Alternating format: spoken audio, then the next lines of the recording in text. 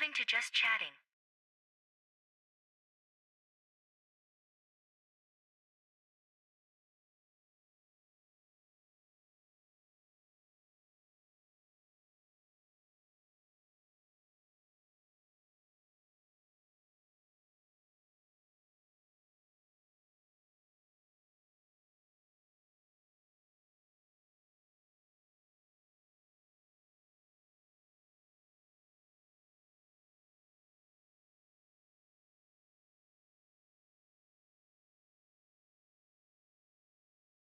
Okay, now?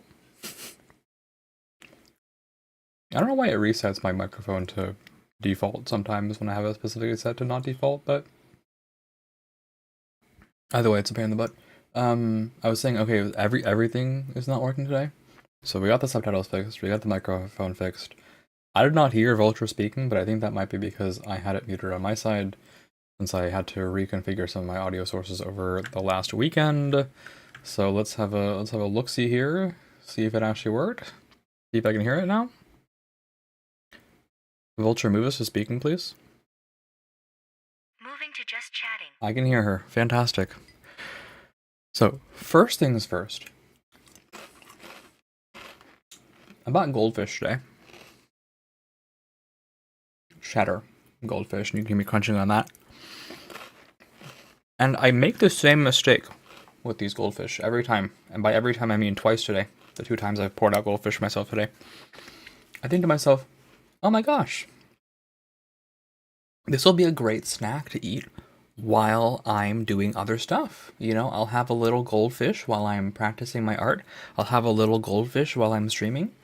You know, I'll have a little snack. A little snack. And by the time I sat down for art after carrying my goldfish over, my little tiny bowl of like 30 goldfish, the goldfish were gone. In the 5 minutes of me setting up my stream today, I got my goldfish, I set it down, and then I like set the stream title, started playing the music, did all that good stuff. You know, got everything ready. The goldfish are gone again. I just finished the last one. I had no self-control. I shouldn't have bought these goldfish. I have no self-control. If something is in my hand, I will eat it. And if I don't like it, it won't be in my hand. So, the consequences are dire. I have another thing to say, honestly. I have one more thing to say. Well, before we get into any of that talk, let's do Blast Radius before we get too far into it. Because I like to do Blast Radius early, after the little quick chat.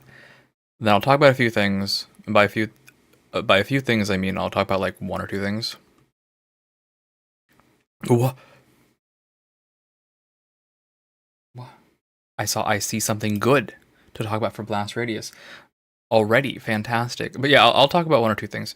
But first of all, Vulture, toggle Blast Radius.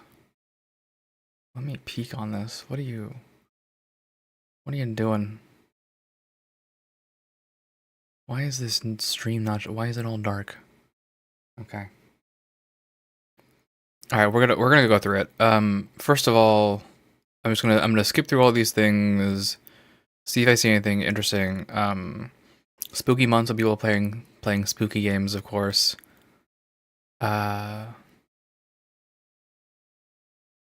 Rena is back, by the way. Miss Rena is back. The Mix Rena is back. So you can definitely check them out here. Right? Check them out here. Okay. And let me observe with my eyeballs. Please wait, taking a break. Oh. Okay. Well, I see something good in my eyeballs. All right, I see something good with my eyeballs.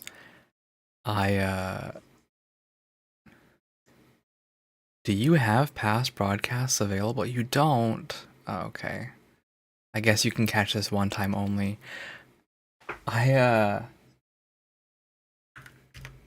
Roof is re-debuting. I did not know about this whatsoever. Okay, this is a goofy person. This is a goofy person. Okay, someone's activating the slots.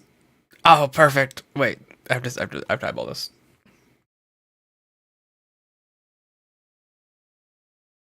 Yeah, I like Roof. You guys should check out Roof.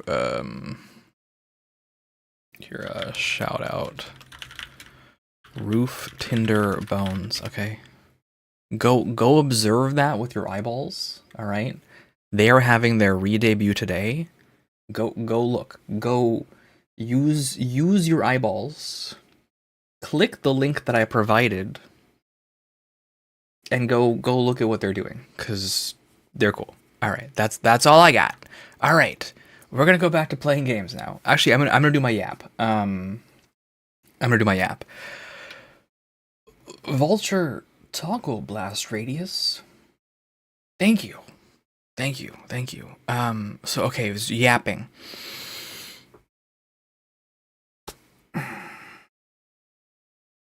I have so many things in my brain.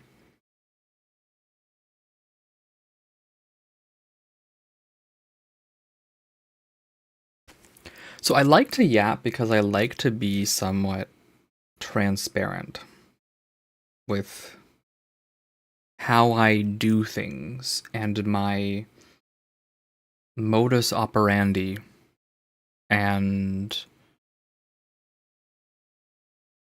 yeah.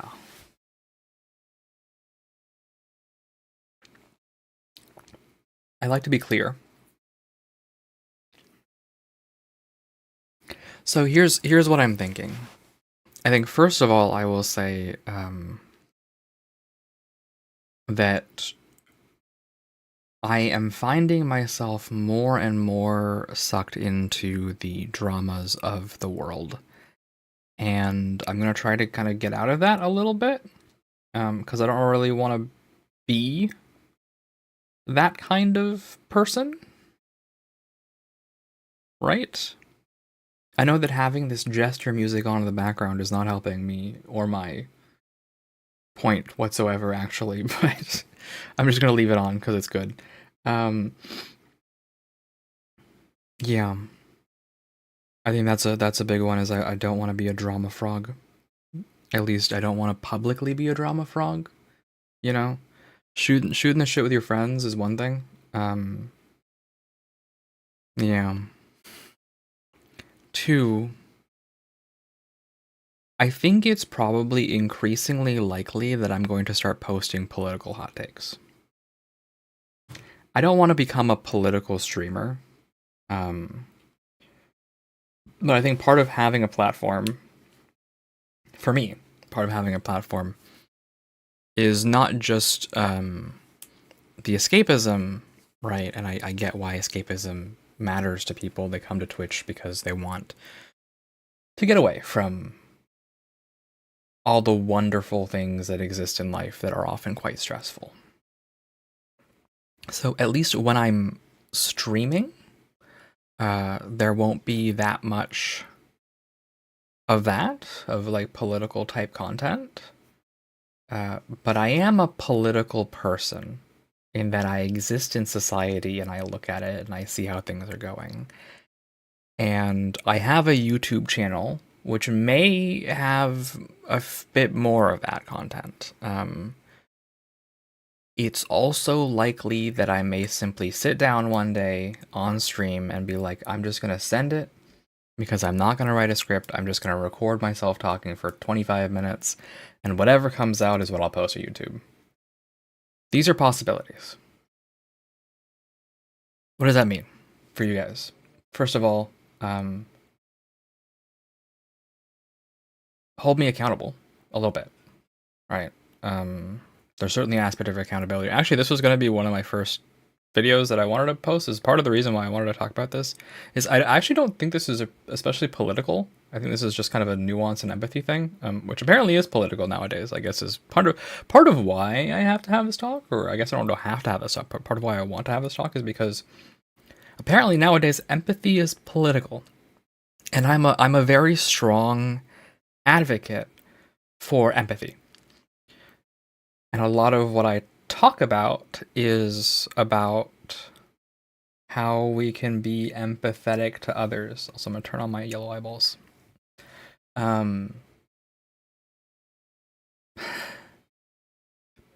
So,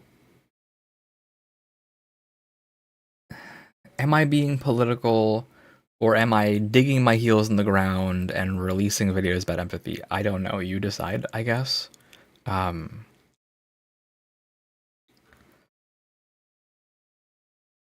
I will happily own up to the fact that I am not in any way a perfect person. I am flawed. I am still learning. I am still making decisions and growing as a person. My opinion now about things is different than my opinion 2 years ago, right? And different from what it was 5 years ago and 10 years ago. Things change. People change. Thankfully, we all have the ability to grow, and I encourage that. So I guess I'm saying all of this, right, to just sort of clear the air when you guys suddenly start seeing me post political videos about the sin of empathy.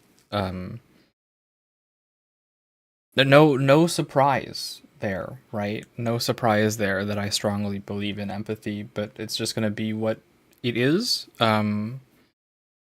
Yeah. I think counter to this point, I guess, is point 3, which is, goodness gracious, the drama is delicious, and I'm a frog, and I can't help myself, so I have to help myself, and I have to keep myself away from it. But I have to remind myself a little bit, and I'm going to remind people as well, like, what is the value in hate watching something? I don't do that, thankfully. I don't do that. I'm not that deep into it. But like the number one way to smother someone, right, is just to like not give them any attention. They're not a bully, right? They don't have power over you. And I think this is the biggest thing, is like, when you don't like someone, a streamer, right? How do I put this? There are levels of accountability, and there are levels of what it is, right? And I guess I'll point out the somewhat obvious, and the somewhat obvious is often publicity, like, and attention to things will get attention on things that's tautological. But if people post about, oh my god, Glitch is like going live today, and they're the shittiest person alive, that like gives me attention, right? So you don't really, you have to do that, right? If you want me to fade into obscurity, the best thing to do is just ignore me completely, because I am not in your life. I am not in your community. Like, I think this is one of the things that people forget, is that while simply ignoring it may not be the best tactic for a bully that's in your life, that's someone that is like actively physically with you, or cyber stalking you online, or like, you know, engaging with you personally to make your life hard, right? I am not engaging with you personally to make your life hard. You can just be like, all right, fuck this guy, I'm out. That works. Because I'm not going to come to your house. I'm not going to come to your house and be like, oh my god. Oh my god. Oh my god, what are you? You know, that's not going to happen. I'm not going to do that. I don't know where your house is, thankfully. I don't actually ever want to know where your house is. Please don't ever tell me where your house is. And I think on the flip side of that is that there is a certain amount of like, I understand the desire to inform people that, hey, Glitch is a bad person. But like, once you've done that, right? Like, what more are you gonna do? Where does it go from accountability to like hate watching and brigading? You know, there is nuance to stuff, and yeah, I don't know. I just want people to live their lives. I wish people understood nuance a little bit better. Um, I've talked about this before, and I have this belief about streaming, about entertainment, about VTubing, in general, and you can, I guess, quote me on this and play this back 2 years later and tell me that I'm a bad person. Sure, my opinion may change. My opinion on this is very much that while I understand and appreciate the value of escapism, there is also a desire morally to address perceived wrongs within the community. And an understanding of nuance dictates that we accept and appreciate the, also, I'm not in do not disturb mode on Steam apparently. Hold on, sorry, I'm getting notifications I don't want. Turn myself back on to do not disturb. There we go. An appreciation of nuance would dictate that, well, there are levels of harm. There are levels of intensity to moral ineptitude, right? And that there is in fact such a thing as nuance. And by addressing and accepting nuance, we can better understand the degree to which we should and can hold people accountable, and to what degree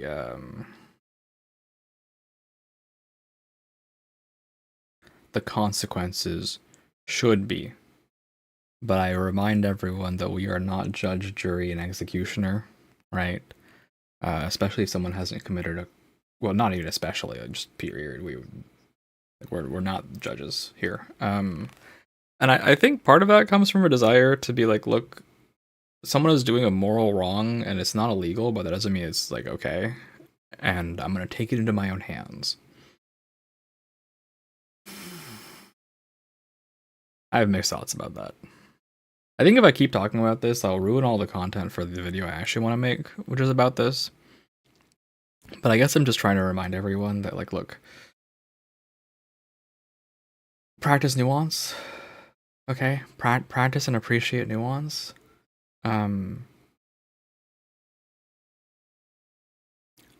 There are levels of harm and there are levels of intensity, and if you practice nuance, you can have a better appreciation for when someone, like what kind of person someone is, and the degree to which someone can be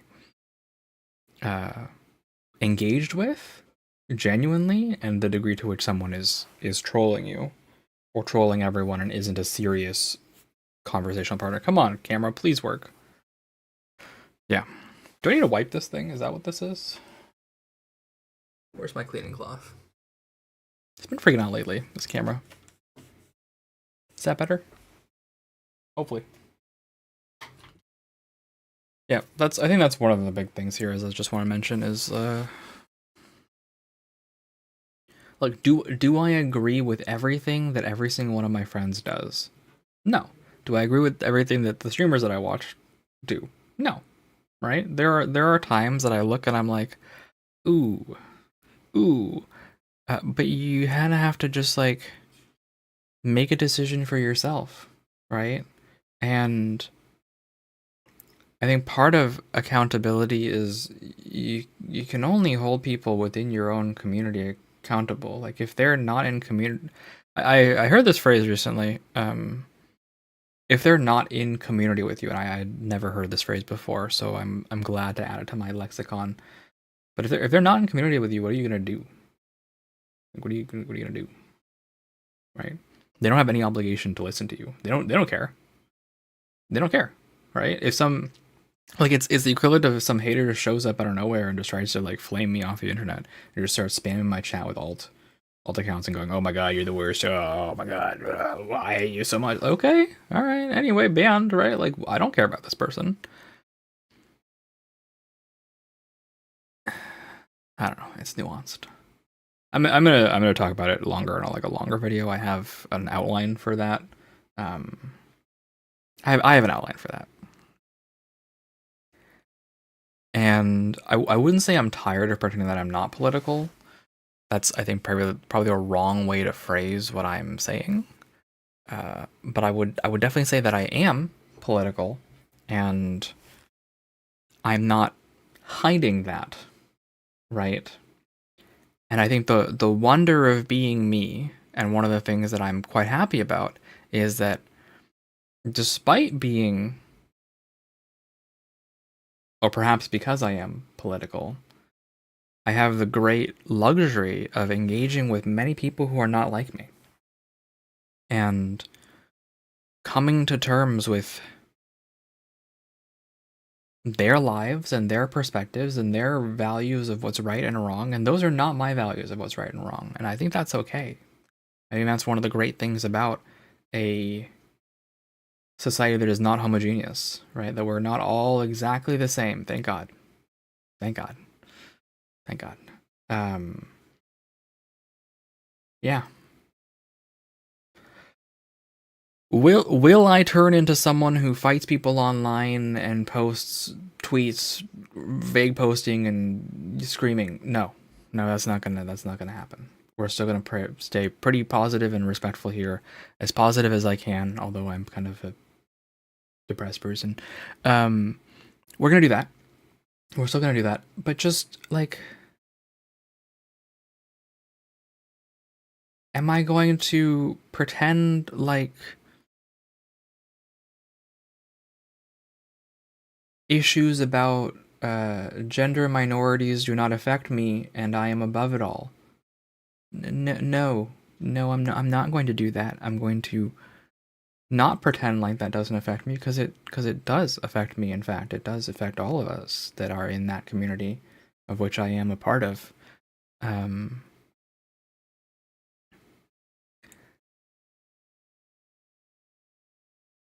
yeah, I don't know what else to say. I'm gonna try to keep it fun here. We're gonna keep playing games, right? Like when I come on stream, usually it's to play games or do art, right, or to make something. Like I'm not really here to be a political commentator. We're very, how do I put this? Like I'm not a React streamer. I'm not a someone who just like watches content and reacts to it. That's not the kind of person that I am. And that's not like really the kind of person that I want to be. Although no shame or flame to people who do that, right? But that's not my vibe. Um, I'm not a React streamer, and I'm not a political commentator, right? I am simply a person with opinions. That is, I'm going to try to phrase my opinions in a way that can help explain things and maybe give people new perspectives, because my goal is not necessarily to, I shouldn't use the word not necessarily, I'm going to rephrase this. My goal is not to witch hunt, right? That's not my goal. My goal is to ideally educate, um, and also ideally cultivate a culture and a following of people who more or less agree in with the idea of human rights and equity, right?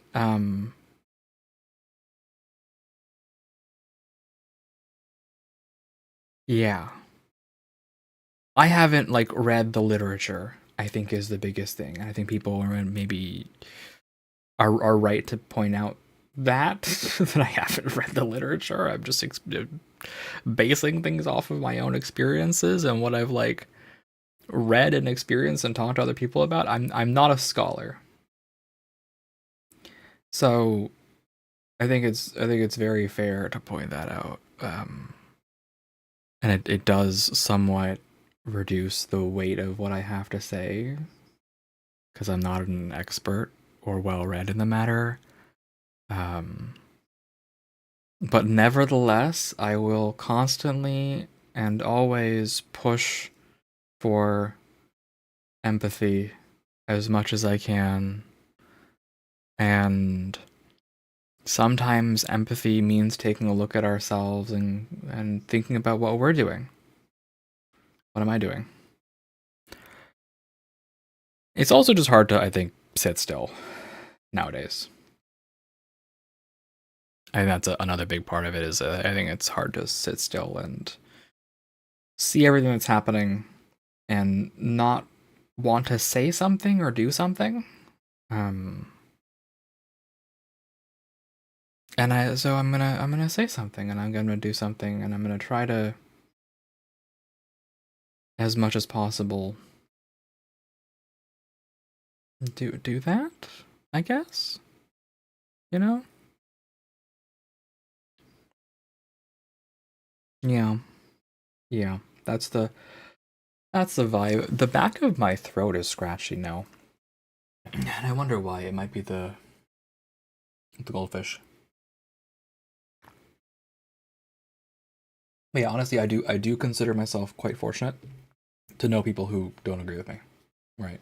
I consider that actually one of the big blessings in my life is to know people from not exactly my political leaning that I can have discussions with and are willing to meet me halfway and like have a conversation.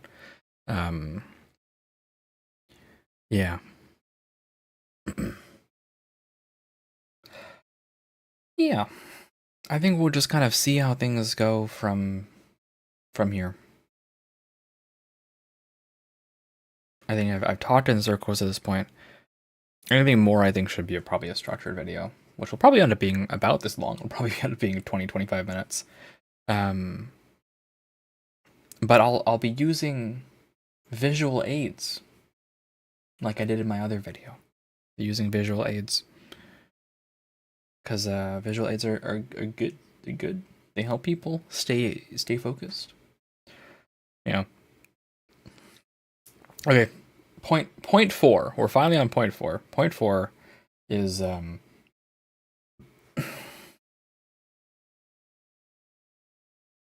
reiterate this often, but I like don't really know how to manage my time well with streaming. And I think part of that is like on principle, I want to rig and model everything myself. Right. That's my principle. Did the captions stop working again? Ah, come on. Come on. You're killing me here. There we go. Captions not working. You just have to toggle the preview. It's weird. Okay. So like on principle, I want to do all that myself. But here's the unfortunate truth, right? Is that time spent doing projects when you're bad at art is not time spent efficiently and effectively learning. And I am taking classes. So will I be in this model for a while longer? Probably. I have ideas for other models, and I was working on a few of them on stream. But like there's only so much time in the day. And I think last year I wasn't really like I didn't have an official learning schedule. I just kind of hit projects and did my best and then ran into a wall and kept trying, and yeah, I mean that was a method. Trying something a bit more structured this year, which does mean that time that I might spend on projects is being spent elsewhere. So we'll have this model for a while yet, and I think we'll probably yeah, I think I'll probably just struggle a bit to get all of this working, I guess, right? You update model everything. Because I'm spending a little time every day on art. I'm spending a little time every day trying to find a job. I'm spending a little time every day doing voice acting stuff, and I have to spend a little time every day trying to spend a little time every day on like stream stuff. It all kind of just adds up, and it feels like there's no end in sight. Which is sad for me. So we're gonna still play games because that's my like escape. Streaming, like it's kind of weird to say, but streaming is actually like the reward for all this other stuff that I'm doing. But I don't think my ideas are gonna come to fruition yet.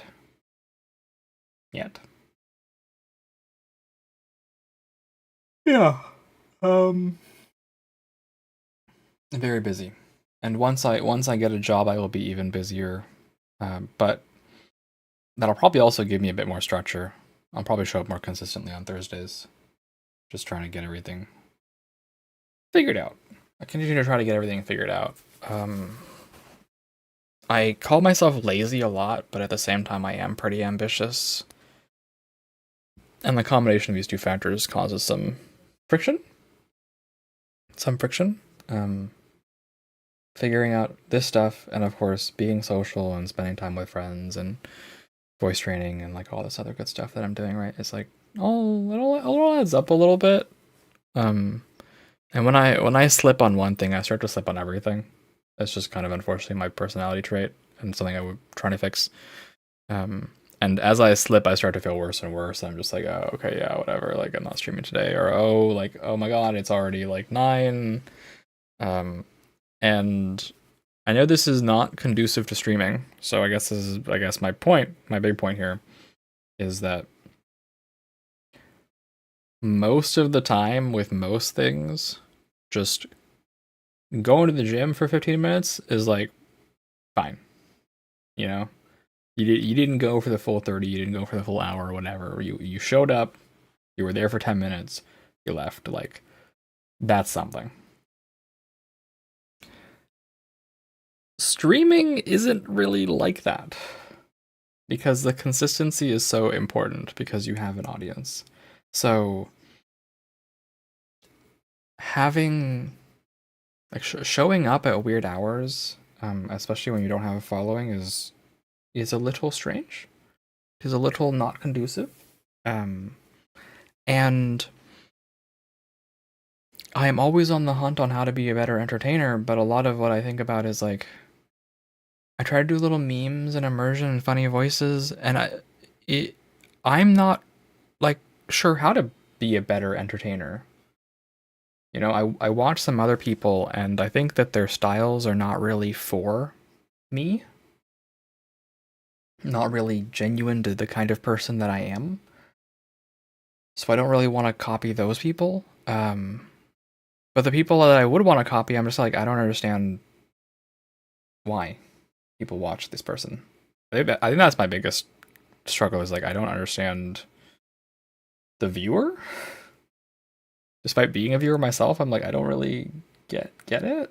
So this is the eternal struggle of I don't really understand the consumer mindset.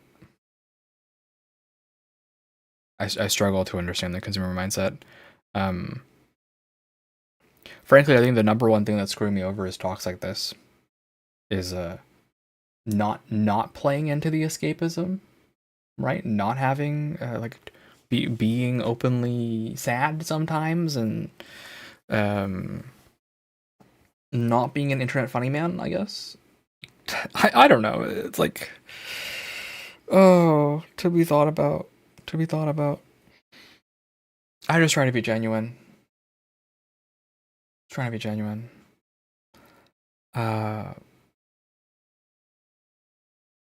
yeah, finding ways to be more entertaining is difficult. And I think part of the struggle as well is like I show up to stream to play games. Is my original reason. By the way, this is my original reason for streaming, and it's a big reason why like I didn't become more entertaining. I'm not doing an immersion meme for calling ship. Like it's fine a lot of the time because my true goal for streaming, and the reason that I started streaming, was that I could have a structured time every week that I would play games. Because if I didn't, I wouldn't play games at all.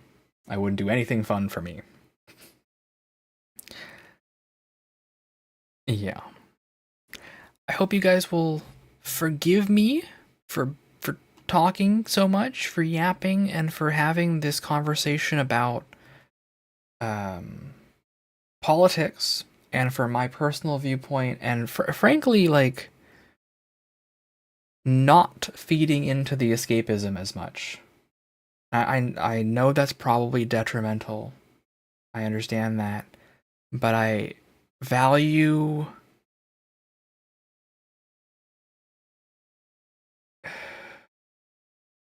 I guess I value, like, being a bit genuine and not escapist.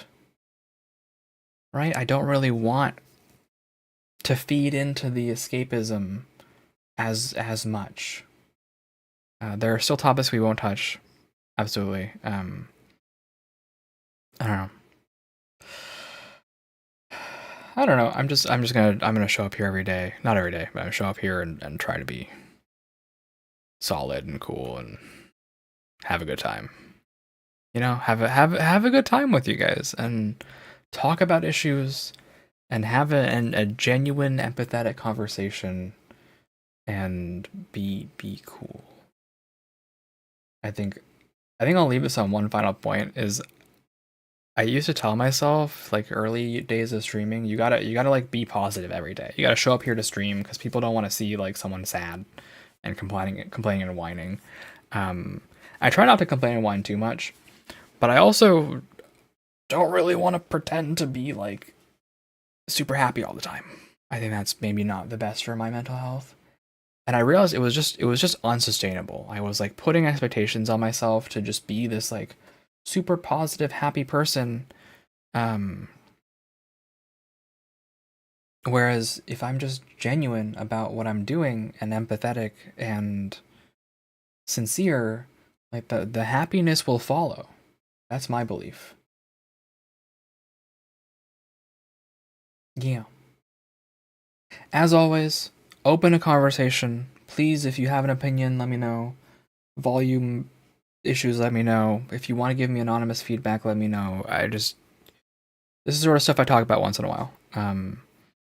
I know there's like a lot of pressure. I think I gave myself a lot of pressure, and I think people put a lot of pressure on like having a good time and being happy and like not being sad, and this being like a happy escapist space, especially with YouTubers. So we'll see. We'll see. We'll see. Yeah, that was a lot of yapping. That was like 40 minutes of yapping. Let's just play the game now. Let's go play the game. Yeah. I don't even remember what my 4 points are, but TLDR, we will continue to be empathetic and genuine, try to be ourselves. I will probably post a bit more political content about the sin of empathy and stuff like that. So bear with me, but I won't make it too much of the stream, usually.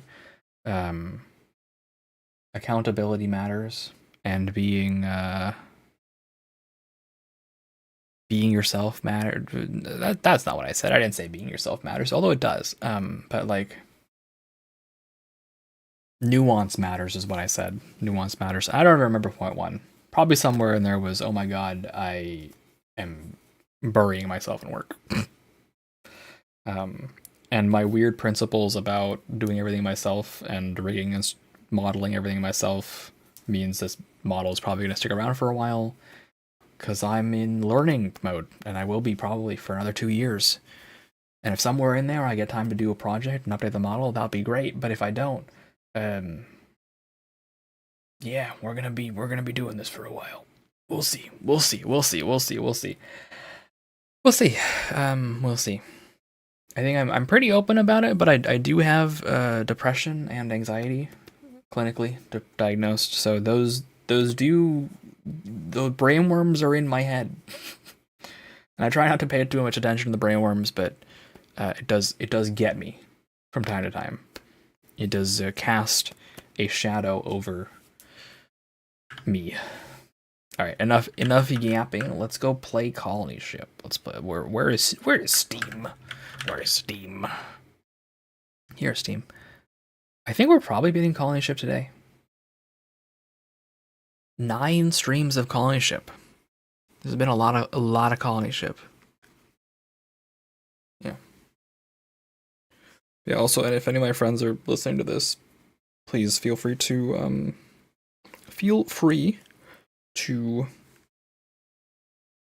message me if you want to chat about any of this stuff. You know, whatever. Like, I got some opinions. I got some thoughts.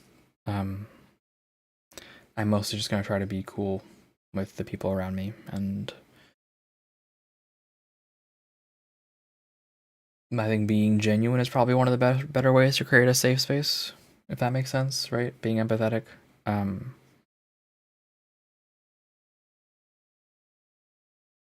Colony Ship is loading, so I can yap for a little longer. Sometimes I worry I might be too normal to be a VTuber. Is that a weird thing to say? Like I'm too normal? Is that alright to say? Okay, so like,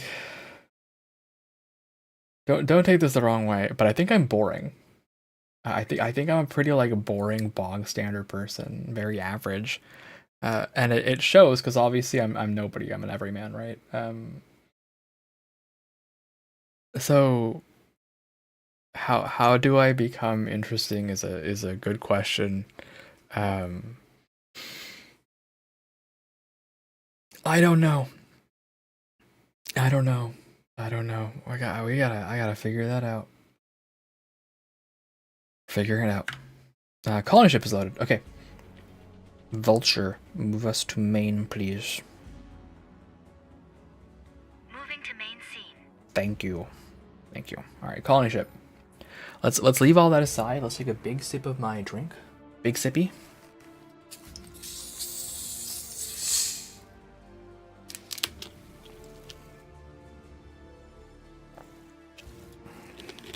Yeah.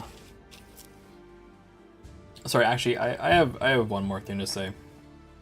I know. I keep talking, I keep yapping. I know I'm not a good streamer, actually. Not for consistency reasons, but I'm gonna be super blunt, like, I actively make choices that I know are bad for my streaming career. And I would love commentary on this, but I actively make choices that are bad for my streaming career. I'm gonna be blunt. Blast radius is a terrible idea. It is a genuinely awful idea. I start my stream, every stream, being like, hey guys, why don't you go watch somebody else? Have you considered watching these other people that are doing something cooler than what I'm doing? Go watch them. That's an awful idea for growth. It's miserable, and I know it's bad. However, I'm not gonna stop doing it. That's an example. That's one example, and I have a really good reason for doing blast radius, but I know it's a terrible idea. It just is kind of like, it is. Here's a fun word. It's emblematic of my view, of my viewpoint. Yeah. I think, although I have the money to do so, refusing to buy a commission for a VTuber rig and model, right, is like, I'll be blunt. Again, I think it's hurting me. I think it is definitely hurting me to not spend money working with a character designer, or not spend money having someone way more skillful than me rig and model a model for me, right? Because I could do that. I have the money for it, but I choose not to. And the consequences are that I don't have a like super pretty model, which visual appeal is a big part of the VTuber game, right? So I definitely stand on certain principles a little bit, and I'm aware that they're not good for me. Does that make sense? Does that make sense? I hope that makes sense. Okay, whatever. Let's just fucking play Colony Ship. Is everything set? I hope so. Is the game freezing? It is. Alright, please tell me that this has been running. Okay, it has kind of been running. Good.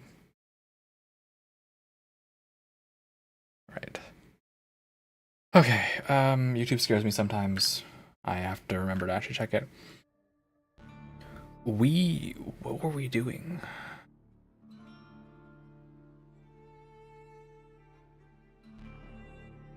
We were Zeta 4ing at 5 a.m. apparently? What were we doing?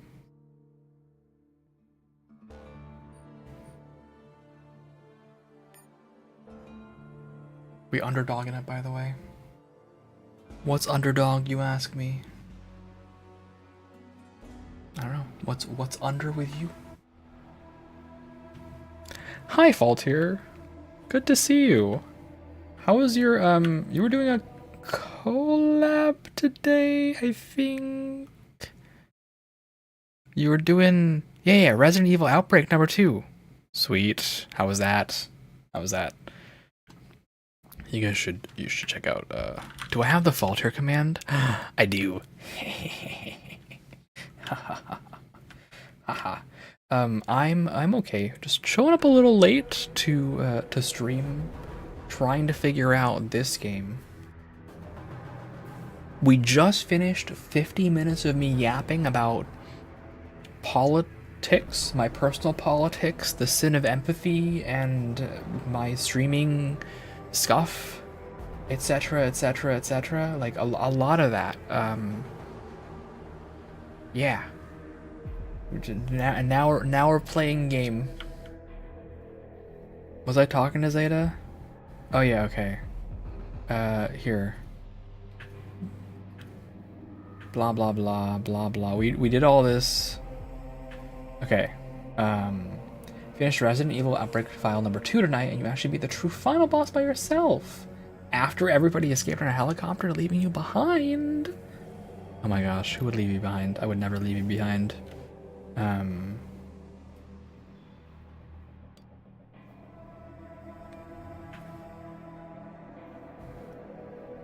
Alright. So this is where we were before. We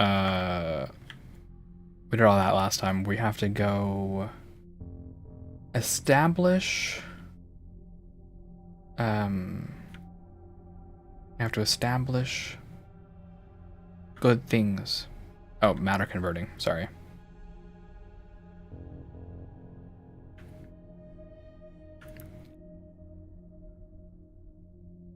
Hydro Alliance. Well, congratulations on beating that. I hope it was fun. I hope you had a good time. You guys don't know Falter, by the way. You should definitely check them out. Falter is what I would describe as a, like, if you want to watch someone who just genuinely enjoys the games that they're playing and has a good time, like, yeah, that's a great streamer.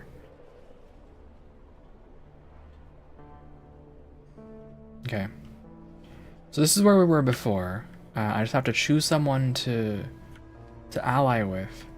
And frankly, I've chosen already in my mind. For some reason, I'd choose the factory. I'm gonna actually make a save file here for this.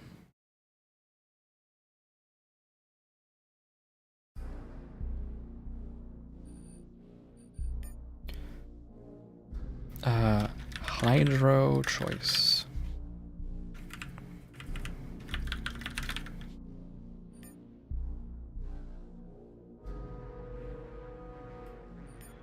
I think one of the things, I guess it's weird, but I was talking a lot earlier, and I realized that having those conversations is a bit tough because I think people don't necessarily want to have those conversations, at least not in public, and it's like hard to broach it in private. Also, I gotta move chat over so I can see it.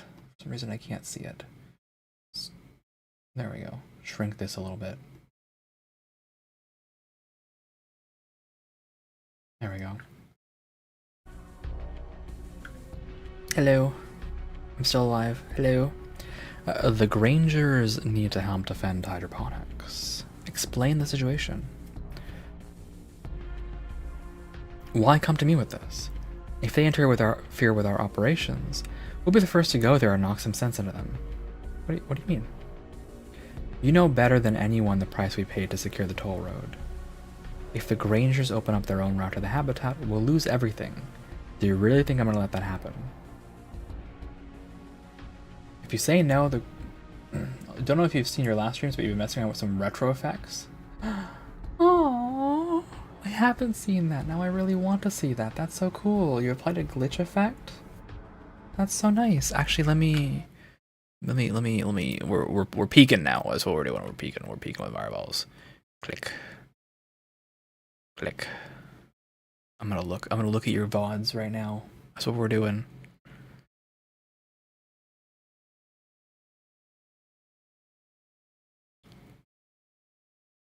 Uh, 7 hours ago. Let's see it. Yeah. Okay. All right. It's fine. We'll go back one more stream to Last of Us. All right. Let me see this. Aw, I love it. I love it. I love it. It's fantastic. I love that. That's really cool. How'd you do that? Shader filter? Stuff like that? I zoom shader filter? We have a few effects of our own, but I really love that effect actually. I would love to know how you did it. Just a plugin for OBS.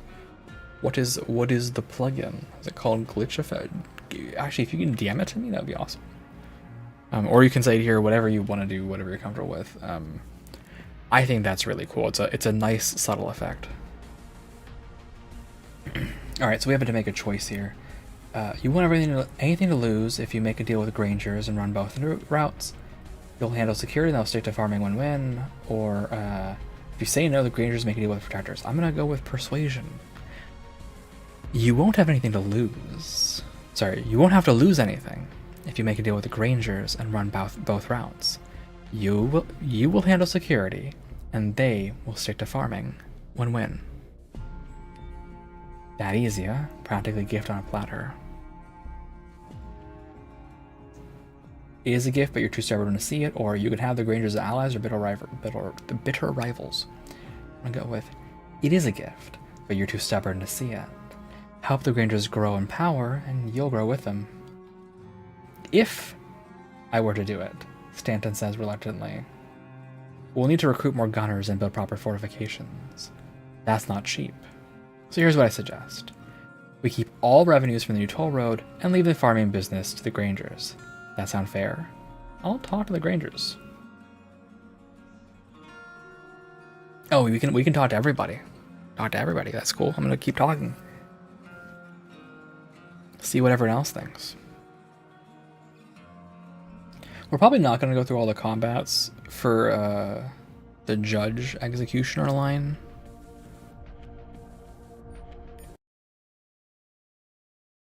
Probably. Oh, here's the other thing. Also, we have an ad break in like 30 seconds. Retro effects. Okay, I will note that down.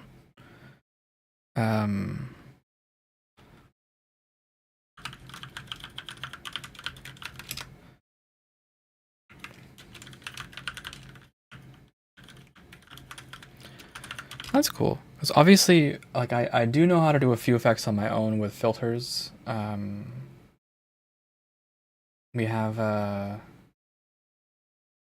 Vulture here. Vulture scan lines, for example. Or the AFK, like, warping CRT effect. Obviously, both of those I know how to do. But that retro effect is pretty cool. I'll have to look into it. I know how to do it in DaVinci Resolve. Right, I know how to do it in Blender, but I don't know how to do it in OBS. So I think that's the big thing. Ad break is starting. I'm gonna keep playing the game. Also, my brain. I was gonna say something else. Ooh, what was I gonna say? Oh yeah. I don't know if you guys can help with this, but I gotta think about. I gotta think about branding and separating out branding for. I'm trying to learn voice acting. I have to think about how to separate out branding for that, and the degree to which I should do that. And I might ask for opinions on that. Actually, I am asking for opinions on that. I'm gonna ask for opinions right now. This is what I'm gonna do. I'm gonna ask for opinions right now while the ad apparently doesn't load. Actually, why don't we hold that for later? I will ask for opinions after the ad break. I notice the promised land is all closed up now.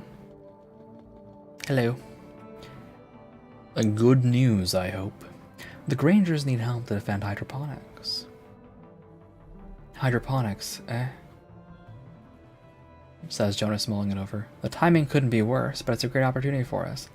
Tell the Grangers will do it, but as full partners, not hired mercenaries. We take half of what they make and not a credit less. Okay? I can talk to Eva in ECLSS. Is that the heart?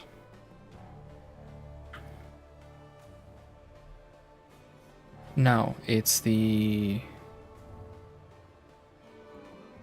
maintenance deck, right? You can go maintenance deck to ECLSS. Yep. Also, we don't have that much money. I will say I never worry about meds even once in this game. I was very, very cautious. I think as long as you don't turn on fully heal party, you're probably fine.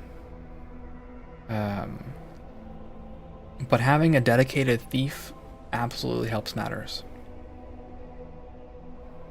Okay. ECLSS. Environmental Control and Life Support System.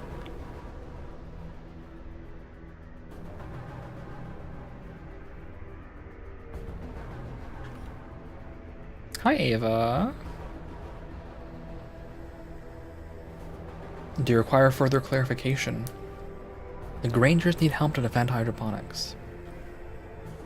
So a little clarity, up until now, up until we basically fixed hydroponics green, yellow, and red ourselves, that used to be the fastest route between the habitat and the pit, right? So that it used to be, but it got all fucked up, and now we've cleaned it up, and now it is the fastest route, and people want to control the toll road, basically. So it's a big business opportunity. And now that the people in hydroponics have control of that, they now have another problem, which is people want to take what's theirs, right? That we kind of fixed for them.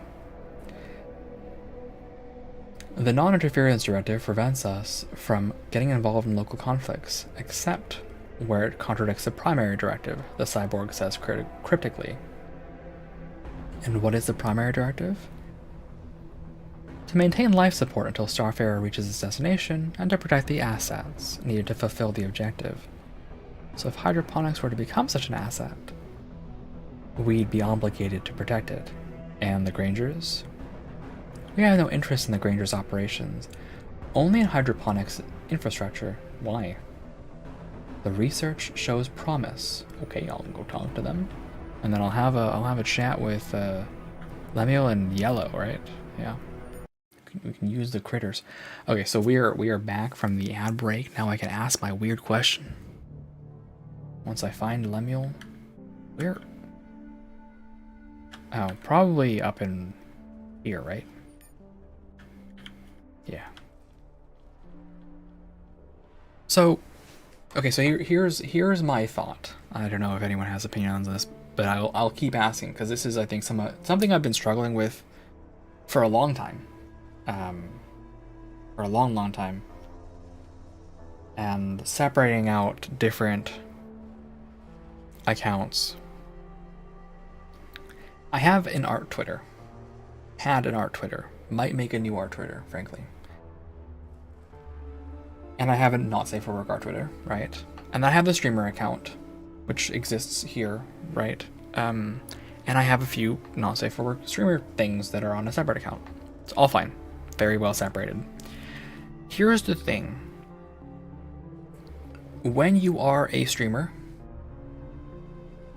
a lot of interest can be generated by showing off your talents. If that makes sense.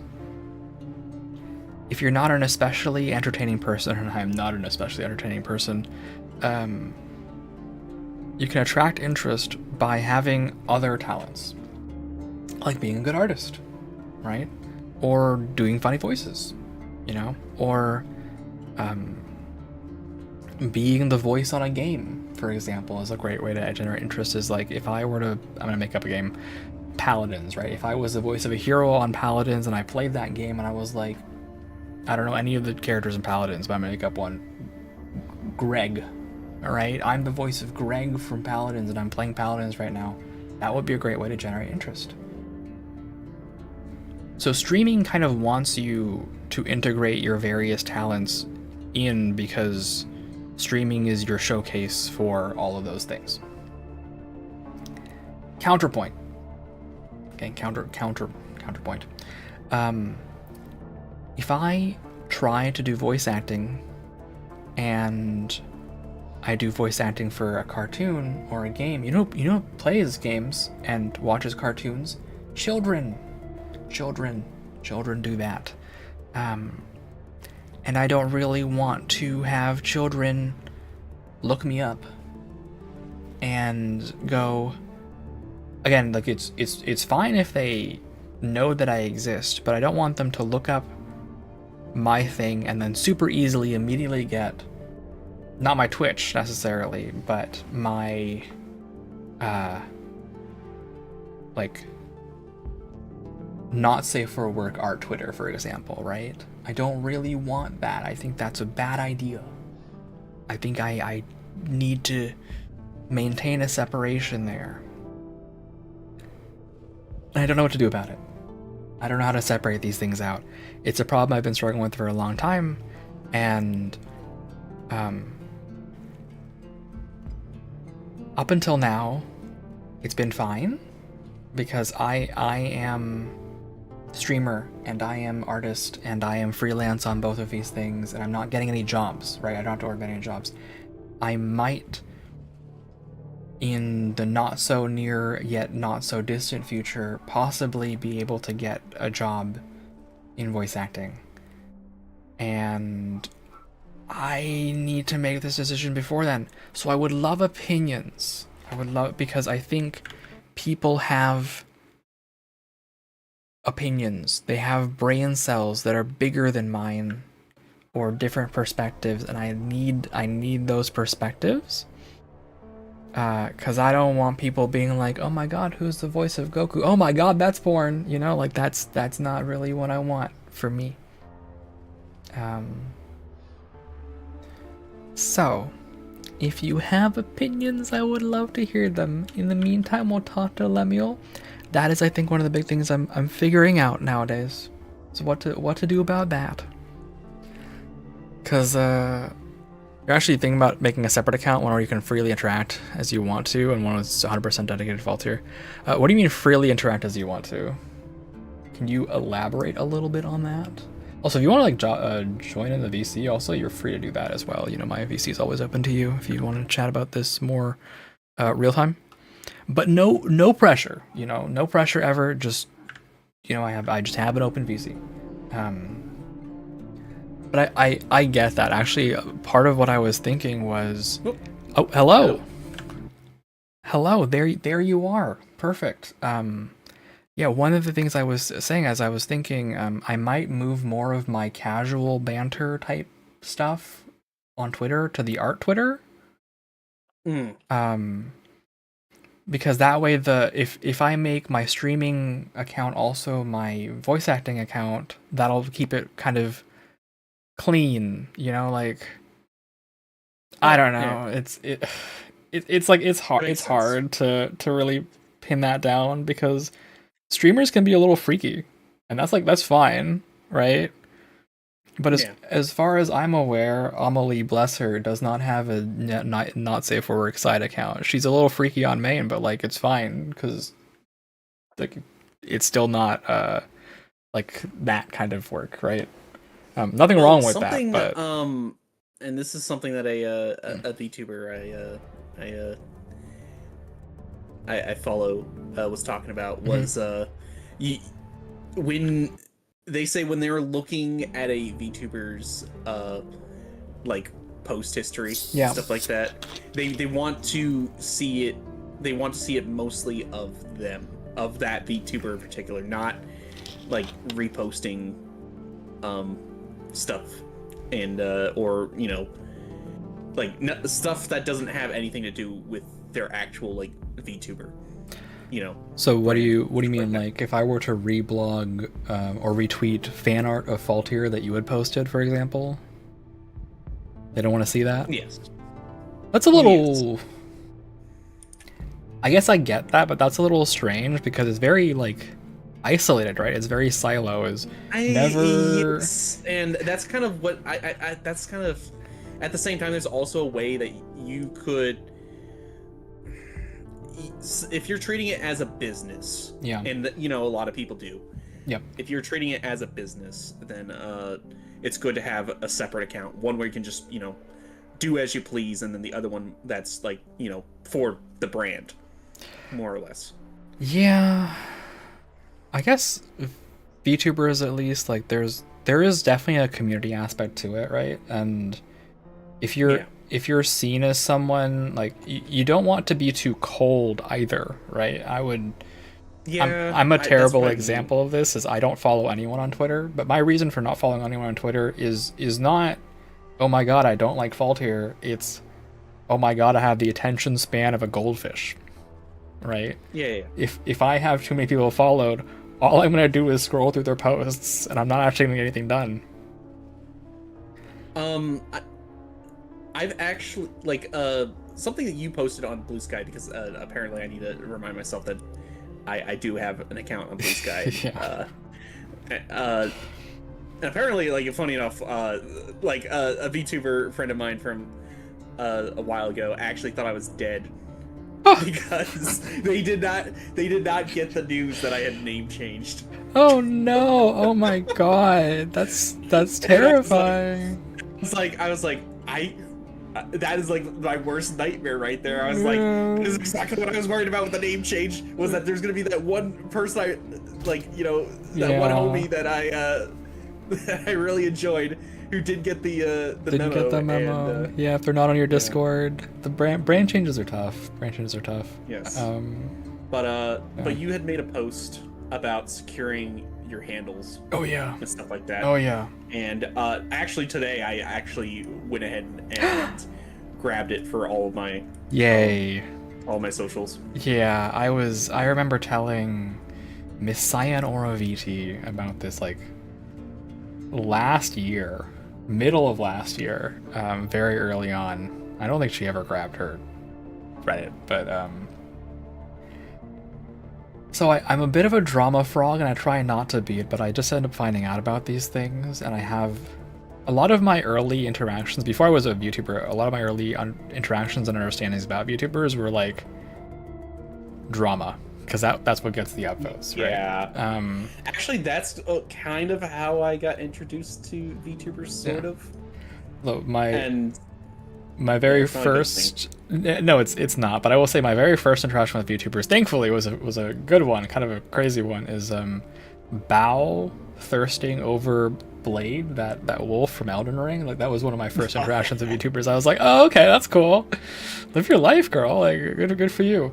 But I have, like, a lot of my, I wouldn't say a lot, but some of my decisions are motivated by watching people get screwed over, right? I was talking about, like, I have some principles about doing the art myself and rigging myself for my model.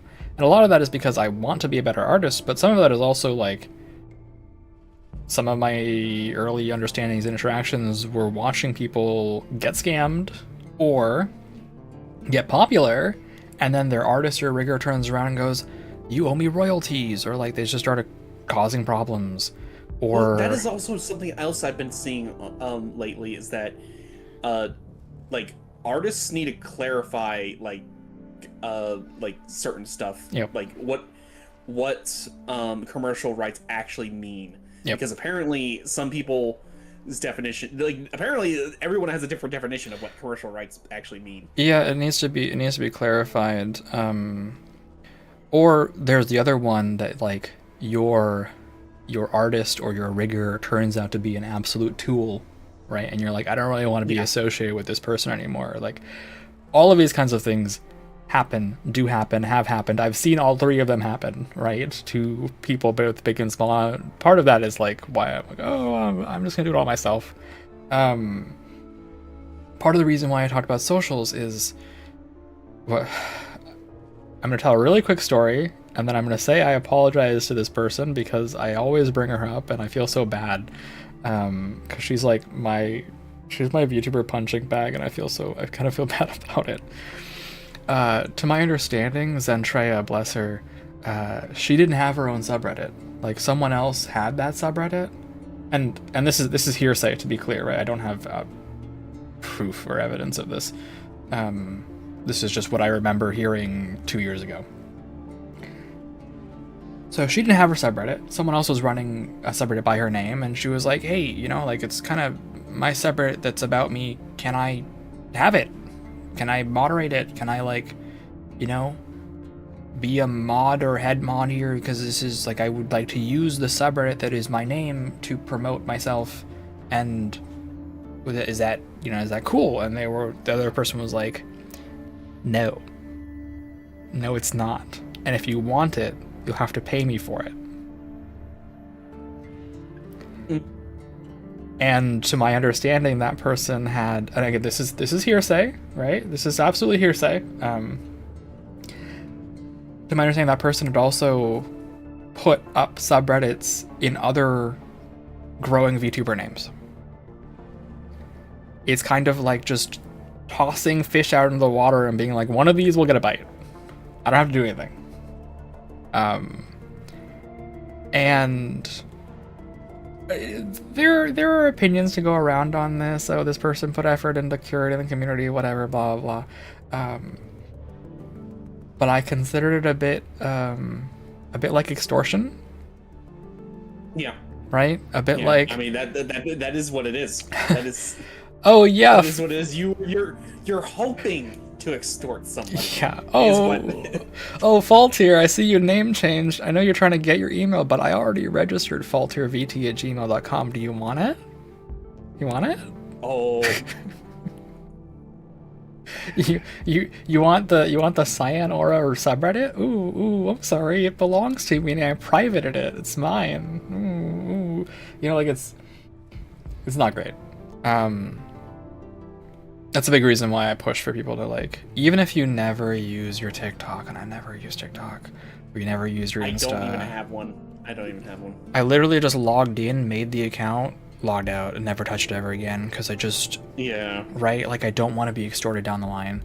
And not even extorted, like, I don't want someone to post as NobodyGlitched on TikTok. And start making posts as me. Right, yeah, that would be bad. That is actually a good point there. Like, I have seen people just, like, basically just do, like, put themselves over somebody else's video, and then pretend it's like it's they were the ones that created that original content. Yeah, I think there was a last month. I don't know how I'm tuned into all this drama, by the way. I try not to find it out. I just find this out. Sometimes it's just fascinating from, like, a viewpoint of, like, why people have got way too much time They- to be. It's just that I'm scrolling on Reddit looking at memes, and then it's like, oh, that's the drama. Okay, fine, right? Or someone will mention it to me in some other server that I'm in. But I think like last month, there was someone who basically did restreams of Miss Ironmouse's content, and just pretended to be her, and raked in donations, right? And I was like, obviously, Miss Mouse was very pissed off about that. I would be too, right? It's just future proofing for that kind of stuff, because that kind of stuff does happen, and you never know. You never know when you're gonna pop off. Sometimes that happens. Sometimes you just blow up overnight, right? And you never know when people are going to make it your problem. Like, you as an example, Faultier, so someone might turn around one day and be like, oh my god, Faultier uses a female avatar with that voice? Explode him. And like make it their personal mission to make your life miserable, which would be fucked up, obviously, right? But like, people, they get bent out of shape about the weirdest things. Every kind of like, you're never how do I put this? It's kind of like if a cop follows you on the road while you're driving for 15 minutes, they'll catch you on something eventually. Like, it's inevitable. Yeah. Right?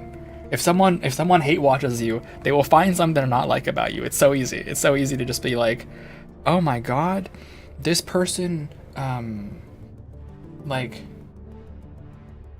the way that I talk about our family dog is I say it's not my dog, it's my parents' dog. Someone might really not like that. They're like, oh my god, Glitch hates his dog. I don't hate my dog, right? But like, it's not my dog. Oh my god, Glitch hates animals. Absolutely not. I love that little fucker, but he's not my dog, right? The same way that I love my nephew, but he's not my child. Yeah. Yeah. You know, just trying to think about it. I've more or less, I've kind of been involved in like a tiny bit of drama, like, because it's So I got told about this person after I raided them like a couple months ago, and apparently this person had been doing some like awful stuff, like in the tactical VTuber sphere. What the heck is the tactical? Oh, sorry. Yeah, you and Well, actually, okay. Call me Gray was people like that. That's actually something that I'll be honest. That is, I've been talking with a couple people, and actually, I think I kind of, more or less, I am not comfortable now that I think about it. I'm not comfortable being just to be known in the tactical VTuber sphere. Okay. I don't even know what that really is. I just assumed that it meant people who were like kind of military-esque designs. Okay. Now, it's complicated. Obviously. Well, educate me. I'm happy to learn. All right. Educate our audience. There are people who are way too obsessed with like everything, the gear, all that stuff. Okay. You have to. You're just a poser if you don't know everything about like a certain gun or the certain gear that you're wearing and stuff like that, or about certain vehicles and all that stuff. Okay. And then there's just people who just like the aesthetic. Yep. And I just like the aesthetic, and I have respect for for those things and stuff, but don't expect me to be like a hyper expert like everyone else is. Like my brain only has so much room for information, and most of it's filled up with like random lore about things that are not involving guns. Oh, okay, so it's kind of like an elitism angle, like, oh, you're a poser. Yes, sort of. It's like an elitism thing. That's weird. Give me a second. I'm gonna check how. Keep talking. I'm just fiddling with my settings. Yeah, my bad. Okay, yeah. So you peek out my microphone. Got it. All right, I gotta do game. Sorry. No, totally fine. I was just wondering, The filters in OBS are a little weird, so I just have to drop you down. Yeah. Okay. Keep going. I believe. I kind of got lost about what it was. Sorry, we're talking about posers in the tactical VTuber sphere and drama. Okay, well, basically, yeah. So, anyways, there was this person that basically was being a flat out weirdo behind the scenes and stuff like that. Okay. They pretended that, like, a lot of it was pretending that they knew these big names in the community and stuff like that, and you know, and they try to get closer to anyone that was like bigger numbers than they were and stuff like that. They also apparently faked like having kidney disease in order to get like to try to push for a partner and get donations and stuff like that. Oh no. And yeah. So anyways, I rated them like a couple months ago, and then I got informed about all the awful stuff they had done. Yeah. And yeah, so apparently shit hit the fan like a couple days ago. Oh, okay. when they tried to drop a Google Doc and all sorts of stuff. Oh no, not the Google Docky, dude. Yeah, and people were like, Google Docky. People were like, you literally brought this on yourself when people were trying to help you. People were trying to help you, and I know people were trying to help them, and they don't want to listen, and Yeah, absolutely. That's crazy. That's wild. Yeah. But yeah.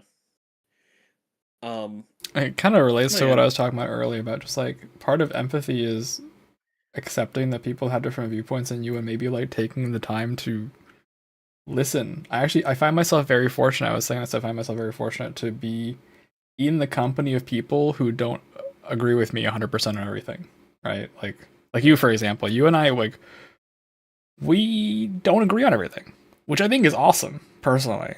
I think it's great. Because in spite of that, or perhaps because of it, you and I can have a mutual respect of like, yeah, we don't agree on everything, but we both like look at each other as decent human beings who are trying to be decent human beings. Well, yeah. Right, which is like, exactly. so yeah, it's like it's a nice thing to have. Mutual respect for people. Yeah, and more or less, I'm finding that like, I really don't agree with a lot of the people in the I'm gonna keep saying it, in the tactical VTuber community and stuff like that. Yeah. So, and at the same time, it's one of those things. It's like trying to actually find that right balance of what I actually want, because like I do like horror games. Yeah. But at the same time, I do play a lot of shooters and stuff like that. So I trying to strike that balance of what I want to be. Yeah, absolutely. Having a niche is important, and having some concept on that is absolutely. Makes sense. Yeah.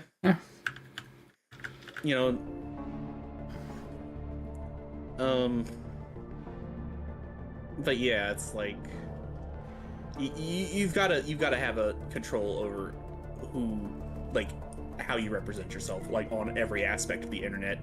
Otherwise, you open yourself up for somebody else to just like,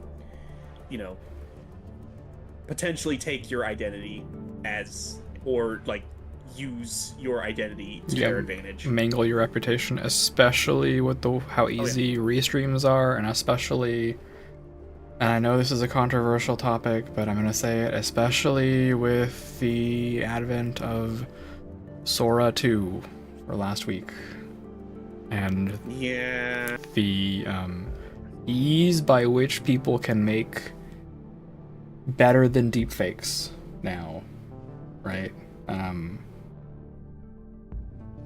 Yeah, it's very difficult to trust our eyeballs anymore, and that's I find that exhausting. I find it extremely exhausting. I think people talk about like, oh, like, I'm just doing my own thing, what does it matter? And it's like, the social consequences now, I I can't trust my eyes anymore for anything. Everything has to be critically examined all the time. I can never just look at something and be like, oh, okay, and accept it. I have to have my brain on 100% of the time. That is exhausting. Yeah, exactly. And you know, again, people keep bringing this up. People keep bringing this up. But games like Metal Gear Solid 2 brought up this exact issue. Yeah. And funny enough, there's a movie I watched. It was just called Drones. It came out in like 2006. And it was basically just a AI that, like, it was used for like security originally to, like, you know, to help assist like police, and then eventually it started growing smarter and smarter, and like up to the point that it managed to get itself into the presidency. Interesting. Like, and it altered this video where it showed the president's nephew like assassinating the president. That's wild. Yeah. That's wild. And, like, I kind of think back onto that because I'm just like, you know what? People could just do that now, you know, and there would be like, no, that actually happened. It's like, do we actually know if that actually happened now? It's really hard to tell, and I think one of the other things that I was discussing this with someone, so I don't know how much YouTube Shorts you do or whatever, or YouTube type content. It's really hard to tell you the truth. Yeah, so because you never know what's going to actually work. Oh, absolutely. The reason I mention it is because YouTube has metrics, and if you're familiar with them, then I don't have to have this part of the talk. But YouTube has engagement metrics, I guess I'll say, right? It'll tell you like how many people watched how much of a video. Yeah. And I think part of what happens is, let's say I make a fake video. I make a fake video where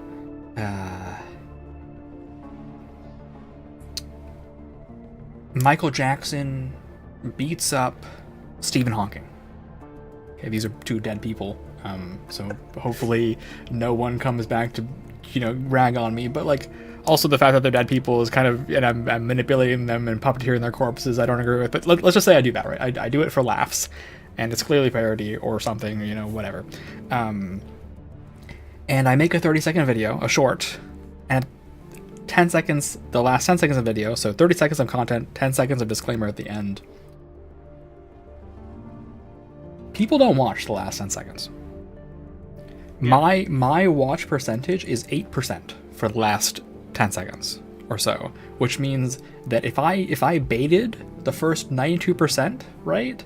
And then I wink, look, I was ethical. I put a disclaimer at the end that this was all fake, so you can't get mad at me. Is like, dude, but everyone knows I know what I'm doing. I'm generating outrage. Yeah. Because the 90% of people, they don't know, or they didn't check, or like, that's how you do it.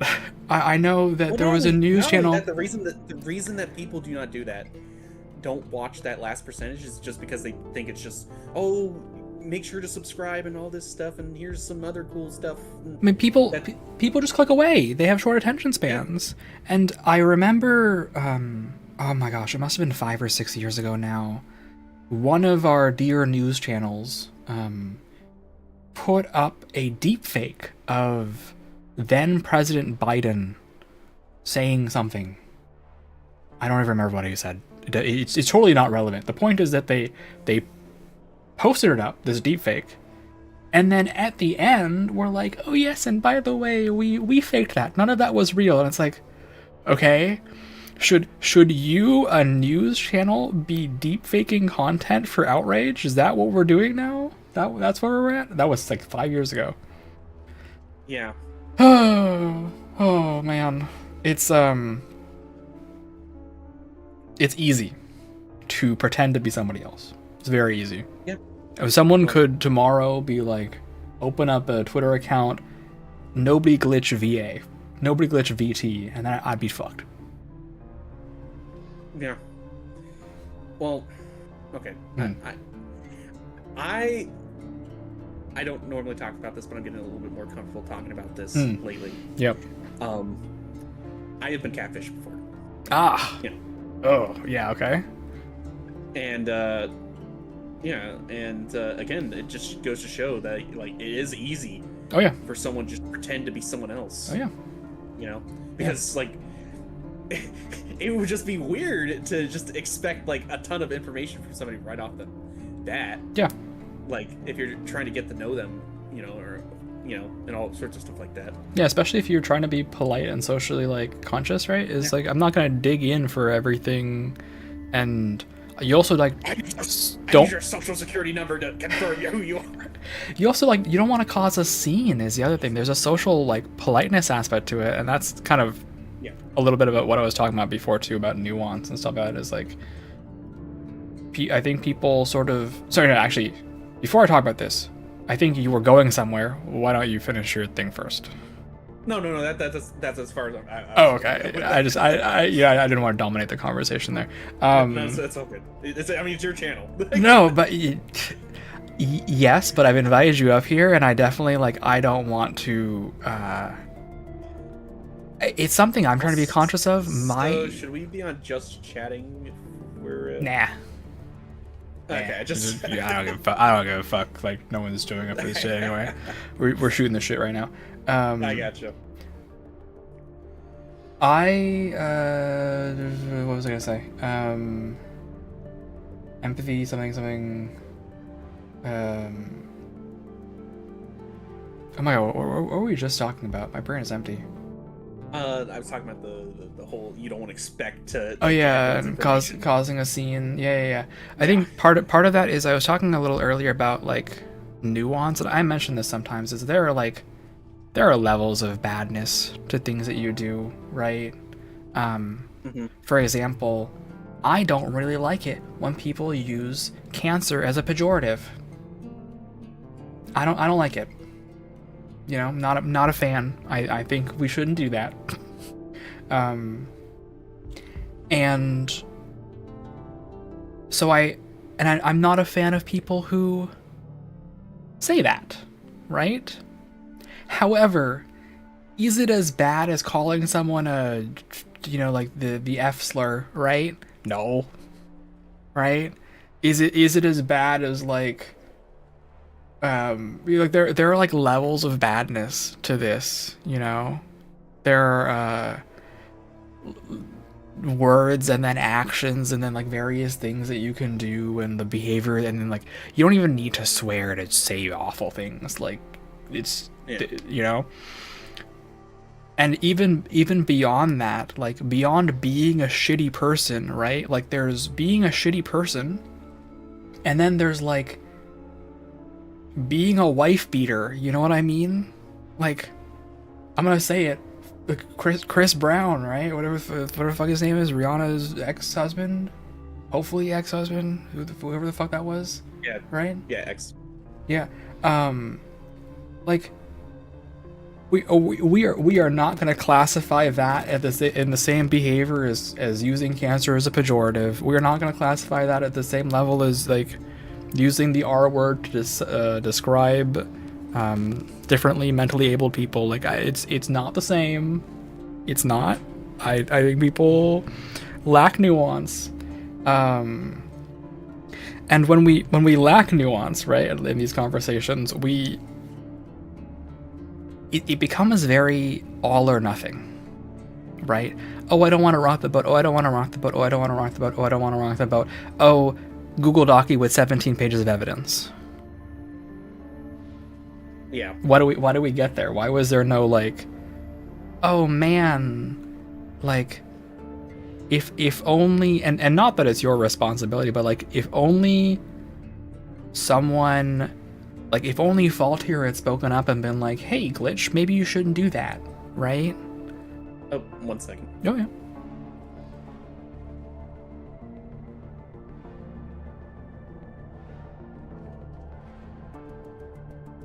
While he's gone, I can advance the conversation here. Lemmy. Carlos sent me to talk to you, Lemmy. He's telling me that he's working as fast as he can. I don't really care. Can you control the creatures? He's skeptical. We can salvage some of this tech to make safe zones around the main buildings, but the tech is too old to be reliable. If it fails for even a few seconds, the creatures will tear our people apart. Is there anything you can do with the creatures other than keeping them away? They seem to respond well to the patrol command, although moving to the markers and waiting for food isn't what I call patrolling. That'll do for now.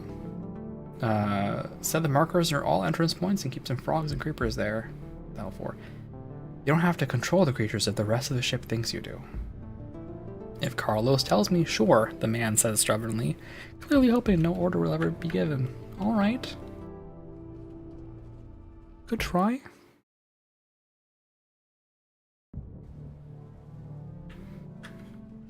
Alright, I'm back. Welcome back. Girlfriend, good night. I figured that was what it was.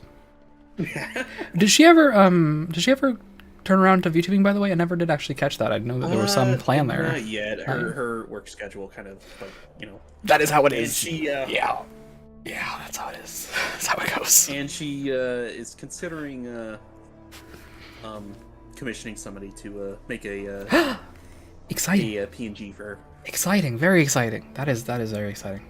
Yeah.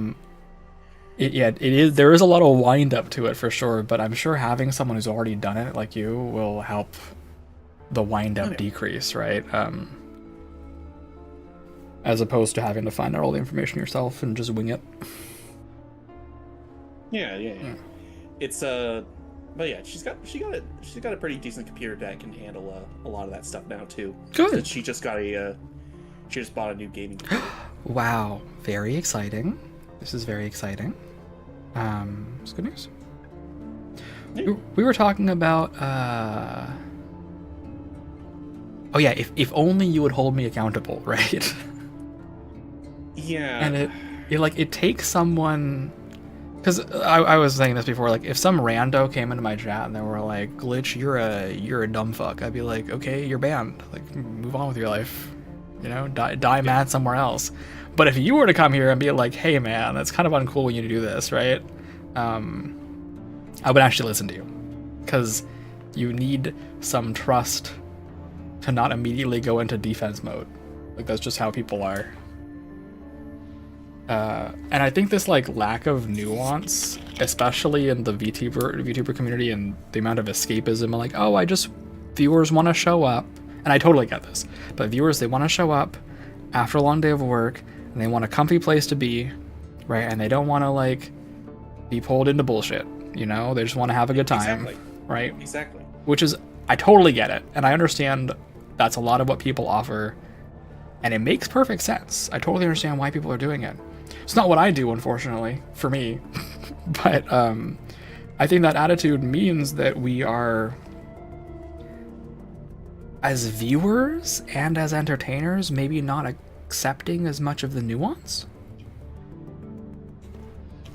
Because at some point you have to be like, hey man, you're kind of being weird, right? Like it's a little weird. That's actually something I've been talking with people about as well. Yeah. Is not. I'm being a little bit more comfortable now.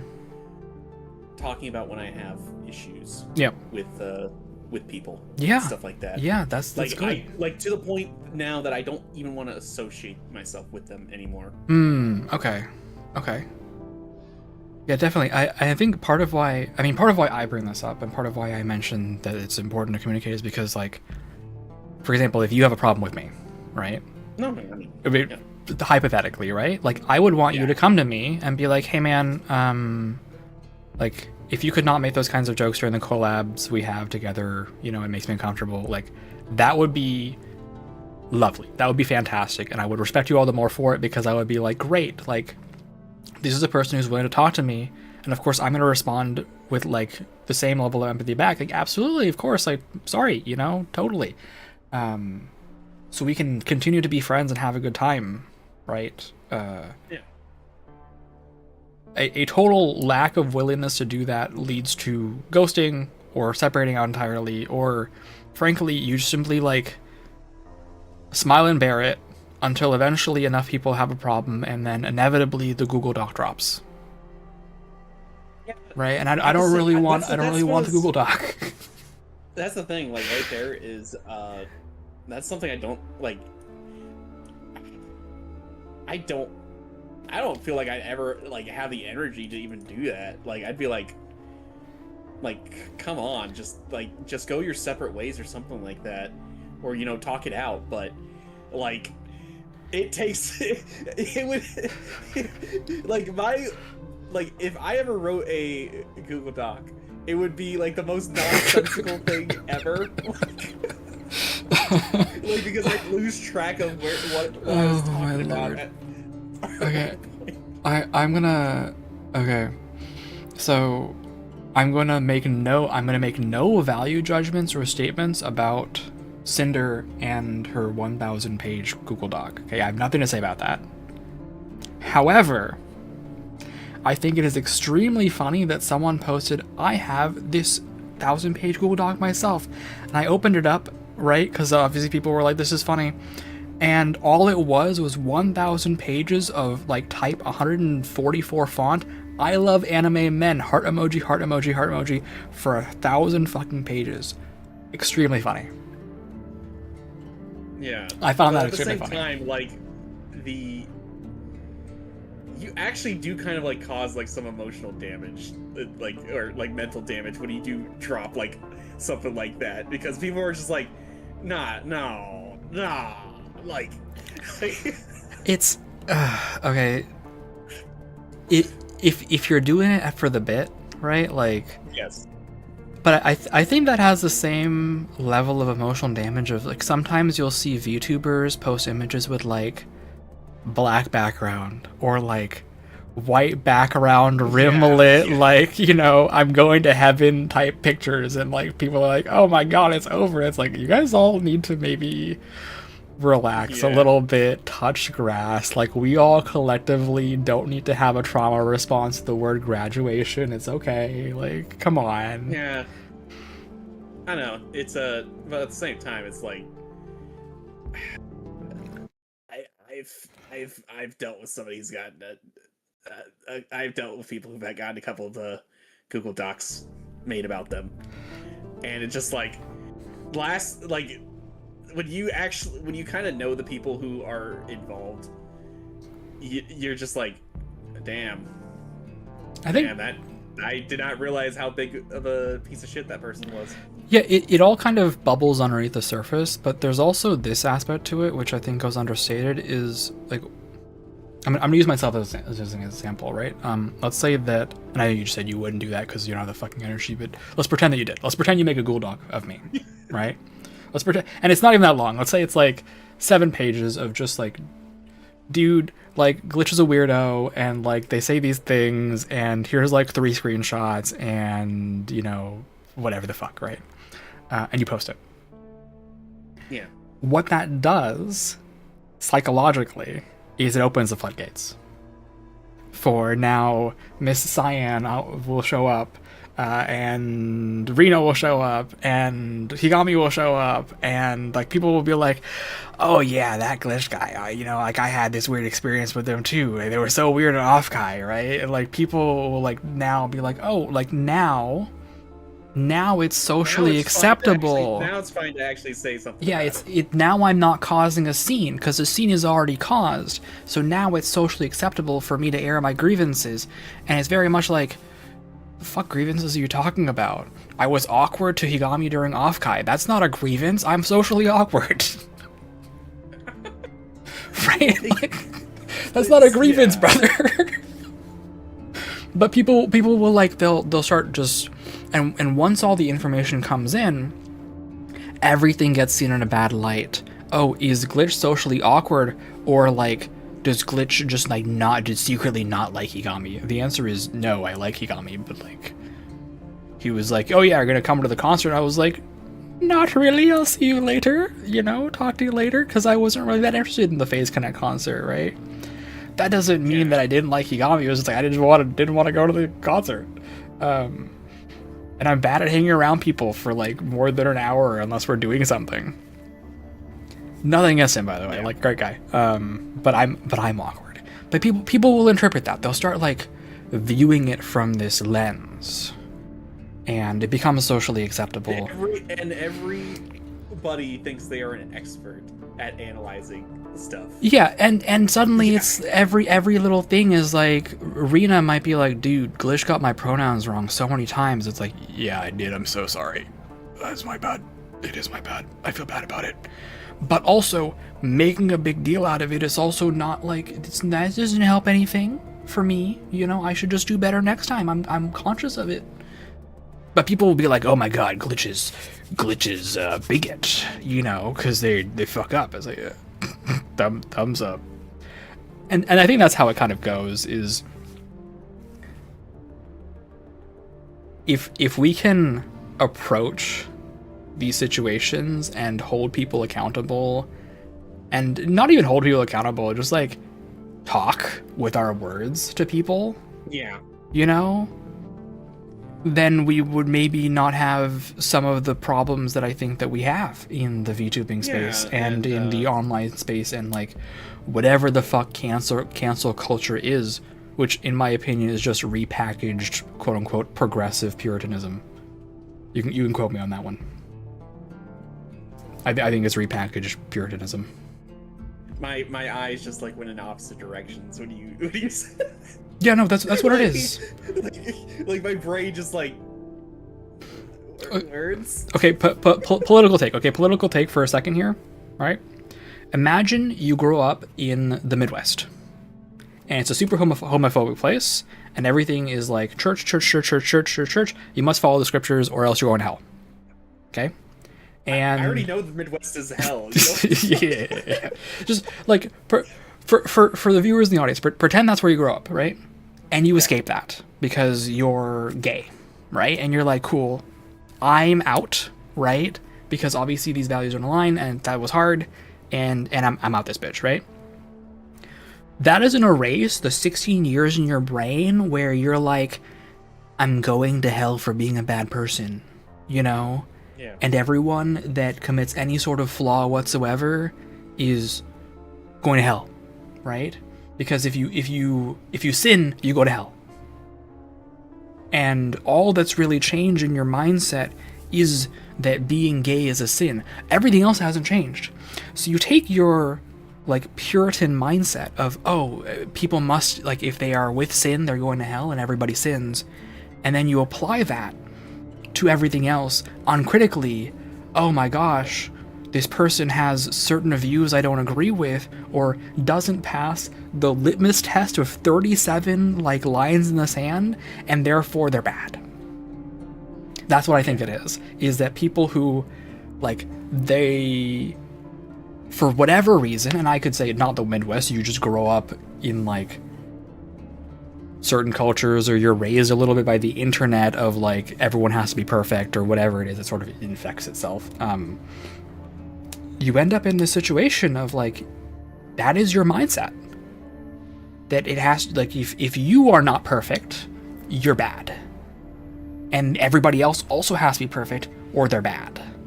And the only way to feel, not the only way, but one of the best ways to feel good about it is to be like, oh, well, I'm going to reduce the badness in the world by calling it out. But unfortunately, everything is bad because there's no nuance. Glitch uses cancer as a pejorative is the same as Glitch beats his wife. They're both bad. I've read like first-hand accounts from people who are like, I didn't get it because one day I confessed to my cousin that I was like gay and I thought I was going to hell, and he was like, yeah, like not even gay. I think it was just like had feelings for women, like sexual feelings, because again, like, wanting sex is bad, right, in this paradigm, and having like a libido at all is bad because like you have to keep yourself pure until marriage, and women are like ethereal saints, and men push themselves onto women, like, obviously you feel like a fucking predator, so you feel guilty. And because any kind of badness is bad, right, it's all bad. There was this person who was talking about this, and their first-hand account was like, yeah, I was like 15 or something, or, you know, talking to my older cousin, and I like confessed how bad I felt about this, and he was like, yeah, I totally get it, man. Like, I felt so bad for lusting after, you know, and he was like, talking about lusting after a fucking child. Right? And the poster goes on to say, like, and in my mind at that time, both of those things were equal. I didn't fucking get it until, like, several years later when I thought back about that, and I was like, Jesus fucking Christ, what the hell is that? Because it's all bad.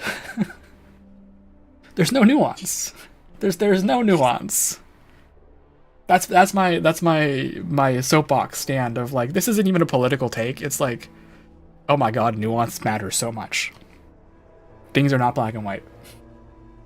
Yeah, but you also have to question who's the one making these purity tests at the same time. You know, yeah. Who is establishing that as the purity test? Like, you know.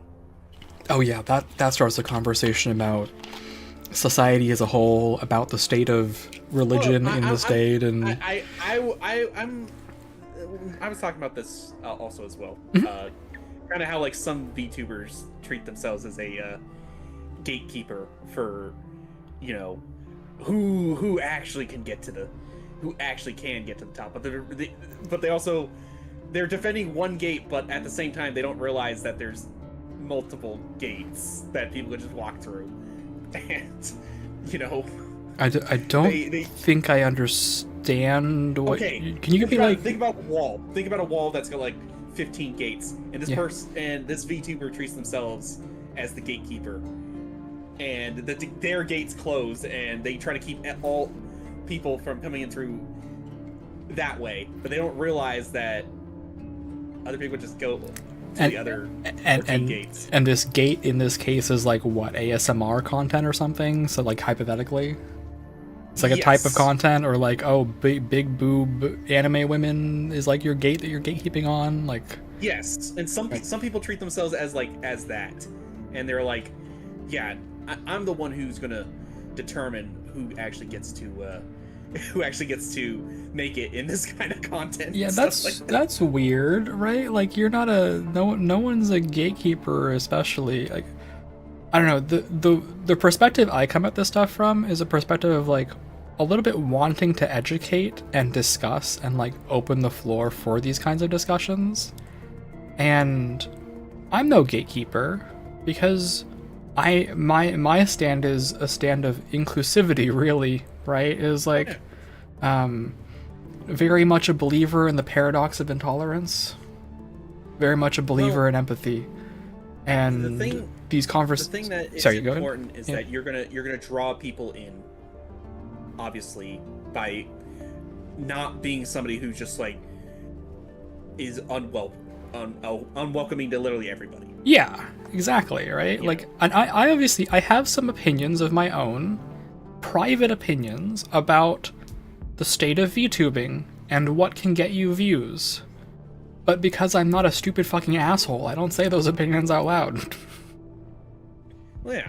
Right? Like, everyone can have a little, and maybe this is projection, but everyone is allowed to be envious in their own time and have their own private opinions, as long as they take a second to be like, oh yeah, but I shouldn't say that because it's not nice, right? And, like, I'm gonna work on that part of me. I'm not perfect, but I know better than to be a dumb asshole about it. Yeah. Does that make sense? Absolutely. Yeah. Well, yeah, it's like it's wild that I keep bringing this up. With so many people. It's like, because I think it's a good quote. It was a quote by George Lucas. He was telling an actor that you can't change the world. It's not possible. All you can do is try to make your own world and then invite other people to be a part of it. You know. Yep. I often think about, oh my gosh, I want to say the quote is by Maya Angelou, but it might not be. I really want to give credit to this quote, so I'm going to look up who the actual speaker of this quote is. Give me 1 second.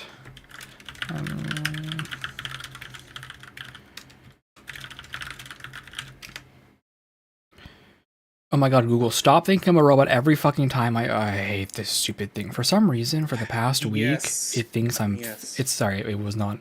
it's Angela Y. Davis. I'm sorry, that was my bad. It was not... Well, at least you got part of the name right. brainworm. But yes, it's Angela Y. Davis. I am no longer accepting the things I cannot change. I am changing the things I cannot accept. Think about that quote a lot. You know what? Now that I realize it, I have heard that quote before. It's a good one. It's very telling about the state of about activism and your own role in it, right? But again, everything has nuance, and I wish people would accept and understand that, right? Yeah. Yeah. Tough to get that perfectly right, I want to say. It's I don't know.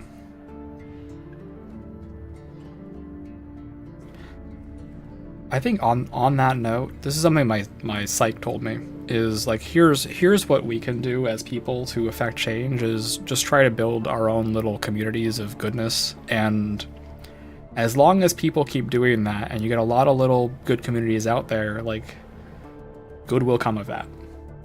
Exactly. Because I can't change the state of the US, right? But I can make arguments for, like, empathy towards people, you know? Yeah. And I don't have to be especially book read or hyper intelligent to realize that, like, empathy is good, actually. You know, I like empathy. I like being empathetic to other people. Imagine caring about your fellow man. So, I don't know. Yeah. I mean, it's not a. I feel like some people find it hard to be empathetic. It's. Oh yeah, I do. Like, I do too.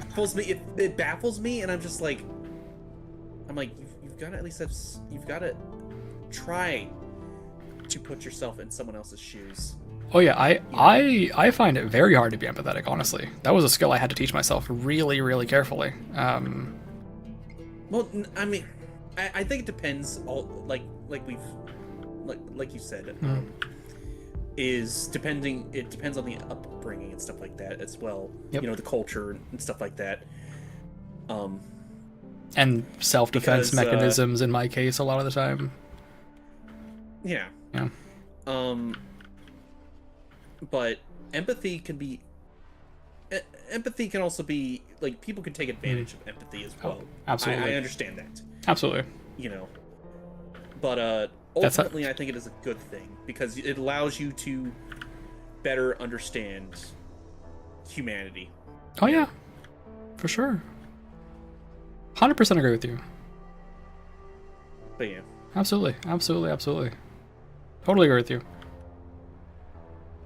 It's like, how can you talk about what's good for, like, everybody as a whole if you don't try to understand the perspective of everybody that makes up that whole? I think this kind of comes up when we talk about, like, tearing down the systems that are oppressing us or whatever, right? And some people have this, like, they have this fantasy about, oh, well, we'll tear down the government and build something new in its place. And I'm kind of like, okay, but what about the people who need diabetes medication? Like, that's what you're advocating, that they don't get that while these systems go down. That's what we're talking about, right? Is, like, especially, like, oh, you want like, where do you think that your fellow trans people will get their, like, E from? Because it sure won't show up when everything is in fire, like, in flames. Like, what the fuck are you talking about? Have you ever seen a show called Y: The Last Man? No, I have not. They actually had a similar issue to that, because basically in Y: The Last Man, literally every man dies except for one. Yeah. On the entire planet. And you had people who were going out to, like, try to look for these medications, stuff like that. And why am I drawing a blank now? Like, yeah, but because those systems are just gone. Yeah. now. Yeah. And they have to find where to get a hold of this stuff and all of that. And it's like, you can't just tear down something without an actual good effective plan on what you're going to build up again. Yeah, absolutely. Like this really is one of those things of like, sorry, I'm not being a naysayer and being like, oh well, what's the alternative? Like these are real people's lives. You need an alternative. I think this is kind of what it comes down to when people like they fantasize about. This is actually political now, so we can definitely, if you want to drop this topic, we can drop this topic. But I am looking at this from a historical perspective, because something, and I went to college for history and stuff like that. And one of my biggest issues with any movement for, say, like a fight for freedom, is a lot of the times the whole idea is just the idea of fighting for it without any idea of what you're going to do afterwards.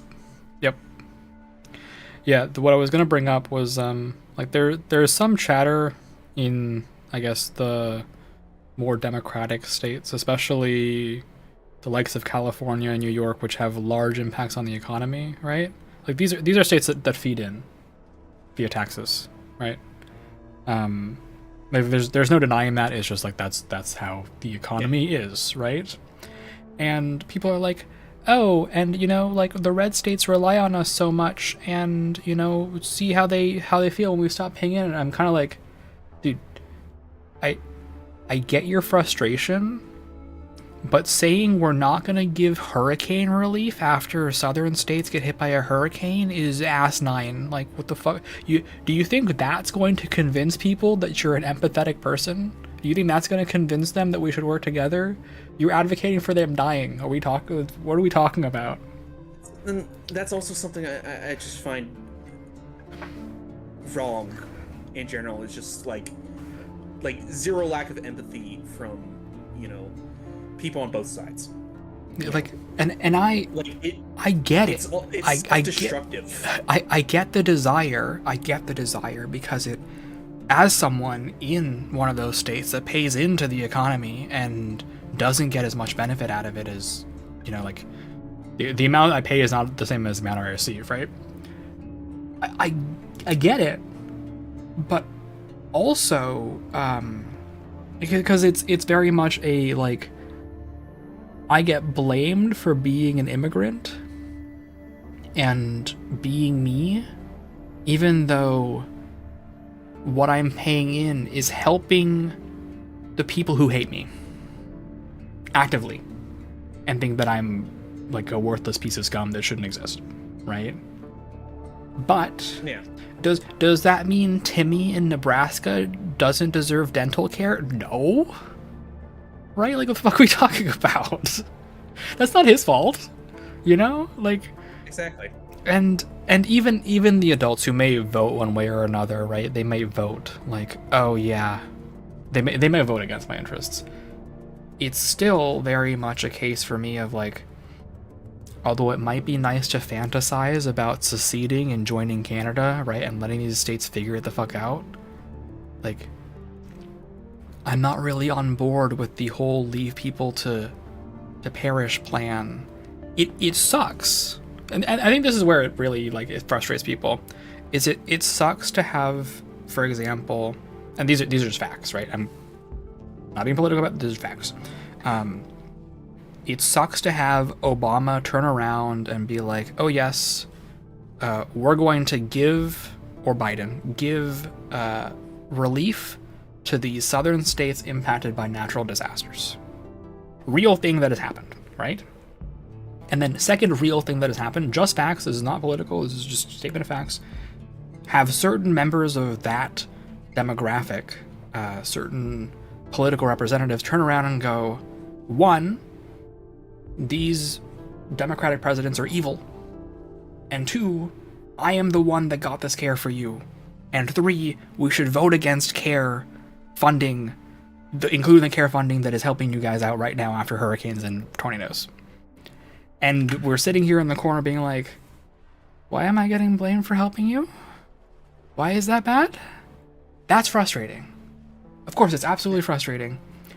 But it's not, like Barry's fault. It's not, Timmy's fault. It's not, Glinda's fault, right? Like, she is not the political person. And even if she was, right? I still don't want you to die to a hurricane, right? I still don't want you to die drowning in your house because you couldn't get relief. I don't care. I know it sucks. Yeah. But it's hard to reconcile that, of course, right? Because this is like someone is throwing mud in your face as you hand them fresh water. And that's the tough part for, I think, a lot of people, is they really want to be like, okay, I'm not going to help you then, because you hate me. And I understand where that comes from. I think that's where the empathy starts to get really tough, is because the people start fantasizing. They're like, why do I need to care about these people who think I should be dead? I don't have to care about them. I shouldn't have to care about them. And that's understandable if you think these people cannot be changed whatsoever, right? You think it's all worthless and pointless. But if you think that any of them really are people who deserve to live, I don't know. Like I'm starting to get political now. This is now becoming a political conversation for sure. It's just there's obvious nuance to it. There's not just right and wrong, and anarchy. I guess I'll finish it with this statement. The people who suffer the most in a state of anarchy, while we're tearing things down without a plan for what's coming next, are the most disenfranchised and the most disempowered and the weakest part of our society, right? People who live in hospice care, people who need life-saving medication, people who rely on these systems and societies that we have built up to help them, right? Yeah. And frankly, as someone who believes that the great virtue of society is that we can help the weakest among us, I don't really want those people to suffer. It always shocks me when people, I guess it doesn't always shock me, but it kind of shocks me sometimes when people from, like, the trans community are like, yeah, man, blow it all up. I'm like, where do you think you're going to get your medication from if they do that? Even if you're done, where do you think your fellows are going to get their medication from? We kidding right now, right? We're joking, right? We're kidding right now. That's it's weird to me that that's a hot take, but that is kind of a hot take, right? It's like, why are we condemning everyone? It's and it shouldn't be. It shouldn't be. And even if it's not like about the politics of gender, right? Diabetes is a very easy one to talk about. Or people who, and I'll say diabetes because diabetes has a little less stigma associated with it as compared to, say, like bipolar disorder. But bipolar disorder, right? People like to attach stigma, it's all your fault somehow, to mental health illnesses. But like, they didn't choose to have bipolar disorder. They need the meds to function. What do you think is going to happen if they don't have the meds? They're not going to pull themselves up by their bootstraps and suddenly get good. They're going to lose their minds because they need the meds to function. The same way that if I took away a cane... It becomes everyone's problem. Yeah, the same way that if I took away a cane from someone, right, they're suddenly homebound and can't go to the fucking grocery store. Hello, Miss Cyanora VT. Hey, Cyan. Hello. Oh, you okay? Hello. Hello. Hello. Hello. Hi, Hi. YouTube. Hi. Hello. I have stopped by to say hello. Hello. You're both Hello. amazing. Wow, thank you. Thank you. You're both terrific. Wow. I miss both of you. Wow. Thank you so We much. miss you too. We miss you too. We should do something soon. Definitely. Okay, I'm gonna go die. I got work tomorrow. Good night. Okay, good night. Good night. Good night. Yeah, there she goes. But yeah, like if you take away a cane from someone, right? They're not suddenly gonna start walking. They're gonna still like be stuck at home, and if they don't have someone to get them food, they're going to starve to death. This is not a political statement. This is just reality. Like, if someone has a mobility issue, they need their fucking cane. you actually brought up something. Also, thank you for the first, by the way, Cyan. Yeah, you actually brought up something that my dad talks about a lot. Yeah. Is that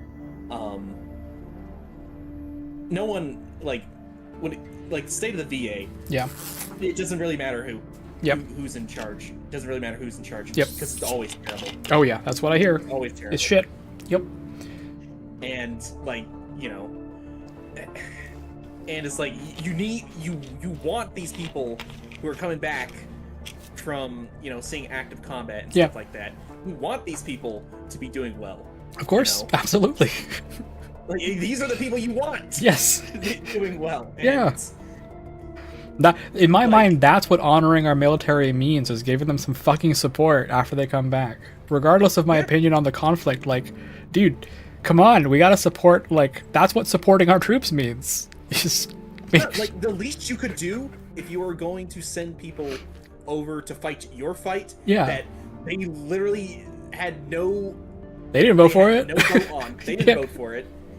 And it's only going to benefit you and not going to benefit them, obviously. It's crazy this is controversial in any way, by the way. My understanding of the VA is it's just levels of shit. Sometimes it's less shit, sometimes it's more shit, but oftentimes it's shit. Yeah, absolutely. I know, God bless him, John Stewart, I think, has been rallying for some fucking support for 9/11 firefighters for like probably 2 fucking decades at this point. It was Steve Buscemi as well. Yeah, like get your fucking ass in gear. It cannot be that hard. Come on. Exactly. Like for this one, and it's crazy because it's this one like extremely galvanizing issue in America. 9/11 is like the issue, right? More than anything else in the last 25 years, in my opinion, it is like is going to be the issue for a while. Never mind COVID, never mind Columbine. Not that these things are, small in any way, but like, if people think about the issue, right? 9/11 is the issue. Everything else is also important, but like, I was gonna say something awful. I was gonna say it was a looming tower, but I can't say that. I can't say that. What the thing is, it still to this day has completely impacted American society. Oh yeah, I mean the TSA. Why did I become fucking small? What the shit? I'm large. Get back. I just see you shrinking and. Come on, you're killing me here. My camera's having a little freak out. But please, Lord.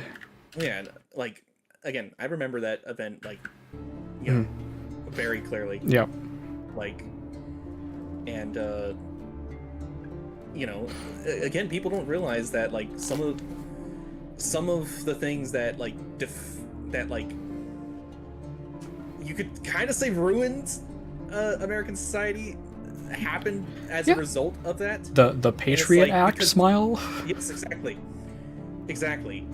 And it's like taking your fucking shoes off in the airport. Like it's crazy. It's crazy how different it is when you go from a foreign airport versus a U.S. airport. It's so different.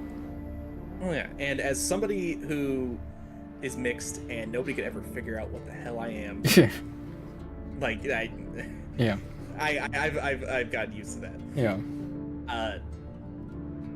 I love being pulled aside randomly. I love being randomly selected. No, I was okay. I remember going to pick up my grandpa. Yeah. At the airport. Yep.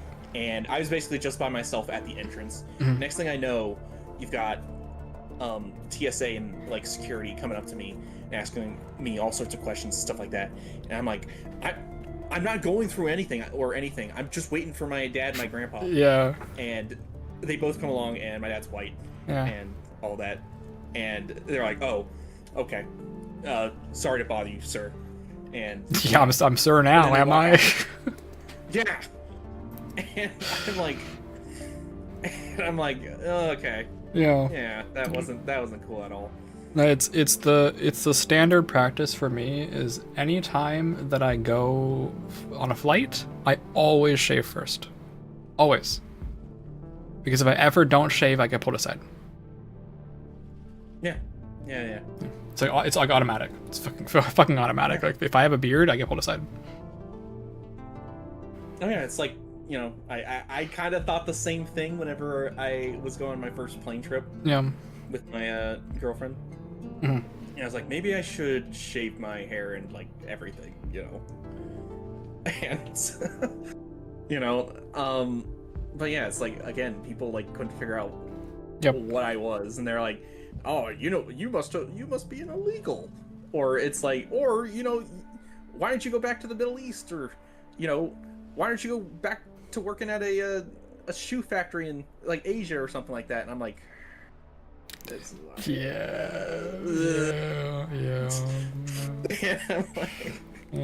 I'm like, buddy, I don't have, you know, I'm speaking the same language as you. You know, I also speak it better than you also, to be clear. Yeah, like, again, it's like, they're like, you would think, like, everyone, like, it's funny because I've also had Panamanians just, like, because I'm born in Panama, just straight up come up to me and start, like, speaking Spanish and stuff like that. And I'm like, I don't know what you're saying. Yeah, sorry. That's the same thing with the mother tongue for me too. Is like, brother, I don't know what to tell you. You could send me back there, but I wouldn't be able to talk to anybody. So let's not. Exactly. Let's not. Like I'm good here. I'm a contributing member of society. I pay my taxes. It's like I've lived here almost my entire life. Yeah, yeah, exactly. For me, since first grade. No, before first grade for me. Yeah. Since I was like 3 or 4, basically. Yeah, same for me. And it's like, yeah, and like I could clearly remember that things changed almost immediately after that event, and I'm like, you know, and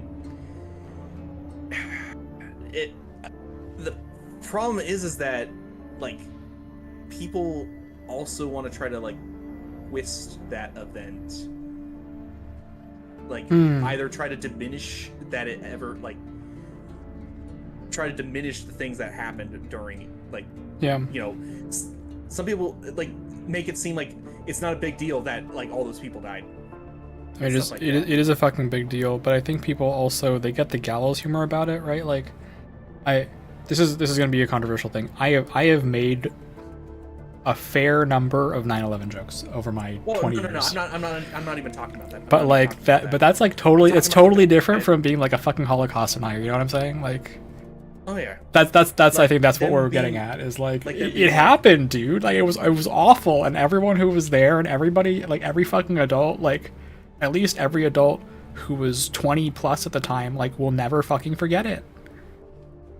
Well, that's what I'm saying is like the people who deny like getting healthcare, like for the people that like participated in like the cleanup and all that stuff afterwards. It wasn't that bad. They don't need it. Holy shit! It's just like they don't need it. You know? Oh my god! It's like they're not doing that bad. And it's like, yeah, most of them are dying of some pretty bad stuff. Yeah, like lung cancer, I'm sure, right? From all the fucking soot in their lungs. Like, you can't. And not to mention this not just the people who helped clean it up, but literally anyone who's near that location. Yep. And I think what's a little crazy to me is that, actually, I am gonna move to just chatting because this is fun. I'm actually. We're gonna keep chatting about this for a little while. We're chatting at this point. YouTube will have to just deal with this being colony ship for a little while, I guess. Whatever. So what's crazy to me is that this isn't like a long-term everyone who suffers incidents like this type beat. You know, it's the people who suffered at that time can get help. Those numbers will not increase, right? You're not gonna have like second 9/11. I hope, right? Second 9/11, third 9/11, where gonna have to like extend the amount of money and bills or whatever for this. Just There is a finite number of people. Help them. How is that hard? How is that Absolutely. fucking hard? You know, Just It- sell just one making- of our just making sure fucking $1 billion jets and you can fund it, I promise. Like, come and just on. making sure that people can get like the basic stuff. Yeah. Yeah. At least live in some level of like dignity. I think that's my biggest thing is like this is rule number 1 on the stream and on my Discord server is like act with dignity. This is what I mean, you know? It's very much like other people have rules like if you fail the vibe check I'll ban you, right? Which I totally get because that's essentially the exact same but rephrased as my rule, which is I expect you to conduct yourself with dignity. I know that's a catch-all, but like you gotta try to be a decent person, you know? And if you can't do that, I'm giving you the boot, right? Like that's yeah. You know, it's like you shouldn't like go into like obviously you should never go into somebody else's chat and like argue with other chatters or and like tell them that their ideas are like or their ideals or whatever are wrong. Yeah, I mean there's time, Obviously. place, occasion, right? Obviously. I would never go into your chat and do that because I know that your space is trying to be a certain thing. And there's a reason, for example, I also have... It's crazy. So rule number 2 is no politics in my server and in my Discord. I say the same thing, and it's because I will say under certain contexts, if it's related to what is being discussed in the game or what is being discussed like by me, that is the only time. Yeah. Well, there's like clear historical context around what is being talked about. No, yeah, right? and again, I love it. I love history. Yeah. And stuff like that, and it's like knowing how what led up to a certain thing, like whether it's the politics or like just society or something like that. Yeah. I want to know about, so I can understand. Just kind of gets you into the game. Gets you thinking a little bit more. Gets you thinking a little bit. Yeah. My no politics rule is like somewhere in my rules set I also say sorry, rules are for the viewer, not the streamer. Because I can open things up to politics and I can talk about politics with you, for example. But there is no way to have I'm gonna pick someone random, but bless him, Poop Fart. There is no way to have a nuanced conversation with Poop Fart who is like just chatting in my chat, right? Like it's difficult. When I can talk at this speed. And like the other thing, there's a delay on not only is there a delay, there's no accountability. At any given point, some fucking chatter can show up and be like, I hate Blorbos, okay? I'm gonna make up I hate okay. Not the Blorbos. Did you ever watch Fairly Odd Parents? Yes. Because there's an episode in which Timmy wishes everyone was just like him. Like everyone looked the exact same. Because he's getting bullied by the dentist and the dentist's son for having perfect teeth. And everyone turns into a gray amorphous blob. Okay? And these people still find a way to fucking get at him and they're like, no, we're like grayer and blobbier than you. I remember this because it's like someone can just show up, say whatever the fuck they want, and then leave. I can't hold them here to keep them accountable, right? There is no way to keep random chatter X accountable for the random bullshit that they say in my chat. But I can talk to you, and we can hold each other accountable because we're here having a conversation. If you fucking bail out on me, like, it's obvious what happened, right? And that's part of why I have that rule is like, because I can't grab someone who says homophobic things in my chat, grab them like a crane arm and grab their little bobblehead and then shove them in my voice call and be like, I'm putting you on the spot, because they're not gonna do it. I'm sorry, you said crane claw. I'm just thinking like Are we talking about like a claw machine? Yeah, like a claw machine. Yes, exactly. Okay. And they have a Alright, giant I was like- bobblehead. Like, just imagine they're a giant. My viewers are giant bobbleheads with their jiggly little bobblehead heads. I just grab one of them and I put them in the voice chat and I go, "We're on trial now." Right, and you're given 10 seconds to make your point. Yes, no, or nuanced. Not gonna lie, that would also that would just be a terrible idea. It would be a terrible idea. It would be a terrible idea, which is part of you. But you see, like, there's no way to, like, yes, hold people accountable. The same way that we have, like, dude, the news can't do it. Okay. Right? Like, you just say whatever fucking bullshit you want, which is a big reason why in this theoretical fantasy scenario that I have, right, is I give these people 5 seconds, yes or no, and then I mute them after. Server mute them. And I say, sorry, your time is up. You must answer the question. If you can't answer the question, you're a dumb idiot and you're going to hell. I'm putting you in jail. I kind of wish there was a Discord channel that you could just put them in the dumb idiot jail Discord channel. like they're not allowed to enter any other servers until they. Oh god, I wish.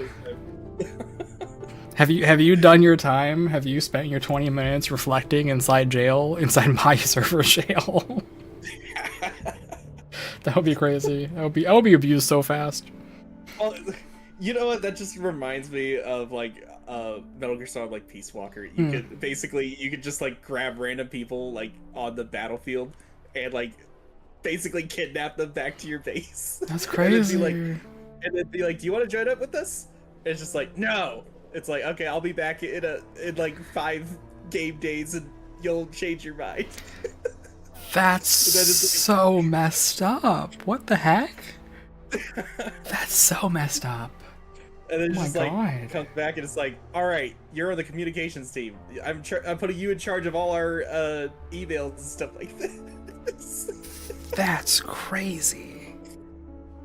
But yeah, it is so difficult to hold people accountable because they're gonna say whatever they want to say, and there's like no way to really be like, are you going to engage with me with any sense of nuance? Are you going to not just like say your stupid things, and then when you get offended because I don't agree with you, just like leave the chat, which is frankly fine.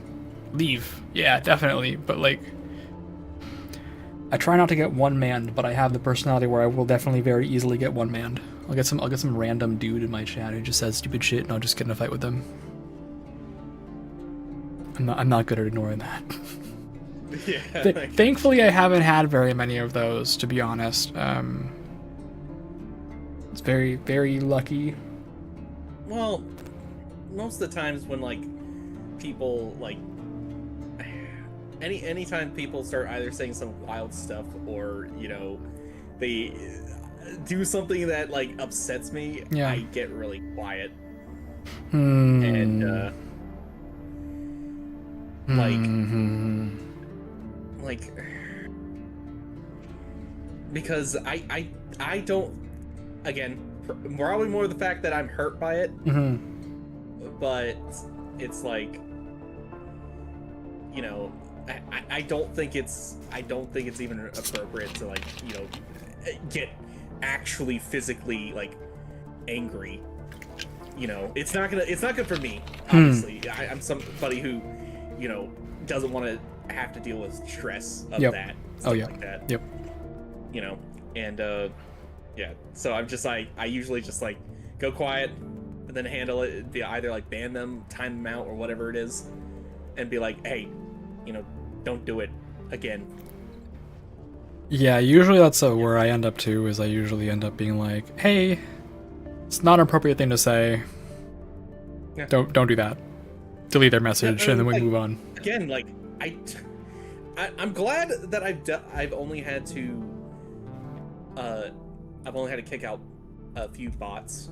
Like nobody's actually gotten to the point where they've like upset me. Yeah. Like with something that they've said that I'm like instant ban.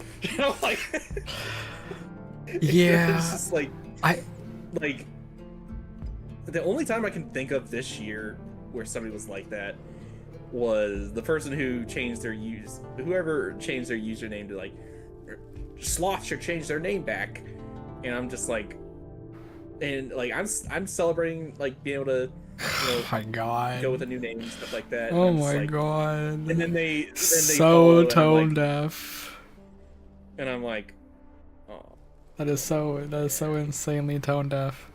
Yeah, I've had to moderate a few people who are just like, please get the hint and stop being weird on other channels. And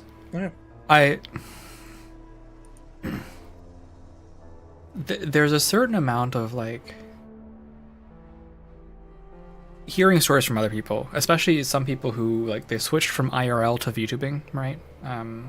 Or they made a change like that, and obviously VTubing is not like cheap.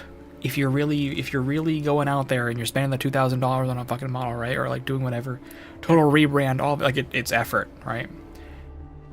I understand grieving the loss of something you liked, right? But maybe you want to do that like not in front of the person celebrating their new thing, you know? Like, in a weird way, I guess that's also kind of why I've like sort of held back on getting like a new model at the same time, because I am fully capable of getting a Theroid. Mm-hmm. Yep. Of just making one and all that stuff. Yep. I am just like, I would actually wonder if it would be too jarring for some people. There's a certain amount of brand recognition for sure, but I think you know, if you got people showing up to your stream, like once they recognize the name change, model changes are a little easier. Yeah, it kind of reminds me a little bit. This is like a bit of a different situation, but kind of similar. Of like kind of when someone like changes their name, right? And they're like, they come out as trans or whatever, and they're like, yeah, I'm like Julian now, right? I'm just make up a name. I'm Julian now. Yeah. And people will be like, oh my god, you have to be like sympathetic to these other people who are like, they're grieving the loss of like, what's a girl's name? Penny, right? And it's like, dude, I'm right here. You're like grieving my death. Why can't you just celebrate my life? What the fuck are we talking about? It's very similar to that in my mind. Like, yes, I get it. You're sad because this thing changed, but also there's a human being in front of you who's telling you that they're happier with this new brand or this new identity, whatever they're doing, and they're a real person still in front of you that is still the same person that they always were, just a little different. Is it that bad that brother dyed his fucking hair, you know, like, or whatever? It's like it's not a big deal. Come on.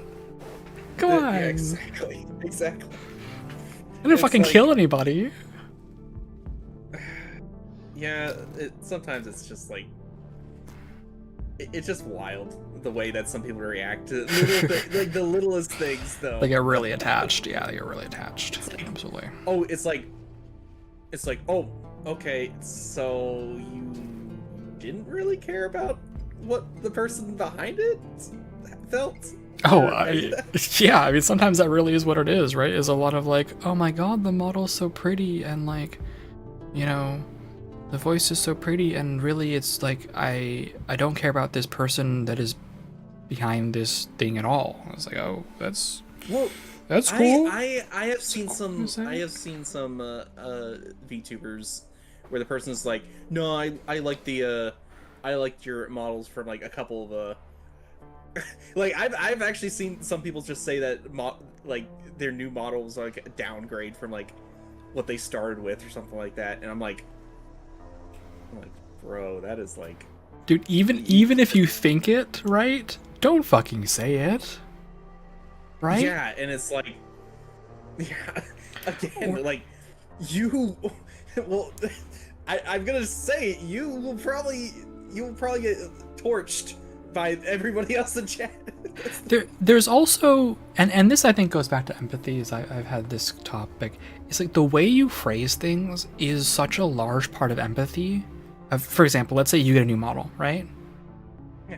Let's say you know, next week you debut a new model. Whether I ask you... That. I'm so sorry, my bad. Oh god, turn off the stream right now. Yeah, if Sloth were to reveal a new model on October 29th at 7:30 p.m. CST, that would be crazy. No one would ever do... But this is a joke, by the way, yeah, it's anyway, the way that you phrase it really matters. Let's say you debut a new model next week, right? Next Monday. If I ask you the day of your new model release, or 2 weeks after your new model release, are you ever going to use your old model again? That's totally different. Yes. And if I ask you, if I say on the day of your model release, if I say I liked your old model better on the day of your model release, that's totally different from saying, will you ever use your old model again? Yeah, right? Exactly. Because those two things are totally different statements. I mean, the meaning behind them is similar. I would like to see your old model again, right? Oh, yeah. But one of them is like a value judgment, and one of them is not. And it's completely different, and people don't understand that, like, the way that you phrase things matters, right? The way that it's so important and so critical to the way that people feel. Have a little bit. Oh, I'm just a blunt person, dude. Come on. It's crazy stuff. Yeah. But it's just like, you know, at the same time, it's like, just be happy for people. Just be happy for people, yeah, especially if they're celebrating. Be happy for people, absolutely. I can't believe that's controversial. It's like actually going to a party and just saying like some of the most negative things. Oh my god, this party sucks. Who would ever invite you again? No one. Exactly. Like, no. It's like, bro, stop it. No one wants to be around you, dude. You're being a Debbie Downer. Stop it. Yeah, a little bit. Like it, and it's one of those things of the type of things I'm willing to say on somebody else's stream versus the type of things I'm willing to say on my stream are totally different, right? Like I get a little political here. You've been around for me doing that, right? Oh, yeah. I don't think I'm crazy political, but feel free to correct me on that. No, I'm gonna straight say it. You know, you definitely have rational takes. That's the best way to put it. The rational takes. I was not gonna say it's hard because I don't really care too much about politics and stuff like that. But at the same time, I don't want people dragging me, trying to say that I'm on somebody's side or I'm a certain party or something like that. And it's like, no, I'm navigating things myself. Yeah, dude, it's your business. Like, you know, like, I think that's the thing is like, hello, Clouds. Hey, Clouds, how you doing? It's 4 a.m. Yeah, I will try to stream earlier if I can. Just life catches up with me, and I end up showing up at like 10 p.m. my time sometimes. Sorry. But also hello. But yeah, it's like it's something that again I'm gonna bring up Metal Gear Solid.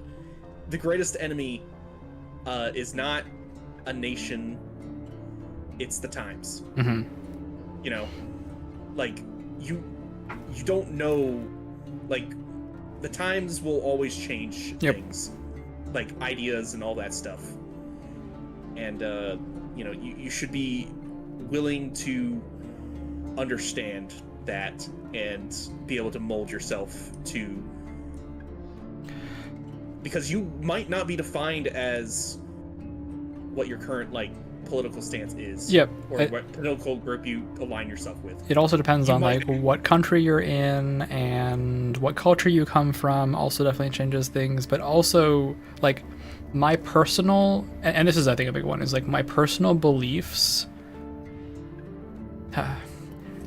put me in a camp, right, on the political spectrum of the US, not vice versa.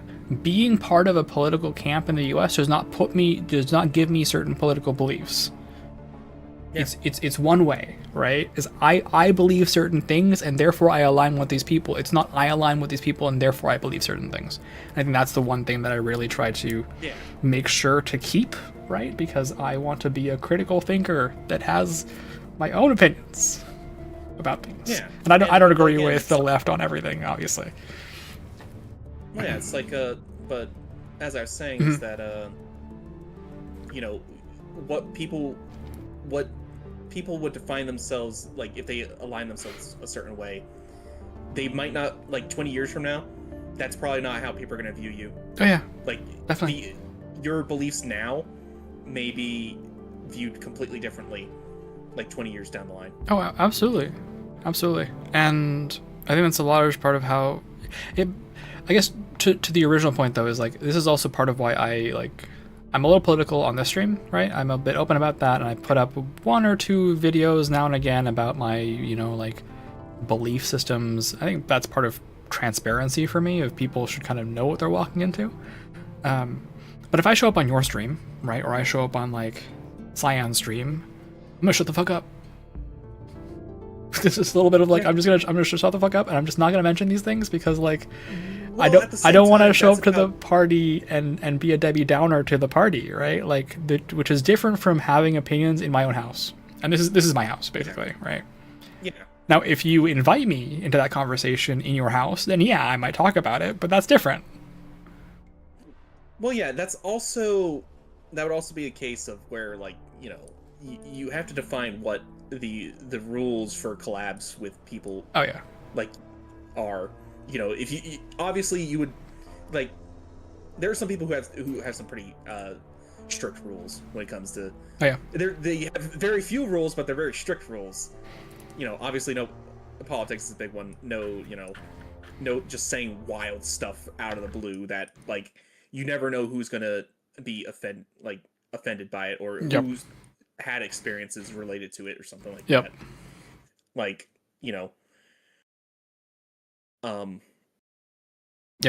like, but yeah, it's like,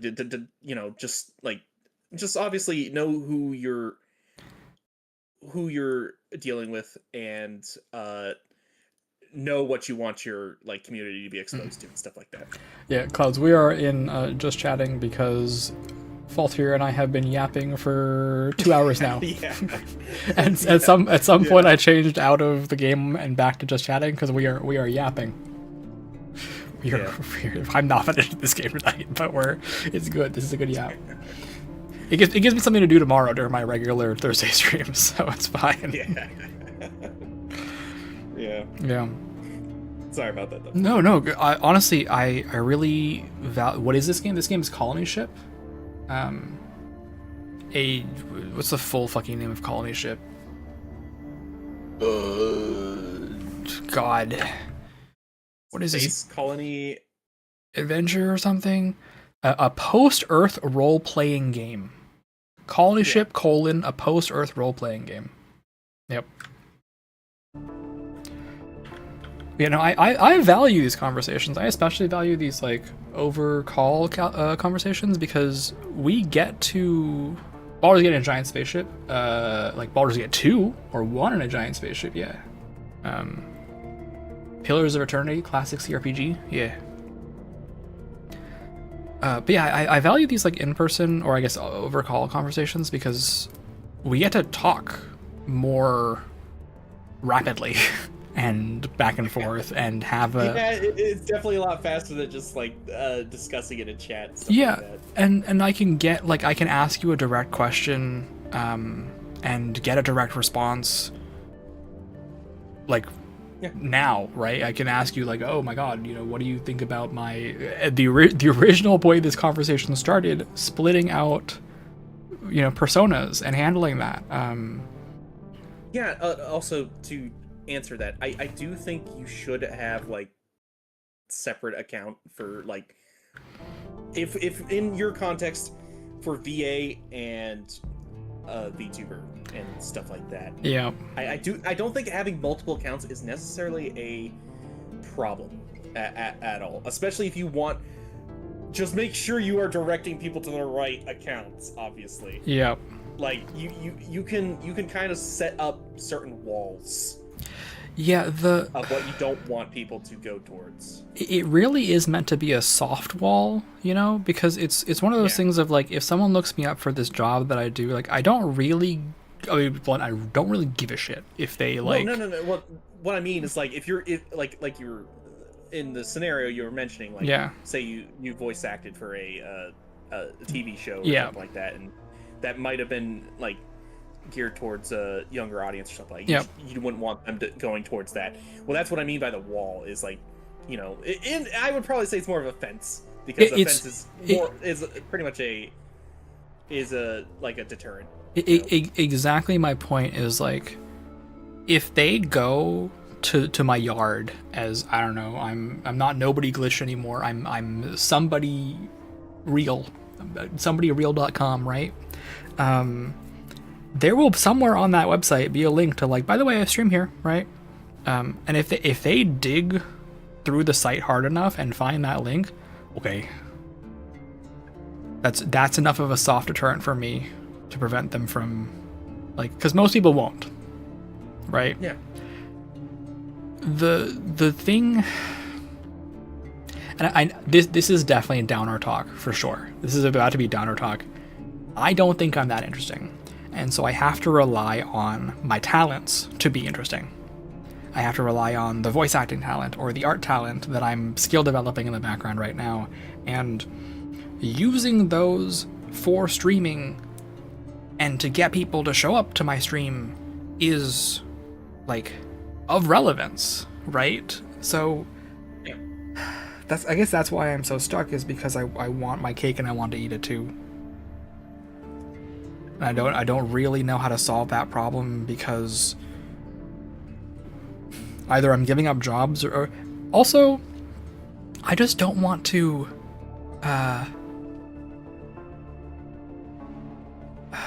I don't want to manage 6 social media accounts. I hear what you're saying, Clouds. Absolutely, talents are a part of you. But I'll give you an example. This is the example I used earlier. Let's say I did voice work for Paladins, right? Having on my stream title, voice actor for Greg from Paladins plays Paladins, right? I don't know who's Paladins, but Greg, right? Like that will get people to show up. Yeah. That is part of getting people to show up. You see it all the time with other voice actors. Voice of so and so in Apex Legends plays Apex Legends. Voice of so and so in Honkai Star Rail plays so and so. Does a 20 pull, does a 100 pull, pulls until they get so and so, whatever, right? Like, I know somebody else is trying to get into the voice acting space and stuff like that. You have to get people to click the fucking thing, right? Yeah. Yeah, that's the biggest thing is, yeah. And people stick around especially if they have evidence of that, right? Because you have to win them on the first impression. If their first impression is like, I really liked Greg from Paladins, so even though Glitch isn't being super interesting right now, like, I like them as Greg from Paladins, so I have a pre-existing disposition to stick around. And that's what I'm trying to leverage. Yeah. Yeah. I would ask, do you have a demo reel? Working on it with a mentor. You're working on it, okay. Yeah. At the same time, have you chosen some characters that you feel are good for that demo reel as well? Actually, I'm working on commercials right now. If we're being straightforward, I'm actually working on a commercial, like, set of commercials. Oh, yeah. Okay. Yeah, okay. Commercial scripts. Obviously, it depends on what kind of voice acting you're looking into going for, stuff like that. Definitely character voices somewhere down the road, but I don't think I have the skills yet, right? And this is again pointing to what Klaus has said, is I also don't have the necessarily the skill yet to just be interesting on my own with my talents. Someone comes in and looks at my stream and they see this model, which I drew, right, and rigged myself, which I think is impressive, but they don't know that on the basis. If I don't do an art stream, they don't know that. I'm also very slow at art, and I'm gonna be super blunt here, right? Super blunt. I'm also a very mid artist. I'm like if we consider that there are 5 levels, 1 through 5, I'm like a 1.5. I know enough to get by. I can make it happen, right? But it's like I'm still like year 1 like college art student type level. Yeah. Which is like it's not me ragging on myself. It's just like the genuine truth of it, right? So the amount that one can leverage these in comparison to, I'm gonna do a sell here. If you guys have ever heard Grimmy talk, Oh, yeah, I adore Grimmy. Grimmy is like the platonic ideal of what a voice actor can do to make listening to her interesting. You just lose hours listening to her because she keeps it engaging with the way she just changes between voices. Very great. I love. Yeah. If you guys have, actually, I'm gonna do a big sellout right now because this is how I am as a person. Let me find Grimmy's link. Is she Grimmy or Grimmy VT now? I think she's regular me. Yeah. Currently live, so I'm not gonna shout her out. But here, I'll post these in the various chats. Grimmy. Yeah. You know, I'm a fan of Grimmy. But I mean, at the same time, you know, you do need to sell. I don't think you are selling yourself enough. Is probably the way I'd say it. You know, you do need. I do think you need to put more emphasis that you did. You know, you did rig your own model. You did make everything for your stream. You know, and you know, I don't. That's like obviously not something you need. You need to be humble about and stuff like that. Yeah, I don't necessarily know. I guess I should change the credits here, just be a bit more blunt about that, because I used to say very obviously that I did everything, but like. Sell yourself moral. Put your morals up for the right price. Oh, okay. I realize now that I said that the wrong way. No, I get it. Hey, I'm gonna update the credits section right now. Actually, this is a good point. I'm gonna say I made almost everything on my stream: model, rigging, art, visuals. That's just gonna be a placeholder. Obviously, if you feel you have a better way of saying that. I just don't know how to make it like obvious. I don't want to be like a visual thing on my stream, you know? I don't want that to take up real estate. No, you don't have to actually put it on your stream, but put it like, you know, in the about. Just like, yeah, and just like the little about. No, well, not just the about, but what do you call it? The thing below your name, the box that also has all your links. Okay, I know what you're talking about. I also don't know what it's called. I will actually update that right now. Yeah, I think it's literally called an about. Yeah, let's do that. I know you have your what do you call them? The panels. The panels. Yeah, it's in the panels, but I'll add it to the about. The box here. No, this is good feedback because I think I'm pretty timid about self-promotion. Yeah. And I'm pretty like, oh, I've said it, you know, I don't want to like shove it in people's faces, but I'll just say I made all my own I did all the art rigging. Well, yeah, you could just say that you graphics drew and rigged your VTuber model and stuff like that, and you regularly do art. And, you know, you don't just, you know, talk about everything that you do so that people have a, like, again, somebody, like you said, some people only scroll or only watch stuff for a certain amount. There's probably a good chance people are not actually going down to read your panels. Oh, no, absolutely not. They're not. Yeah. So that box there, you need to capitalize on that. All right. I'm going to just...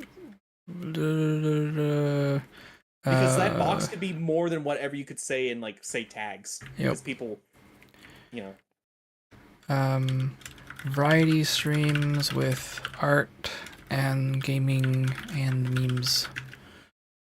Yeah, memes. I think one of the hard things is that when you look at this sort of stuff, right? Also, wow, this is a lot of text. When you look at this stuff, it's tempting to take examples from people who are successful, right? And they're like doing their thing.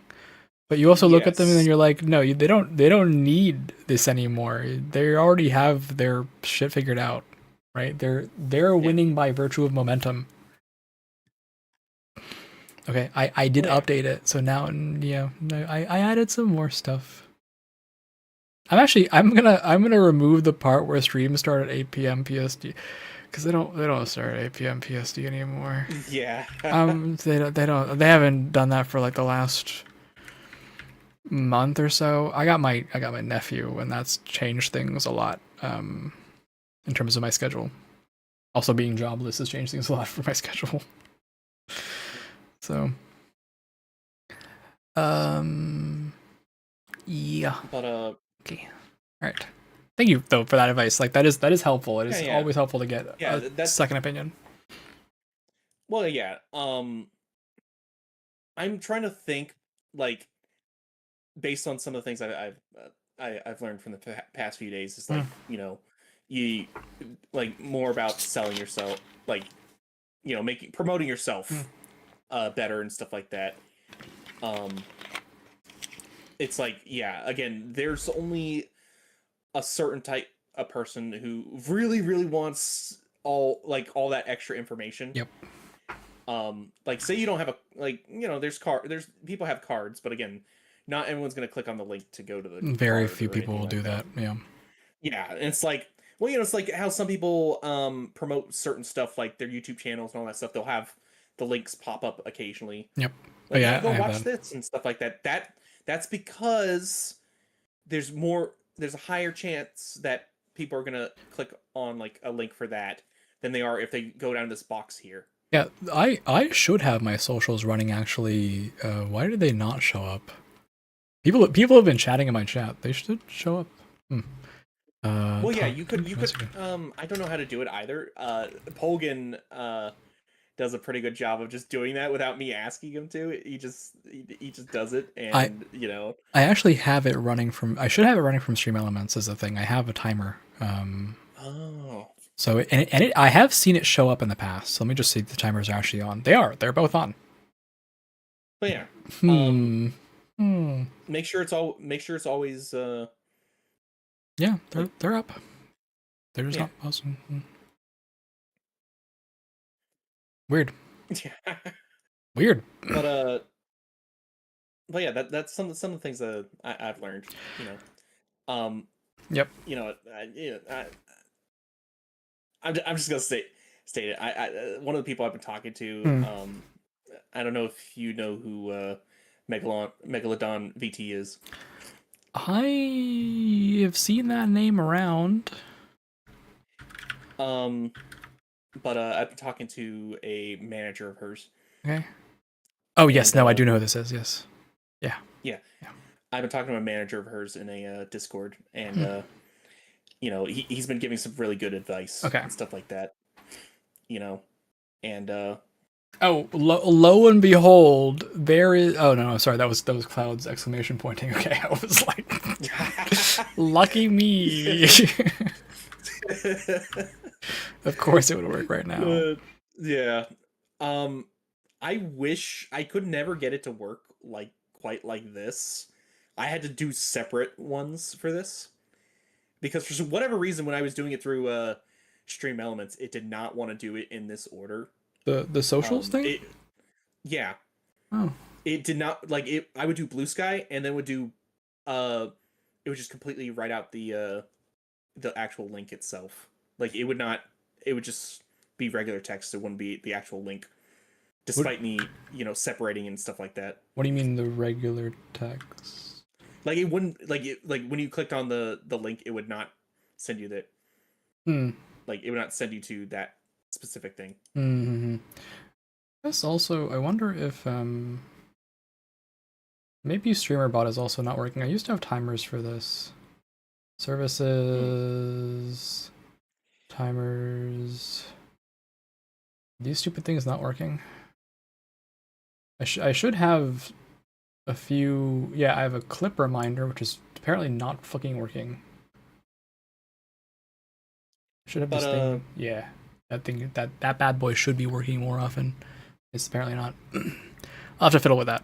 I do have a few of these that just they do this. Yeah, obviously you kind of want to, like, another thing I was told is like you kind of want to get into your, you know, into your a niche, you know. Oh yeah. Obviously there's there's the art streamers who are like 75% art and then 25% gaming. Yep. And then there's the or the opposite, you know. Yeah, definitely. It's one of those things that I think I have blown myself up on a little bit. But again, that's the thing is I don't think you should ever believe that you're too far, that you need to completely restart or something like that, like from the very beginning. Because I know some people who have just straight up deleted their channels to start over. And I'm like, it's not an elo system. It's not like that, you know. Yeah.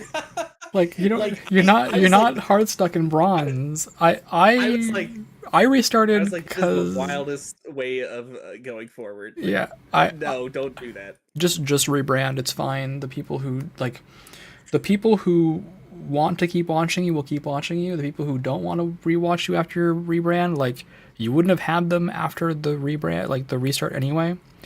I will say I did do a restart once. And I think I've mentioned that a few times. I was a different streamer before. But the reason for that wasn't a like it wasn't a I wasn't doing well. It was a like I was a face cam streamer. And I didn't want people. I understand that. Yeah, so that's but yeah, I hear you.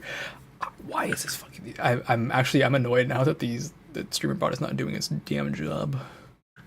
But like I've also known some people who were doing really well, but they just did not like trying to find the right word for it without like making it sound bad. They weren't meeting their own expectations. Not quite. They were not happy. They were not happy being that person. I think that's stuff like that. I think that's also a fair reason, as I've seen people they will restart for reasons that mostly boil down to, dude, my community is fucking crazy and I can't stand it anymore. Like, I'm actively being griefed.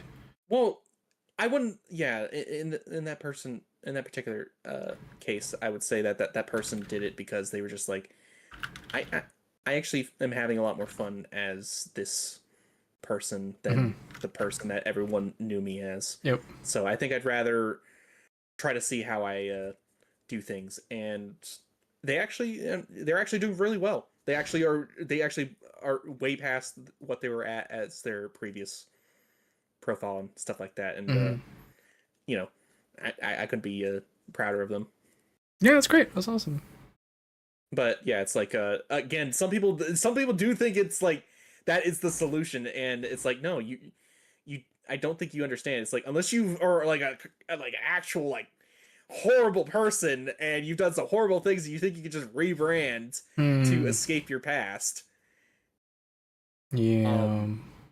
Like it's never too late. Absolutely. I agree with that. Yeah, no, I agree with that. I do. So let me just fix some fucking things. Sorry, I'm like, now I'm fixing this stupid thing because I realized I guess after the streamer bot upgrade, my defaults are not working anymore. I tried to do the same thing whenever the links were not working. I just got into a point where it would like, you know, I could get it to do the separate links and stuff like that. And I was just like, that's good. That's good enough for me. Good enough, yeah. You know. Yep. All right. Well, and then this one also for fucking YouTube. I guess StreamerBot's just pissing me off today. I guess it's not been working. But yeah, at the same time, also keeping your like. Obviously, you're already doing the good thing with YouTube. I'd say, you know, keeping things more or less separate so people don't get confused. Yeah, like I'm not at the point where I'm creating content that's like wildly different from each other, that I need to have two separate channels. Why am I so fucking small? I'm sorry. What happened? I hate my camera. Please work. There we go. Okay, sorry. Even though it does kind of like hurt me, like my feelings a little bit when it's like I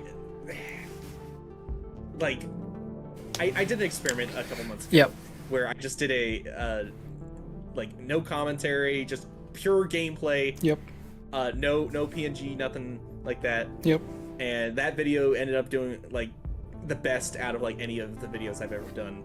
Like non shorts. Yep. Like yeah, and I was like, yay! So nobody actually wants to see me or anything like that. They just want. This is what they want. I see what makes you clap. This is what YouTube wants. No, it really is. It's a very different culture. Like the Let's Play culture is different there, and the like timing is also different, right? Of sometimes you'll just have entire streams that are like talking streams, and it's 2 hours and you're done, right? Twitch streams I think tend to be a little longer. Segments are different. I don't know. I think I knew from the beginning, and I know this is one thing that is hindering me, is that I don't have a niche. And I sort of don't want one, right? Which I know is to my detriment, because I'm not a horror streamer. I'm not a like. Well, I know. You do play a lot into the RPGs and stuff like that. So. I do. I also play like. I think it's just like I kind of pick a game for the year. It's like it's Dishonored this year. It's CRPGs this year. But I think the reason is because my original reason for streaming is because I wanted time to play games. Finally, right? Instead of always being working all the damn time. And I don't really want to give that up because that means I'll not play games. Do you think it's a a possibility that you have too much variety? Oh, absolutely. Obviously. Definitely. Yeah. No question about it, right? Makers Monday is not for everyone. It's the big problem with my YouTube channel too, is that based on how the algorithm works, right, is you have people who show up to watch my art time lapses, you have people who show up to watch my gaming clips. Those groups of people don't generally align, right? Yeah. Which is why I made an entirely separate YouTube channel just for the like voice acting and roleplay and like just vocal work thing, because that one will actually be a niche. That's a niche, right? But I know I'm shooting myself in the foot. I'm well aware of that fact. Just kind of No, here's an idea. Yeah. Have you ever just tried dubbing? Dubbing like anime and that kind of thing? Yeah, like just dubbing anime and stuff like that. I have not tried that. Like find some characters or find a series that you particularly like and that you think you can do the voices for and try dubbing. Yeah. You know, because I actually found that some people do find or do it for video games or something like that. Yep. Like like take out the original character's voice, just insert your own voice into it. Yep. Definitely is something to be thought about. It's just like I know that the main YouTube channel has no niche, right? And this Twitch has no niche. But doing art half the time, I used to do that, right? Art on Mondays, games on Thursdays. Like that was fine, but the two groups of people who show up for that don't really intersect. You know? which is just the way of it. And it sounds a little weird, but like,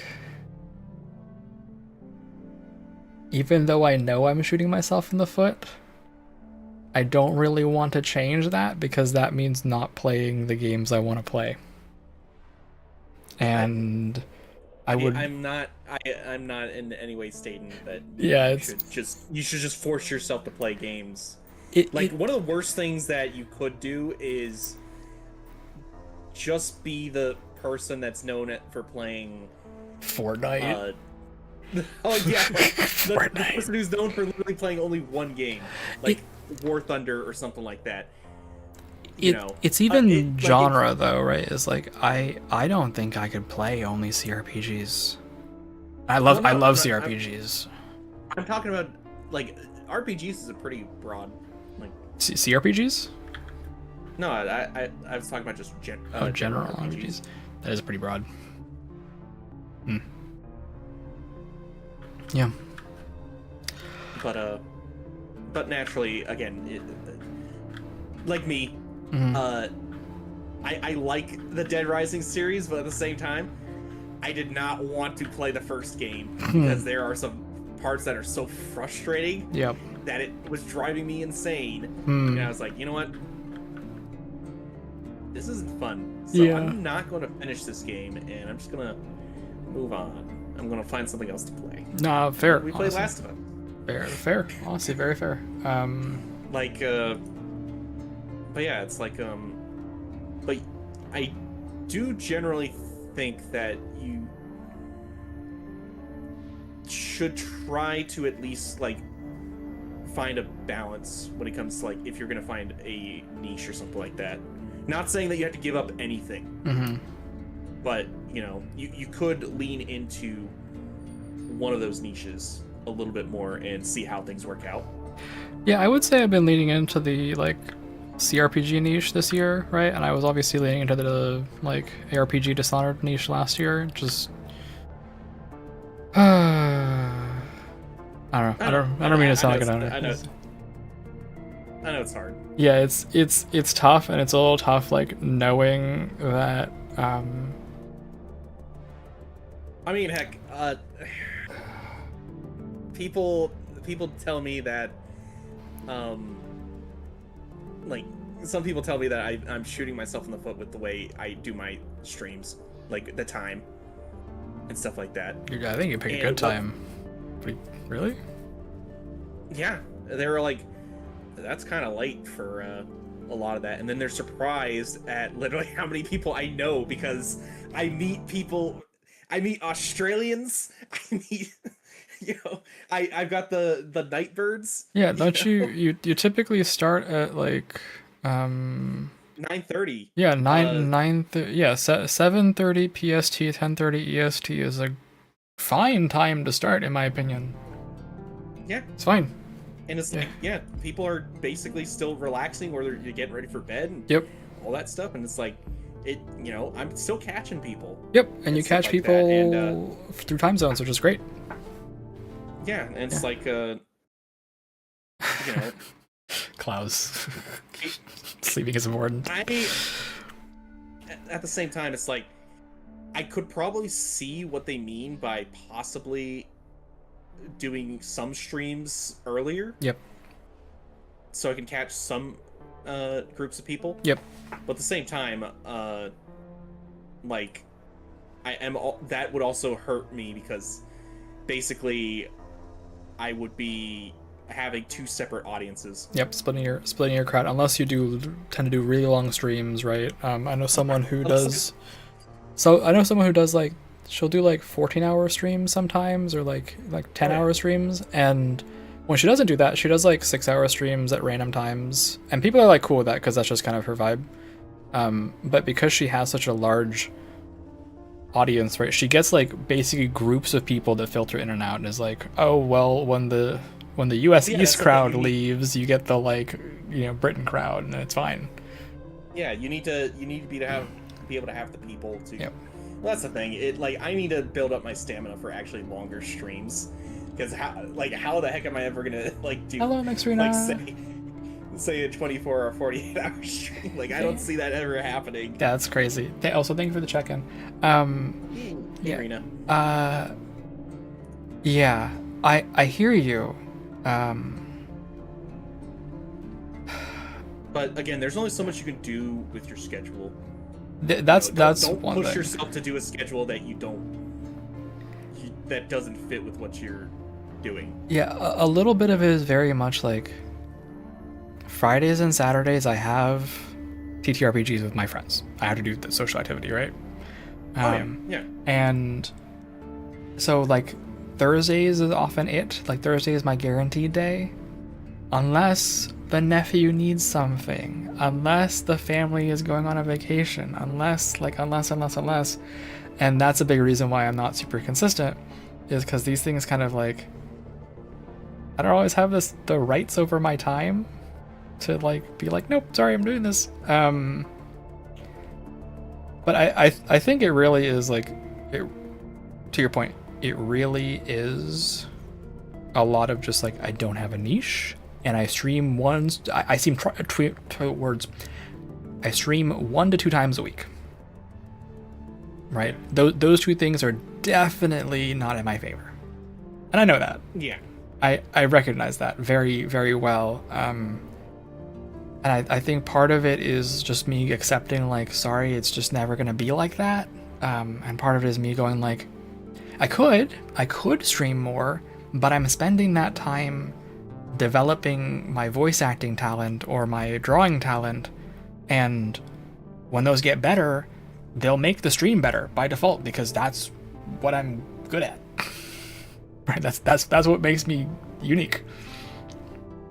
So thanks for the lyric. Yeah. It's like it's hard. It's hard to like just pin that down. It is hard. Yeah. But I have really enjoyed seeing you do as well as you've been doing. It's been great, right? I sometimes see you with like, I won't say specific numbers because I don't know how you feel about that, but like I've seen you with quite a few people sometimes, and it's always been like, yay. I don't have to answer. Are you using the Chrome extension? What is the Chrome extension? What? Like for like you know how some people have been noticing about how Twitch has been not like properly showing the right numbers and stuff like that for like streams, stuff like that. What? There are many Chrome extensions. You mean an ad blocker? No. There is a. So apparently, like Twitch has like done something to where lurkers don't count. Okay. Yes, I've heard suspicions of that. Yes. Well, yeah, and there's basically a Chrome extension, that shows like what would be the actual numbers and stuff like that. No, I don't use that. Like, okay, just making sure. Yeah, no, I don't use that at all. I use the officially reported number on your stream that is officially reported. Yeah, by Twitch. I don't do those things because it's like it doesn't. The problem is that it does seem accurate if you're going off of like, say you're, what names you can actually see in chat and stuff like that. Yeah, but those are not the same thing as active viewers. I know. Right? I know. So, but, yeah. Like, I do know that some people have been hurting with this change that Twitch has done. Yep. Stuff like that. And it's like, and I don't really ever want to mention it a whole lot, but it's like I've noticed it too. Because it's like I was on an upward curve at one point, and then it's like going up and I'm like, why am I restarting where I was at the beginning of this year? Yeah, it's hard to tell. Is it exactly 2, Rena? Because I know that one thing that Twitch said in their FAQ is like they said, I think, we don't count people who are watching too many streams at once because they're not like active. So if the answer is literally more than 1, that's stupid. It's two plus is, I think that's ridiculous, but we don't know what the actual number is, so Yeah, that's kind of what's the concerning thing, is like you don't know what the actual thing is. But yeah, I also think that, and I'll admit to it as well, that some people are, are using this extension to be like, like to obsess even more about them not like things not being right and stuff like that. You usually have 3 plus open. Yeah, it's hard to lurk now. Absolutely. Yeah. I turn the viewers thing off on my dashboard, and Well, every once in a while, because I shouldn't, but I do this. I'll glance over and I'll just hover over to see what the number is. Right. Just out of curiosity. I can't help myself. Yeah, I should do it, but I know that feeling.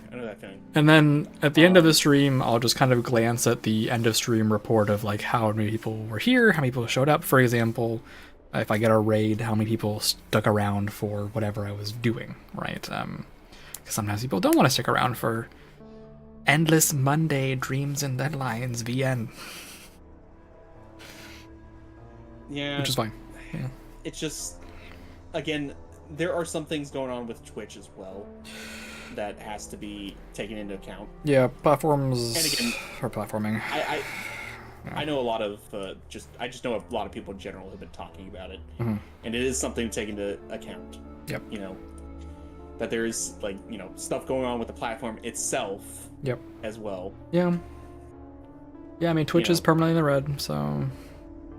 Yeah. Well, I mean, again, it is a loss for Amazon. Yeah, it's they run at a loss. Yep, absolutely. Yep. So. It's tough to. But yeah, I do think that there are definitely things that you can do, to change things and stuff like that. If you feel that, if you feel that you want to do that.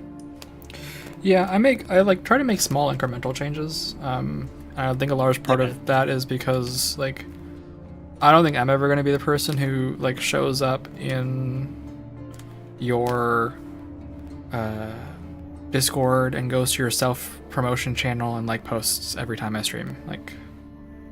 That just isn't me. And that's perfectly fine. It's not really me because I never look at anybody who does that. Which it worked for some people, but I typically it fucking worked. Thanks, Stream Elements, you piece of dog garbage crap motherfucker. Thank you. I just had to get mad at you. Okay, it's fine. Well, that's the thing. As somebody who owns, who owns a server where people do that and stuff like that, I feel good that people are taking the time to do that. Absolutely. I tend to post when I'm having a something I really want people to look at. I'm like, by the way, I'm doing a thing today. It's cool. I think part to that point is why the rules in my server are a little different. They're you get 1 post a week. Make it count. Oh yeah. Make it count. This better be your scheduled post or your big stream of the week, or be dude, I'm having my fucking subathon this week. Whatever. We just had a kid. Yeah, I had a baby. You gotta make it fucking count. Yeah. Well, that's also another thing is some people are surprised when I tell them I don't do schedules. And they're with how often you stream, why aren't you doing schedules and stuff like that? And again, it's I don't want to set up a game and then find out that I'm not actually having fun with the game. Yep. And then be okay, guess I am not holding myself to that game, to the promise of the schedule. Yeah, I think I know a lot of streamers who have sort of I guess I'll call it a soft schedule. Is if you watch them long enough, you know that Thursday is their day off. Sunday is their day off. That's the 2 days off they take a week. Well, that's the thing. right? Is just like in general is like, you know, I've got some health stuff and stuff like that you know kind of makes to where it's like I can't just be like, oh, okay, you know, I end up conked one day and then like end up streaming the other day, and then it's like, you know, stuff like that. I mean, as long as you're generally showing up around the same time, like that's often good enough. I mean, it's been working for you, obviously. Yeah. Right. So definitely, yeah. I mean, it depends. It's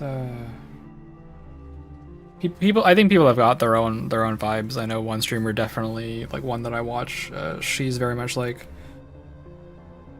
I'm typically here these days in the week, but I can't tell you when I'm going to start because I have a medical issue. So I'll be here whenever the fuck I feel like it. See you guys soon, right? That's the way and that works for her. So some days I'm just like, and I'm not gonna lie, some days I'm just caught up talking with people. Yep. And like I'm like, oh, the stream time has gone by. Yeah. So sometimes I'm passed out in bed and I wake up and it's 8:30. I'm like, oops, I missed stream. Oopsie. Yeah, that is actually way too common a thing. It's like I'll be like, okay, I'm just gonna sleep for 1 or 2 hours before stream. And then just like, and then you're passed out for several. Yeah. I think as long as you kind of like, know what you're doing each day, though, right? And that's something I struggle with. Is I don't even ever really know what I'm doing. I'll admit to that. I don't even really know. But you seem to figure it out. Like, I do figure it out 2 minutes before I post my schedule. All right, that works. What the stream time is. What, I mean, if it seems to work for you, I will sit there twiddling my thumbs. This is also a big reason why I'm late sometimes, is I'll sit there being like, do I feel like playing Colony Ship today? What do I feel like playing? I guess we're booting up Symphonia. we're starting a new game I'm gonna beat in the next 2 days, I guess. Not posting schedule since returning. Yeah, I haven't posted. I put all this effort into a schedules graphic, and I was doing it, but it's just like, I think God bless him, but like some people have really good schedules. Oh no, absolutely. Like it's like, important for consistency, but just very much a like is. And I love him, to be clear, right? I love my nephew, but he's approaching his terrible twos, and if he's sleeping in the wall adjacent to mine, he's just like, sorry guys, canceled. What was I doing this week? I don't fucking know. I'm taking care of my nephew, right? Like, what do you want me to do? My nephew is more important to me than the stream. I'm sorry, but I'm not actually that sorry. No, yeah, that makes sense. Right, it's just what it is. Yeah, actually, like I have. It's funny enough. I found it's easier just use GIFs of games now than actually making thumbnails for like to post on like your social media and stuff like that. Honestly, it's fun, and I'm always like, it's actually, I find it fun to see your stuff because I'm like, oh, that's actually like different from everything else. The GIFs are fun. Yeah. Right. Even though apparently from what I'm hearing is that is not the right way to be posting on Twitter and stuff like that. It is like you're actually shooting yourself in the foot by doing that. I'm like, I find it I like the level of engagement I get with it. I find acceptable. Yeah. If that is what it takes to, if that is shooting myself in the foot, well, guess what? I'm still walking on that foot. Clouds, do you pronounce it GIFs? 10-minute ban. 10-minute ban. 10-minute ban. to the fucking gulag with you. Hold up. Are we getting the argument of GIFs or? I'm sending you to jail. 17 years. Holy shit! Get the fuck out of here. No, I'm kidding. I would jokingly do that, but unfortunately it deletes all your messages from the chat history, and I want to leave those. It is, yes, like That's what I'm saying. And do you pronounce the hair color ginger? Is that what you say, ginger? Instead of ginger? You know what, Clouds, you are not the first person to get for me to talk about Streamer has a self-ban button. I have one, by the way. If you can pay points. There's a redeem that says vanish. If you use that, you can explode yourself. You get shot and vanish. Does that? I think also exclamation point vanish should also do the trick. Yes, I pronounce it ginger. I don't know why. It sounds like a slur. I feel like I'm saying a bad word when I say it that way. Yeah. I'm worried.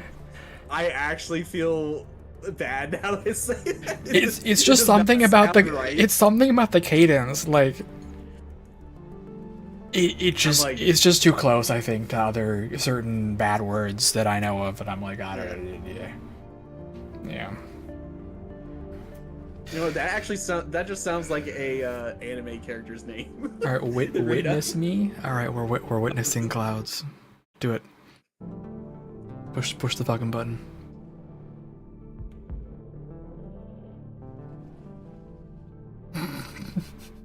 There it is. There it is. You also get the fun graphic, by the way, if you include that. So yeah, I like that graphic. I put a lot of work into getting that meme to work. But yeah. I'm trying to think what else. It's kind of weird being I don't want to sound haughty when I say this, but being a bit of a Renaissance man and being very jack of all trades, it lets me do things like weird OBS quirks and like coding up things and stuff, but it's also like, how do I describe that? I don't know. Also, Reno, why are you cringing?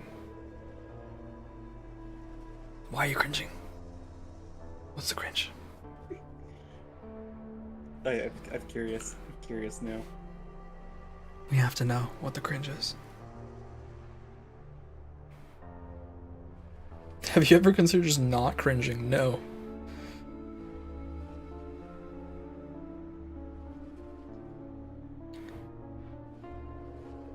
Anything I make, whatever it is, and I see it, I like, why did I even do this? That's the lack of self-confidence talking to you, honestly, is what it is. I also have that, but I simply remove it from my brain and forget that I ever did it, because like what else am I gonna do? I put out on my alternate channel, I put out an audio of me crying like a little bitch for like 12 fucking minutes. It was just 12 fucking minutes of me crying. Which is like, when I posted it, I was like, wow, that is cringe. And then I decided to forget about it and never think about it again. Because if I think about it too long, I'm gonna lose my mind. You have the most full-fledged self-hate and low levels of self-confidence. I get that, Rena. There's you want to commit hibernate. I'm gonna be a little blunt here. It's not a coincidence that I named myself Nobody. You know, the self-confidence does not come to me easily either. But here we are. Making it happen. Making it happen. I mean, I don't know if you guys know half the lore or some of the lore, but I mean, part of the lore, this is very depressing lore, by the way, just to say that. Part of the VTuber lore is I exist because I got wished out of existence. Someone wished I was never born, and that was the start of everything. Which is sad. It is. But it is the way of things. It doesn't normally come up, right? But like, I get it. No, bad self-confidence. This was good. Go to your corner. Yeah. Yeah. You exist because you're a cyborg killing your own clones, kind of the real deal. I mean, I'm not gonna lie, that is in a way that is kind of cool. It is very cool. It is very sick. Also, yes, Clouds, you should go to bed if the sky is becoming blue and the birds are chirping. Get some sleep before your work or whatever you're doing tomorrow. Yeah, I kind of think I made the lore like complicated. Like the more I write for it, like I put it in my Discord. The more I write for it, the more I'm like, you know what? Maybe I'm making this way too complicated. No. The word is not complicated. The word is intricate. Intricate. Okay, we rephrase these. It's intricate. And let's be honest, like the number of people who really will sit down and read your lore and like give a shit about everything, not that high. The people who do, they do like to read it, or they do care enough, they will appreciate the intricacy of it. You know? So yeah, enjoy it, because it's also like it's you writing out your stuff. Well, it's like, heck, I don't think a lot of people even noticed. I actually changed the name of the Discord. What is it now? Oh yes, I do see it now. Okay, it's different.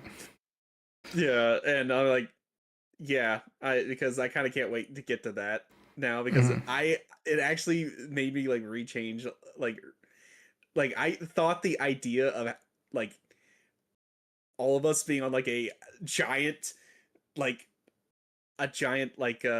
fortress, like a submarine essentially, like underneath the ocean, like just traveling everywhere across the world. It just like seemed like a really cool idea. I think you would like the lore of Arknights. I've had a lot of people recommend that to me. The problem is that it's like it's hard to get into. It's a gotcha, right?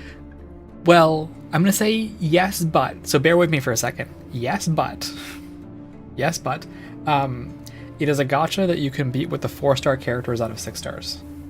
Very doable. Very easy. It's what I did. You don't have to be, like, you don't have to wail for it.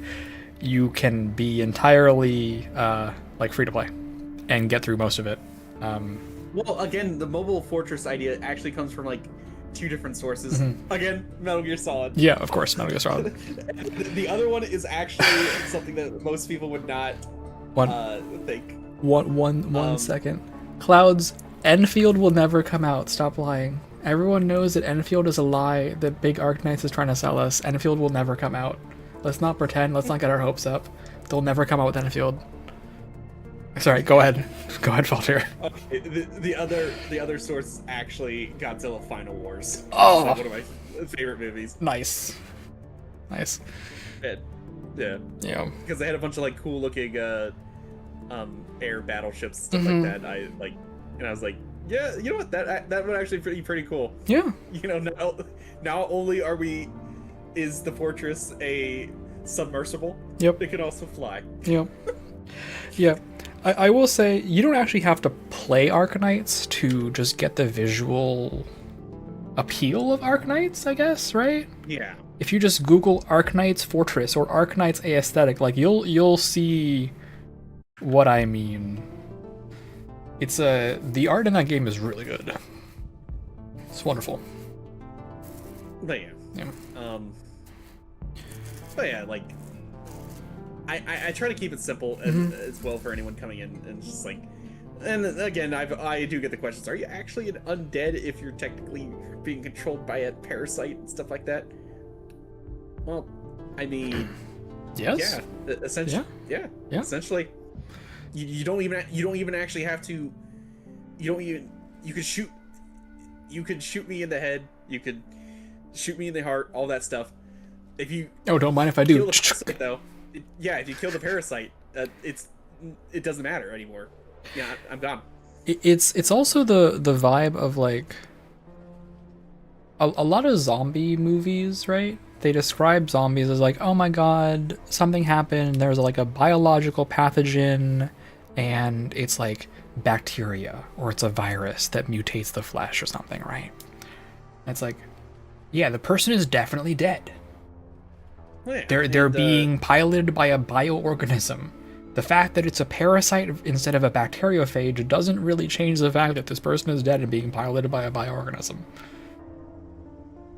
Yeah. Yeah. It's yeah, there's a lot of sources I use to like For sure. put together the character. And it's like, that's good. I don't know if you've ever seen the anime Parasite.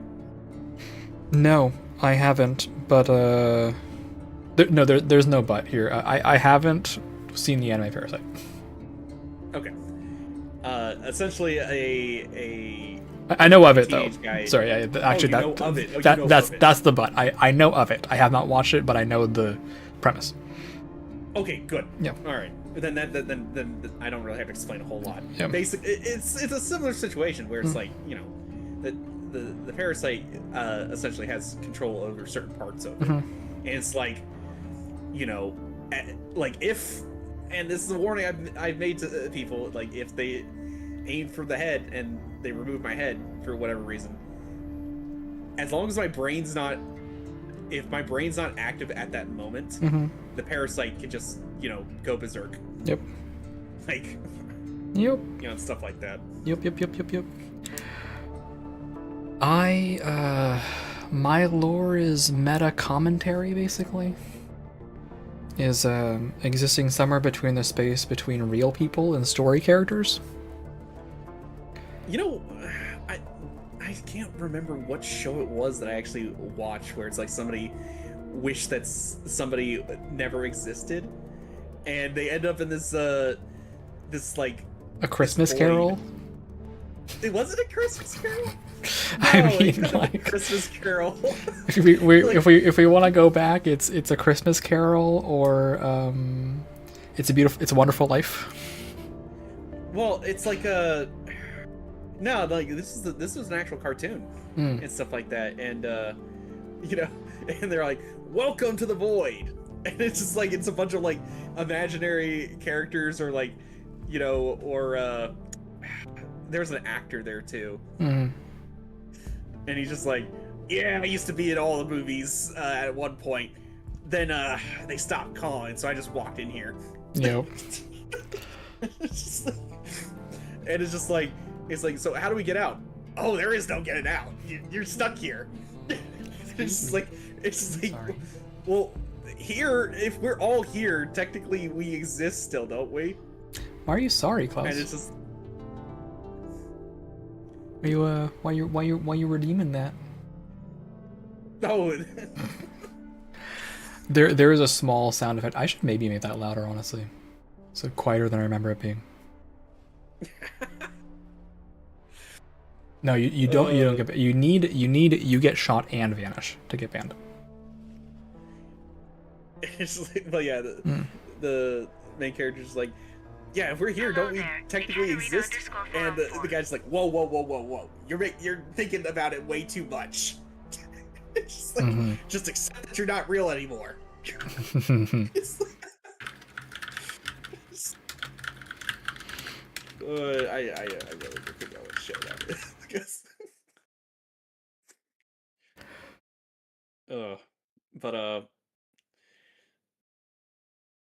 Yeah, there's obviously more to it, and this is I think the consequence of having a character that I've been tweaking and playing around with for like more than half of my life at this point. All right, see you later, Clouds. Well, again, like this is probably the character I was used to writing a lot of short stories and stuff like that.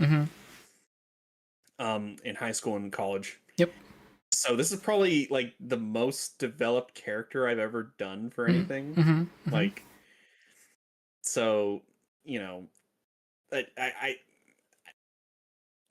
just I try I want to be as detailed as possible, but also leave some things open to interpretation. Yep. Yeah, that makes sense. Yeah, that makes sense to me. Definitely, I get that, and I think just the nature of it, this character being 15 plus years old at this point is trying to figure out how to make it work as a VTuber, I guess, and not just a different concept for various other forms of media. Yeah. But it is more or less conceptually like a person exists between story and reality and becomes consciously aware of that, and then plays, I wouldn't say protagonist, but plays storybook character for every story you walk into, becomes quite aware that the same way that we read stories and imagine them in our minds, we might be in somebody else's story, one level up above us, right? And essentially dives in and out of stories, often playing the villain, often playing whatever needs to be played. Conceptually, it ends up being a, like, if it's a game and you're playing a protagonist, like you're playing Shepherd, right? I become Shepherd because there's no one else to replace. I have to be Shepherd, right? And I temporarily borrow Shepherd's body and pilot, right? Or I am temporarily Corvo, I am temporarily whatever. The alternative to that is entering a setting, not taking over somebody, is I just kind of show up and am something else that makes sense in the setting, like some random guy 12. And it becomes a sort of words are failing me. Like those are two, I guess, entrance methods to achieve what is needed for a happy ending in the plot. But what's the big thing, I guess the big thing is that all timelines are one timeline to nobody. There's only one, ever, period.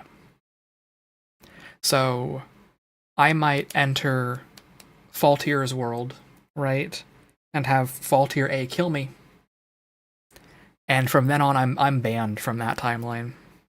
I can't go back because you definitely, absolutely, it is the truth that you killed me, right? As opposed to messing around with what could and could not be true is a large part of I wouldn't say my power set, but like the Schrodinger's cat improbable nature of my existence, right? Oh, how did I get here? Oh, somehow I got here. If we inspect it, we'll have to come up with a reason, but as long as it's probable or possible, you know, it's I can push that. But then, having died, I can enter World 2 with Faultier B, right? So while Faultier A world may not be canon to you, right, which is totally fine because it's not your world, it's canon to me. And this is going to sound a little silly. My number one weakness is people just saying no. Because I am not permitted, because I am not in a story myself. Saying no to you or saying no in just general? Saying no to me. Saying no to me. Okay, I was gonna say, like, talk to this is not the Knights of Knee, brother. But yeah, so it's a I'm sorry, I lost track. Saying no to me, because I cannot create a world by myself. I cannot 1 + 0 right into something else. Which is why I talk about this meta commentary of like, you need an observer, you need someone to read the story that someone else is writing, that someone else is playing in. And the meta commentary of that is, I don't exist until I'm observed. Schrodinger's cat style. So if you, Faultier, go, nah, I don't want to hang out with you anymore, that's it. I'm out. Like, and not you, the character, like, you, the streamer, right? That's why I can play fight, you know, and like tease and joke around with the character, but on the meta level, if the meta level person goes, no more, you're done, there's nothing I can do about it. It's over. I am destroyed by the concept of consent. And that alone is it's enough to simply evict me. Because I need an invite. So like a conceptual vampire. Little bit. Schrodinger's cat vampire. It's more complicated than that, right? But I'm like trying to explain all this in like 5 minutes, right?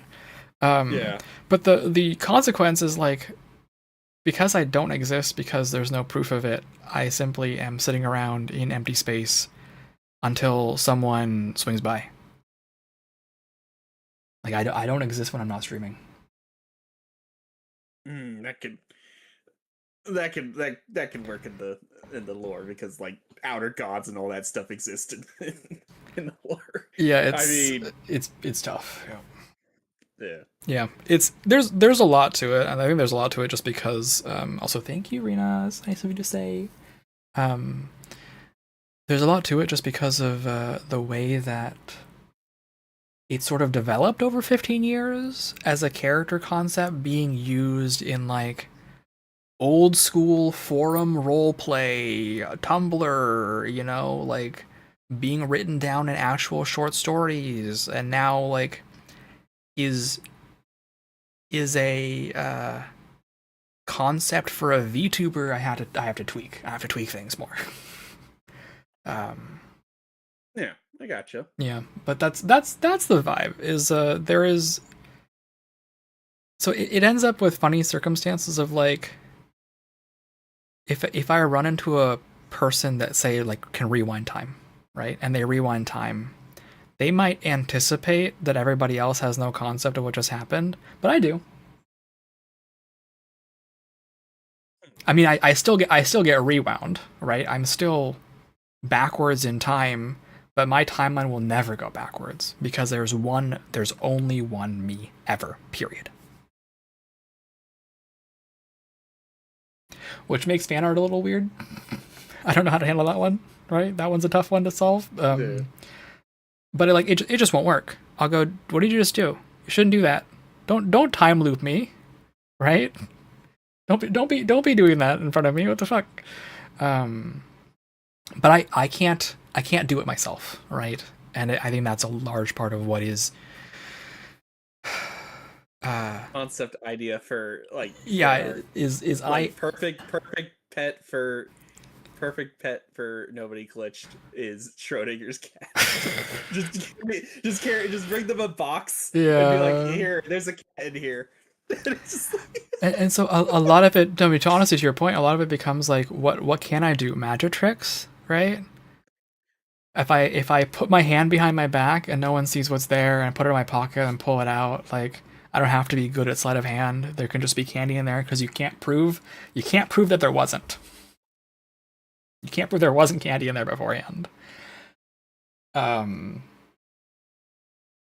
But very, very dependent on the powers of the setting I walk into. You know, I don't have that much going on by myself. And a bit of extra secret lore, I guess. Whatever I did have, I already gave away.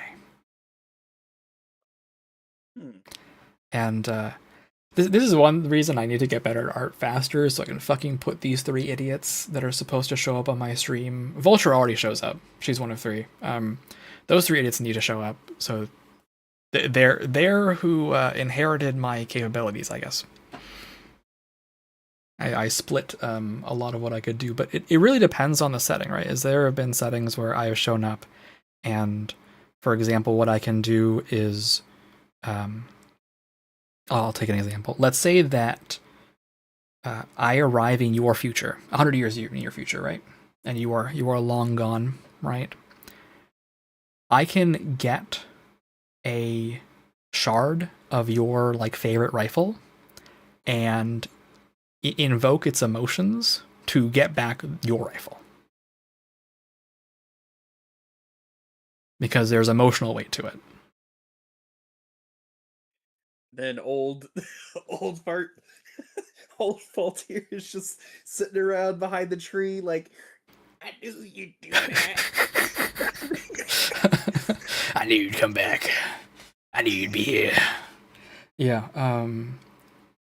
It's a lot of emotional commentary on the meaning of emotions, emotional weight, what it means to engage with other people, which is a big reason why, like, if you just say no, glitch, fuck off, we're done, right? Like, I'm booted out because it requires two to tango. That's it.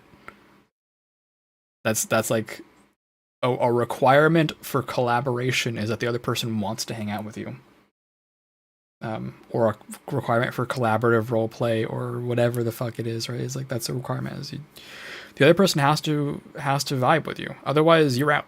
And since I don't have a setting of my own, right? I'm not real the same way that other people are real. I require borrowing someone else's existence and setting as compared to, for example, I use Cyan as an example.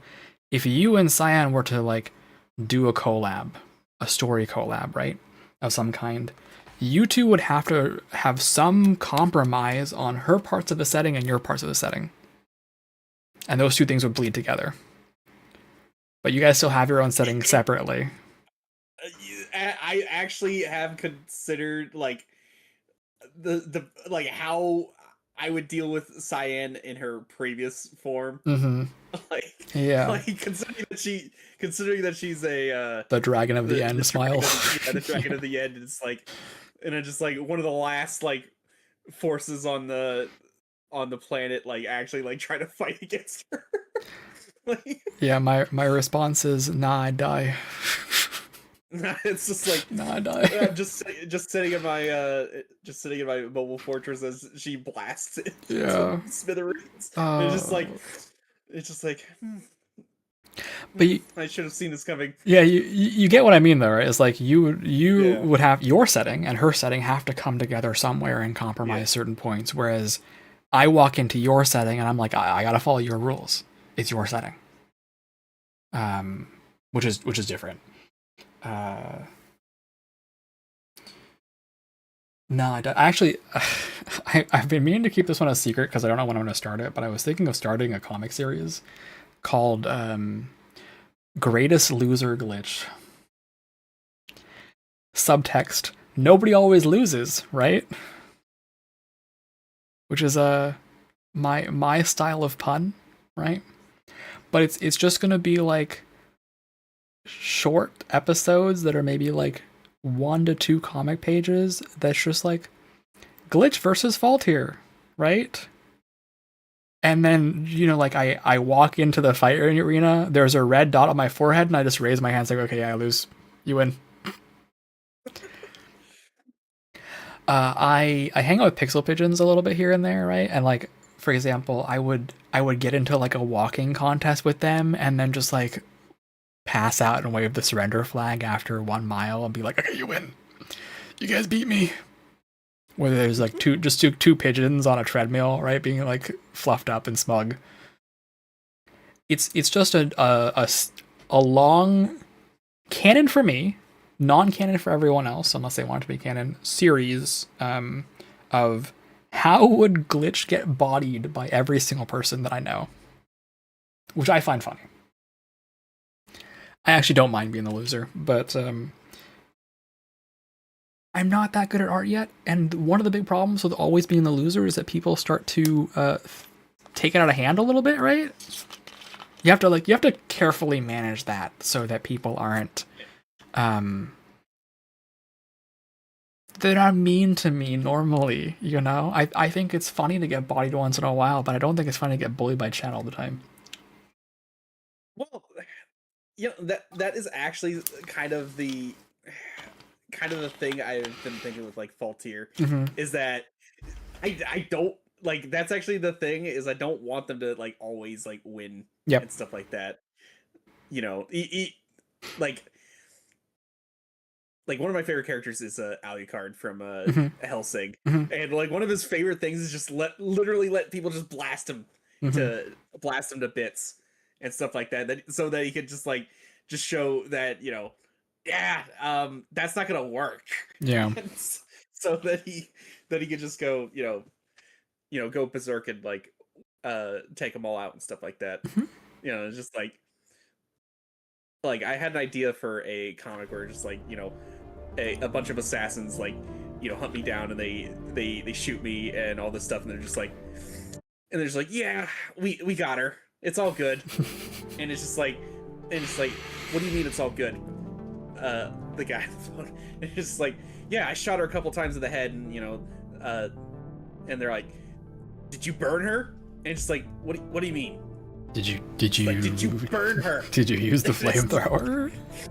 And it's like you. And he's just like, no, what are you talking about? And then like I'm just like and like my body's just like standing up on its own and just like just, yeah like it's... But at the same, that is something I like. Obviously it would take somebody, yeah, but just random comic like small comics and stuff like that. Yeah, I think it's hard to manage the impression too. Like that's one of those things I worry about is, I don't want people to bully me basically in my chat. That's not the kind of vibe I go for, right? But also my default, if I ever do like fan creations, is always to prop up the other person, because I feel like that's my safest bet in protecting other people's feelings and not accidentally hurting anyone's feelings by like misrepresenting them, is to just like what's the word? It's not glow them up. It's lift them up, right? It's just like put them on, like make them the winner always, every time, right? And that's very functional, because you're not gonna be mad that you won, right? That seems weird. It's like at the same time, like Faultier seeing something like glitched, like if you're not directly like, if you don't look like you're able to put up a fight or something like that, and in fact like you just seem like you're just completely out of place, I would just think you were some kind of like anomaly, like something like, like out of the SCP Foundation or something like that. Just like pulls out the device and just like throws like bolts at you, and just like normally this is supposed to work, and just like keeps throwing it at you. And it's just like all right, guess we gotta take Glitch back to the warehouse. It is one of those things of why I think I've done this with you, is I often like will message people before I release any content, even clips that include people, and be like, just double check this, right? And that's how I would do it for this too, is just like, let's have a quick chat. I have this proposal, or if you have any ideas, please let me know, because I have to lose within 2 pages, right? Let's get an idea going for that you're happy with, because I don't want to mischaracterize anyone either, right? Yeah. But it's an idea somewhere down the road.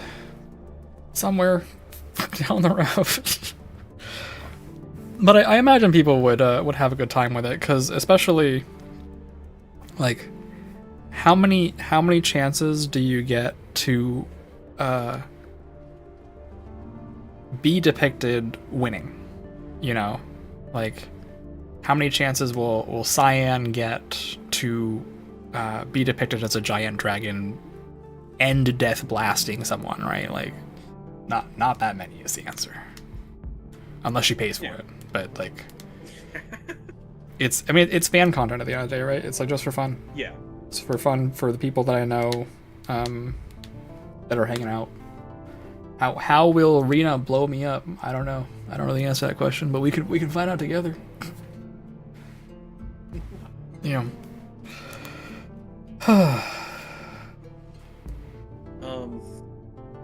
it's almost 4 on my end. It is late. It is very late. This has been a fantastic chat, though. Yeah, it has. It's been good. I mean, it's actually crazy how many topics we got through. Oh, we went through so many so fast. That was good. That was crazy. All right. Well, I will see you later. Thank you so much for hanging out. I'm gonna do some more thinking about separating out my identities, and I will probably need a voice acting brand, I guess. we'll see. We'll see. But it's been nice, It's nice been good. talking with you. Absolutely. Thank you. I mean, you're free to hop in anytime you want, by the way. This is a permanently open VC for a reason, so. Understood. All right. We'll see you around. Have a Take good care. night. Yeah. Bye-bye. All right, now that he's gone, I can say, oh my god, Faultier is so cool and so nice. Oh my gosh, you guys should hang out so much more often at Faultier's channel.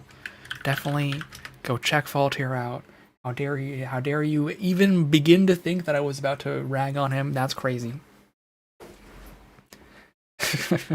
we're gonna maybe beat this game. Yippee! Yeah, we're gonna maybe beat this game. I'm gonna have to edit this this explanation for what the stream was later. I'm gonna just have to change it to like just chatting for 2 hours. For more than 2 hours. 3 hours? How long has this been?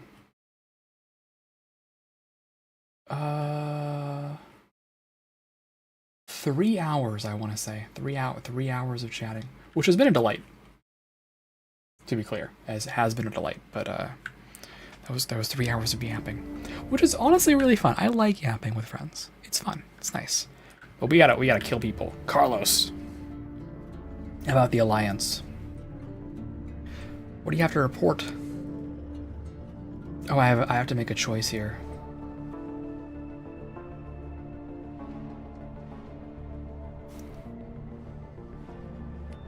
Actually, I should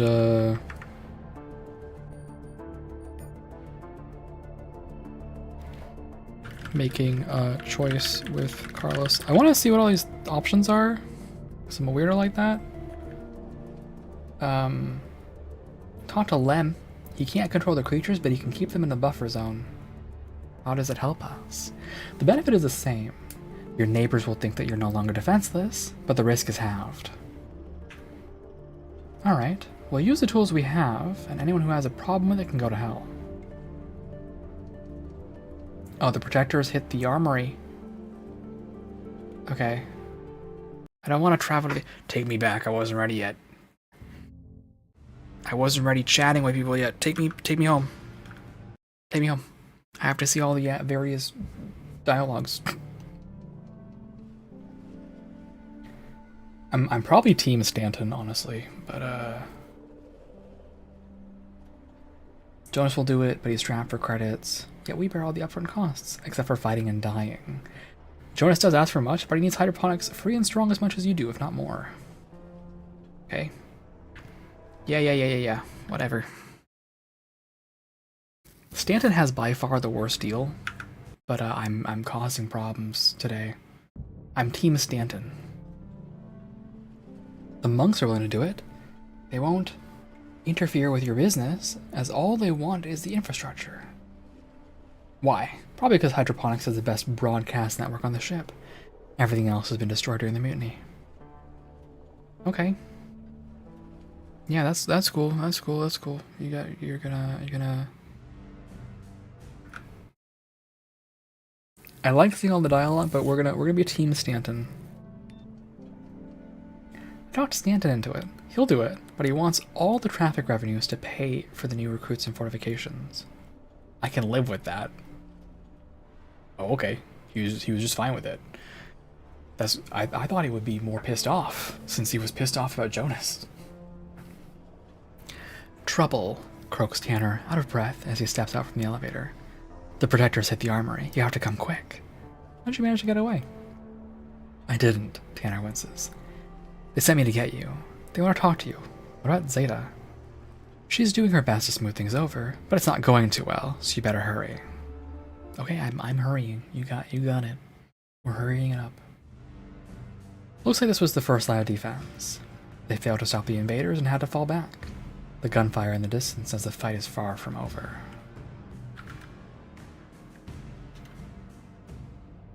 Oh, I can't use the map.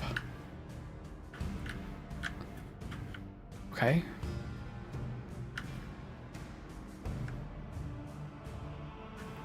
I could use the elevator, but I don't really want to. Why should I elevator when I have a better plan? can scheme. I can examine the shaft.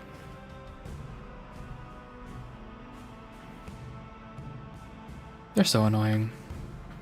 Also, look, it's Cobra. I could have been friends with Cobra.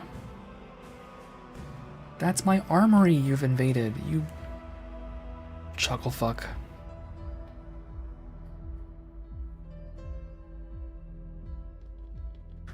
Do I have the option to use my words? I sure hope so. The air in front of you shimmers, and a monk appears as the cloaking field dissipates around him. Another one joins him. Their tech appears to be a grade higher than the ancient gadgets. Can you defuse the situation? Where's Zeta? Negotiating. There are more soldiers inside the vault. Can't you handle them? As a last resort. Hostile response is inadvisable at this point. And what if they don't listen to me? We're authorized to provide assistance in the event of hostile action. Well, I'll give it a try. I'm good at talking to people. Good at using my words. That's what I'm specialized in. You see a soldier next to a combat robot through the gap in the door. You could take the soldier by surprise if you think it's the best way to go. It's not actually. I'm going to use my words. Not that I'm against sneaking. Also Delta 9 and Tau 6. Not that I'm against sneaking anyway. It's just in the line between this and this, I'm gonna go the speech route. Also, I never ended up using all these feats. Something to, I guess, think about later. I don't need it yet.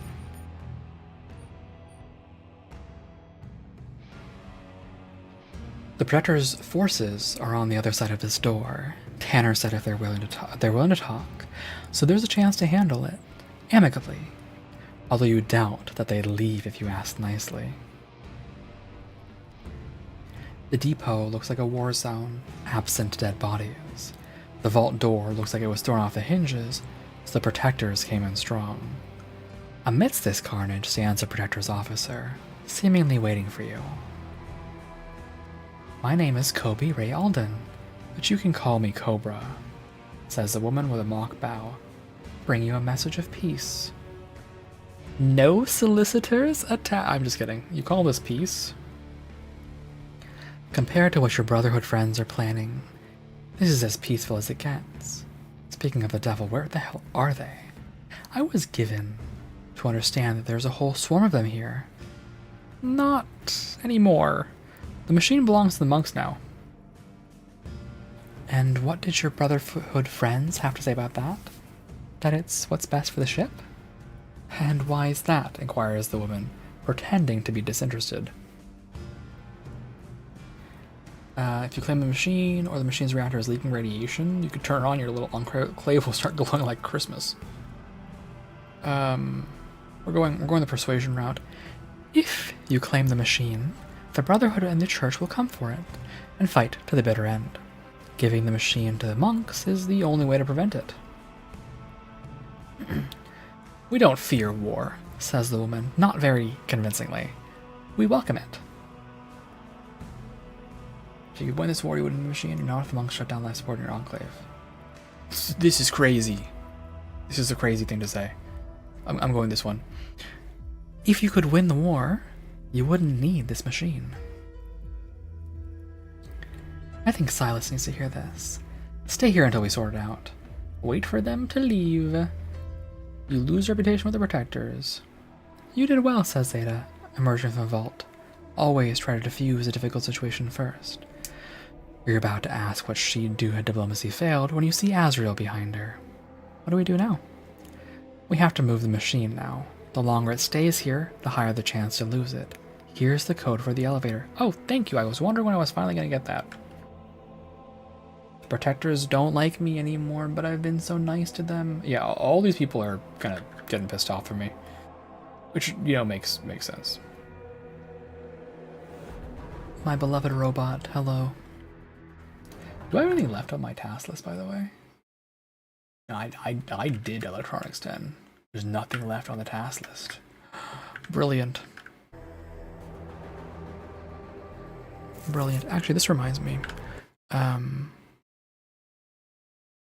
actually going to update the about a little bit more. Because Faultier made a good point. I should advertise a little bit more about all the cool things I've done.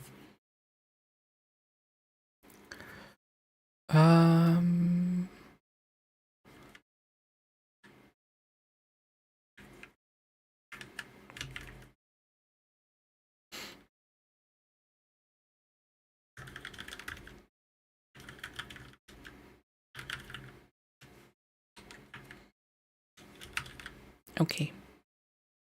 Safe. So that's a lot of words. It's a lot of words. No problem. All right. That's right. It's Azrael, the computer.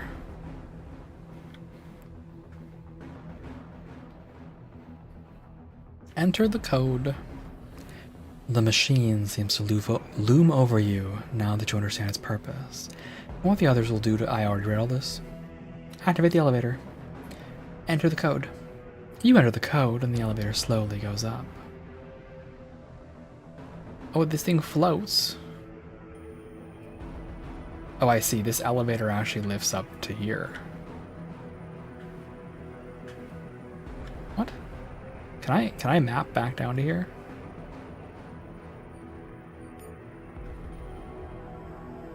Yeah, this elevator is what I wanted. What is this? I'm gonna kill you. What do you mean?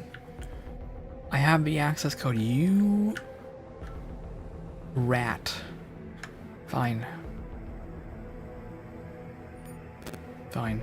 Also, my impersonate skill is finally level 8. Look at that, be. Wow, we made it. I really want to see what 11 in one of these looks like. I don't think I'm gonna make it to 11, but I can hope, I can pray. Oh, so these people are here now. Hello, Tanner. I'll go with you just in case. Yeah, I know you want your cut.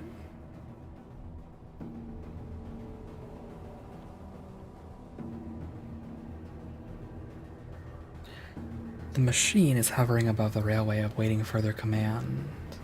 You can bring Romeo. Yeah, I'll take Romeo with me. I didn't mega charge this guy for nothing. You reach hydroponics without much trouble.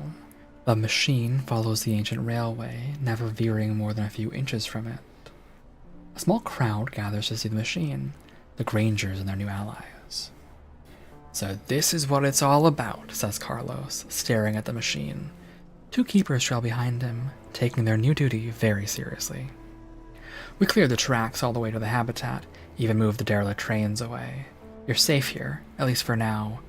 But beyond our walls, you're on your own. Thank you, Carlos. Thank you. Trader, need some guns and ammo before you go. Sure, dude, I'll take some guns. Ammo, I don't really actually think I need that at all. I don't need that at all.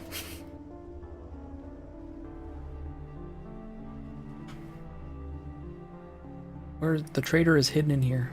There you go. What else do you have? Grenade. Honestly, pulse grenades are so useful. I have the money for it. I'm gonna buy one of these. It's a functional decision. Other than that, whatever.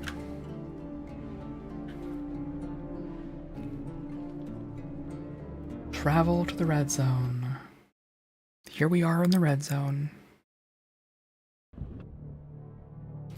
The journey to the red zone is equally uneventful.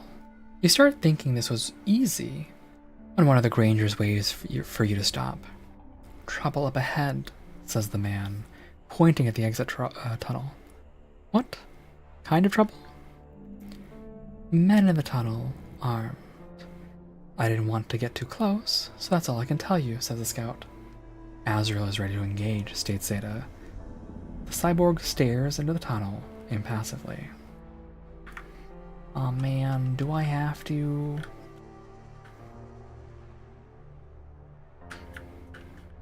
Also, I didn't even see this part of Red. I guess this is open now. I'm not allowed to walk here, apparently. Oh yeah, there's a little thing. Nice thing here, by the way. I guess I interact with the machine some more. Romeo, my beloved. The machine is hovering above the railway, awaiting further command. Thy brother's keepers are standing ready to clear the way. Can't I, talk with my word? Nope, okay, travel. Talking with my words is not gonna happen. The machine detects movement and stops. You see shadowy figures in the darkness up ahead. Greetings, says an officer bearing the church insignia. We're here to ensure your safety and escort you to the ECLSS. I didn't ask for an escort. You don't need to ask the Holy Father for help. He provides it freely, without asking for anything in return. But if you were to ask, he'd never do such a thing. He'd merely hope that our brothers and sisters in Ecclesiastes would remember the church was always their friend and ally. He casts a glance at Zeta, who remains motionless. Very well. Deliver the machine to the ECLSS. Sealed and delivered. Deliver the machine to the monks. Chapter 4 Endgame, we made it. In the end, you gave the nearly assembled machine to the monks. It was the right thing to do, not that those murderous bastards gave you a choice. But they have the final component, so it's probably for the best anyway. Here we go. I'd like to thank you, says Ava. She doesn't sound thankful. She doesn't sound like anything at all. Might as well be a recording. We'll use this machine to improve the central life support for the good of all people. Glad I could help. You can help us still, the cyborg says levelly. The situation is no longer sustainable. What do you mean? After the mutiny, the Habitat was eager to help us preserve the ship. They understood the importance of our work and provided anything we asked for without hesitation. They were at war with each other, but they worked together through us. Not anymore. They withhold vital equipment and want to use it for their own benefit. They dare to interfere and even attack.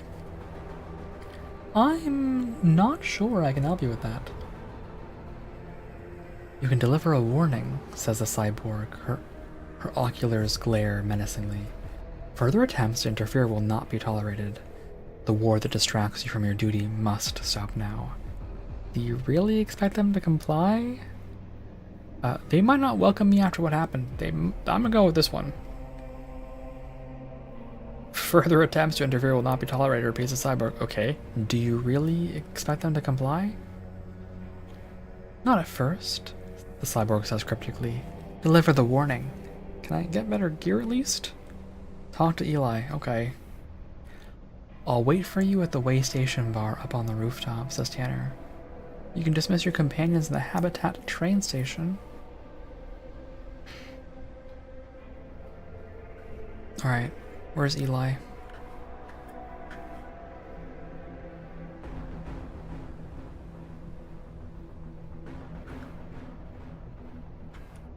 Here?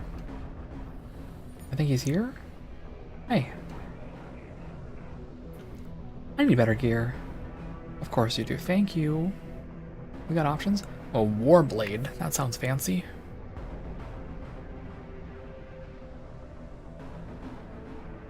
It is in fact fancy. What do we have? Machine gun. I don't know what a bullpup precision rifle is, but it sounds cool.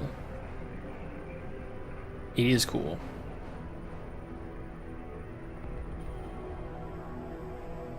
It is in fact cooler in every possible way.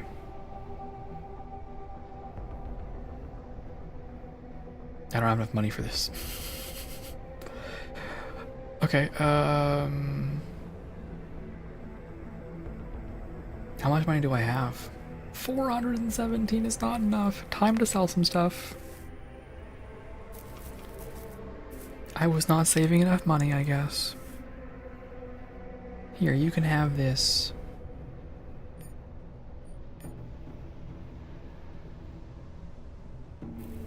You can have these. You can have these. You can have these also. You can have these. My gift to you. You can have some boot. No, I need those boots actually. You can have this bucket helmet. I'll give you this thing. I'll give you these things. Now give me that precision rifle. I need it. Yoink.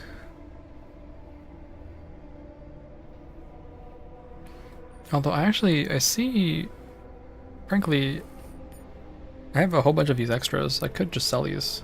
Like, I have 3 of these, it's fine. I don't really need a full set of 4 of everything. Probably don't need a full set of 3 of these either, frankly. Okay, I have money. Time to figure out how shotguns work. How's this? Very low effective range.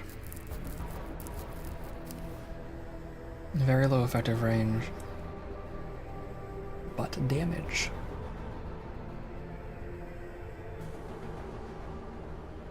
You lose aimed entirely, huh? The penetration is very nice though. This is definitely a point blank weapon of some description.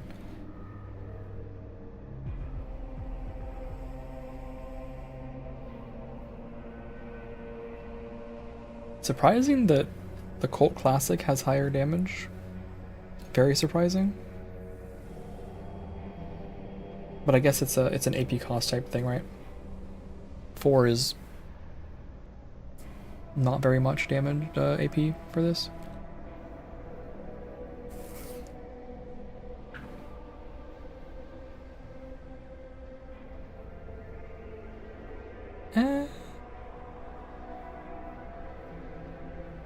I lose accuracy, I lose aiming. But also you get 10% extra penetration. I'll just take it, whatever.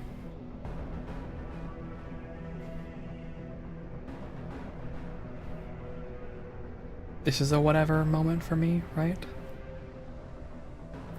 It's definitely better, right? Clearly better. In many ways, but I don't think that it's worth it. Let's equip our new options, weapon type. Take this.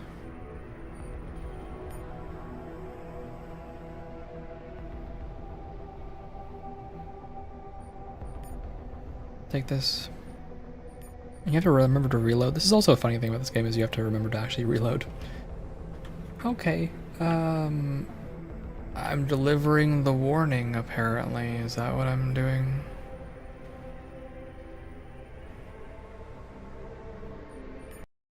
Can't wait to get in trouble with everybody.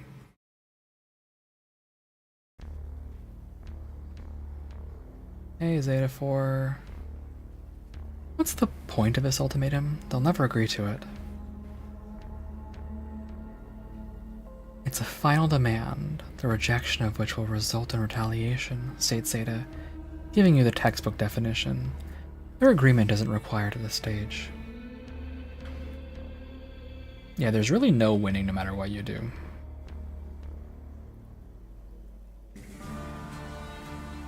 Everybody here sucks.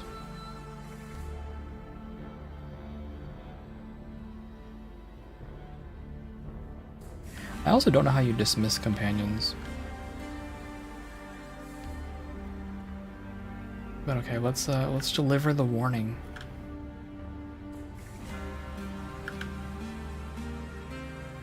Where are these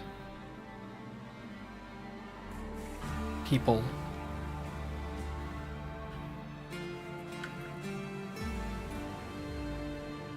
That's a door that I can get to?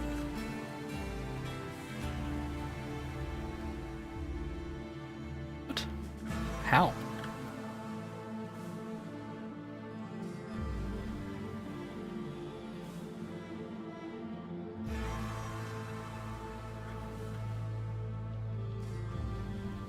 Can I eyeball it? Yeah, I wanna go. I wanna go look.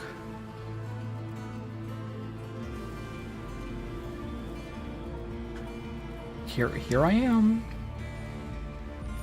At the end of the game. Computers or lockpicks? Ooh. I just want to see what 11 looks like.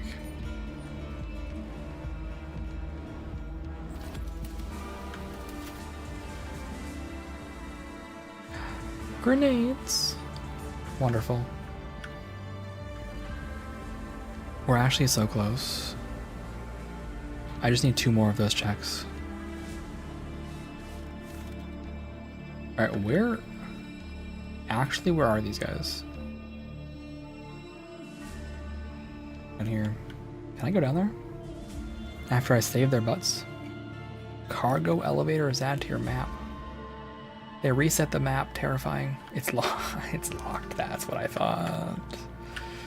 That's what I thought. Okay, who's friends with me actually? The Brotherhood, right? Yeah, at least these guys will probably be somewhat nice to me. Bring you a message. Escort them to the chairman. Escort me to the chairman.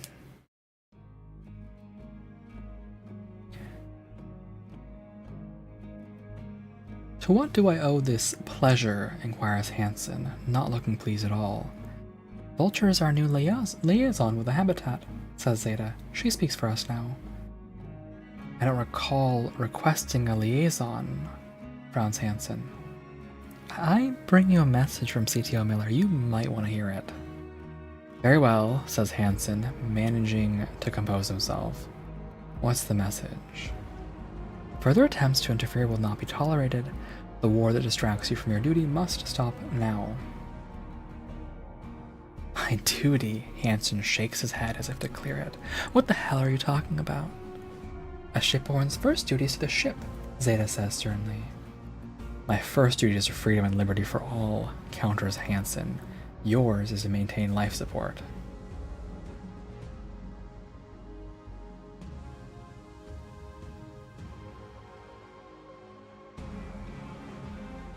I can't believe I'm being forced into this. This kind of sucks. I was kind of hoping to just like hand over the thing and like leave. Be like, I'm done now, goodbye. But sure. I think the main takeaway here is that the monks want to play a more active role in the ship's affairs. Why should you and Silas have all the fun? The monks must stay neutral, insists Hansen. That was the deal we had with Ava's father. Nothing lasts forever, things change, and you must change with them. The habit ended that arrangement when I tried to use the vital life support machine as a weapon. She's altering the deal, pray she doesn't alter it further, classic.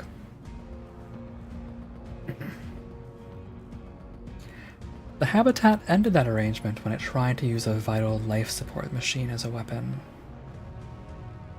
That was your idea, snaps Hansen. You came to us, remember? So what should I tell CTO Miller? Tell her that we'll continue to honor the arrangement we had with her father. We hope she will do the same. Go talk to Abraham.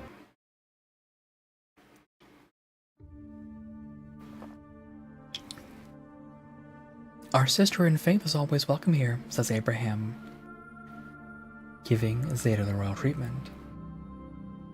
Vulture is our newly available. Excellent, smiles Abraham, as if that's what he's been asking for all along. I'm bringing you a message from CTO Miller. You might want to hear it. Further attempts to interfere will not be tolerated. You dare threaten me in the temple of our lord? This won't do. This won't do at all. A shipborne's first duty is the ship, Zeta says sternly. My duty is to serve God and look after my flock, replies Abraham. You'd well to remember it, sister. Stick with it and we won't have a problem with you. I thought all shipborne were your flock, not just the one who live in this enclave. I think the main takeaway here is that the monks want to play a more active role in the ship's affairs. You say you want peace, but I hear the drums of war.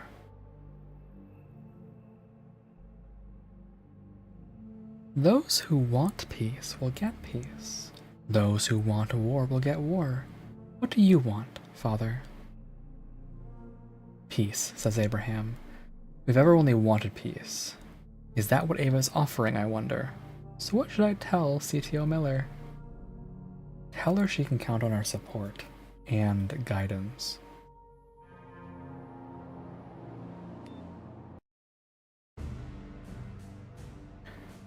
What can I do for you? Asks Silas. I have a very busy day.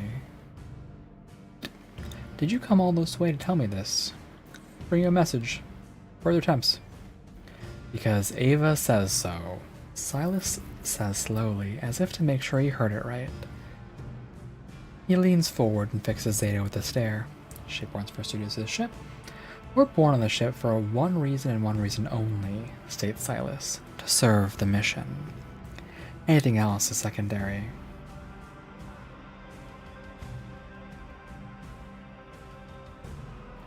I wouldn't call life support secondary.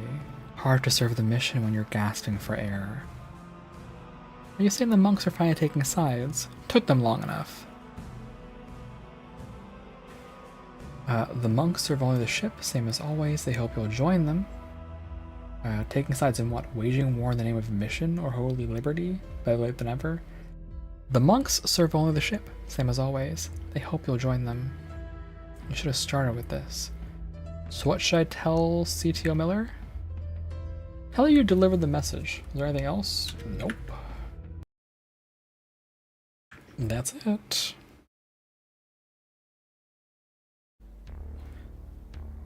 Return to Ava now, commands Zeta. I will prepare for the next stage. Why did Ava send me? You could have done that yourself. It was an introduction. Next time they'll take you seriously. Oh, okay, and what's the next stage? What comes after warning? She says cryptically. Oh, great. I wonder if there's a way to, like, manipulate that. I'm actually really annoyed by Google at this point. Every time I open my computer now, they think I'm fake. I'm not fake.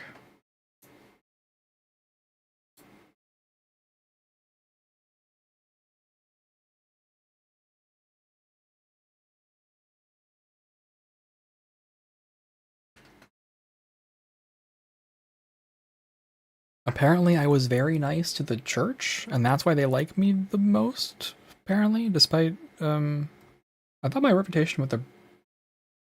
Like, this is the thing that I guess confuses me, is that my reputation with the Brotherhood is really good. I don't know why they're irritated with me, but they are, for some reason, so that's where we're at.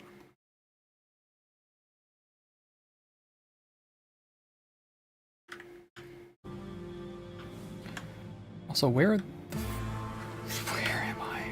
Where did I end up? I must have all moved. We're going to Ava. So we're going to the mission control? Nope. Maintenance deck. Maintenance deck.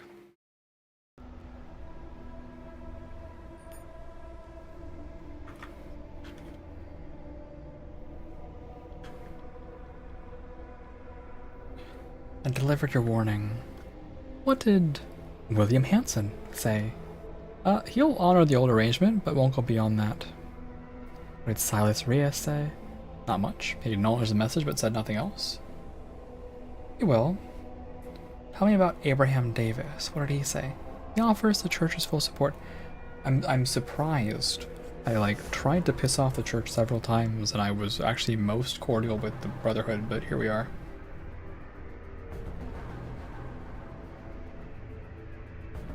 Your results exceed my expectations, says Ava. Unfortunately, we still need to make an object lesson. Choose a faction. What? Choose a faction for what? For exploding? What do you mean?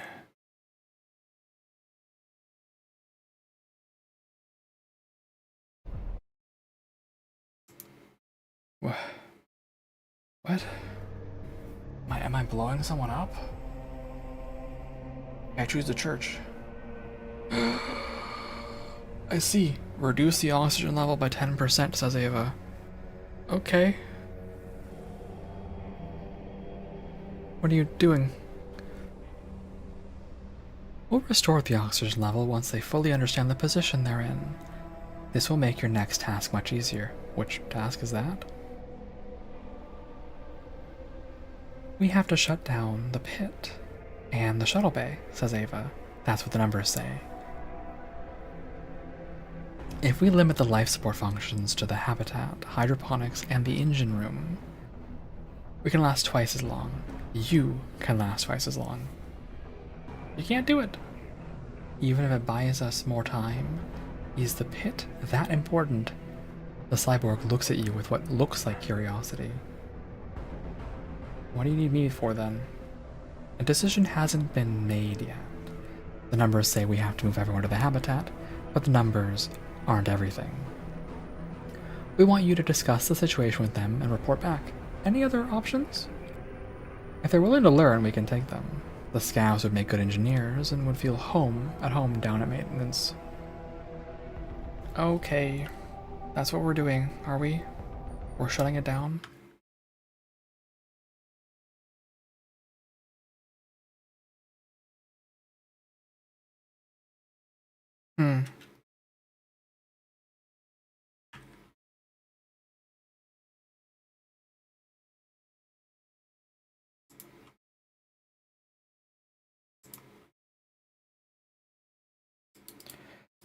You really do have a split here.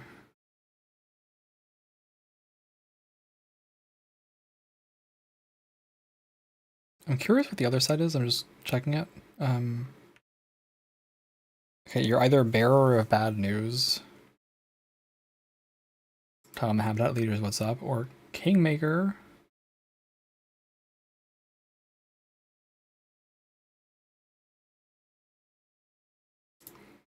Or hostile takeover, I see.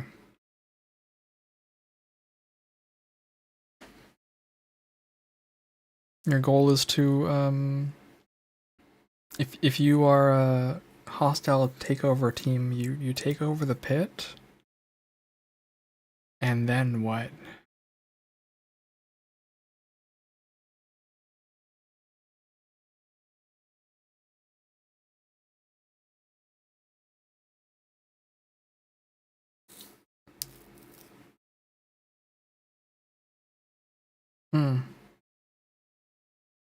Weird.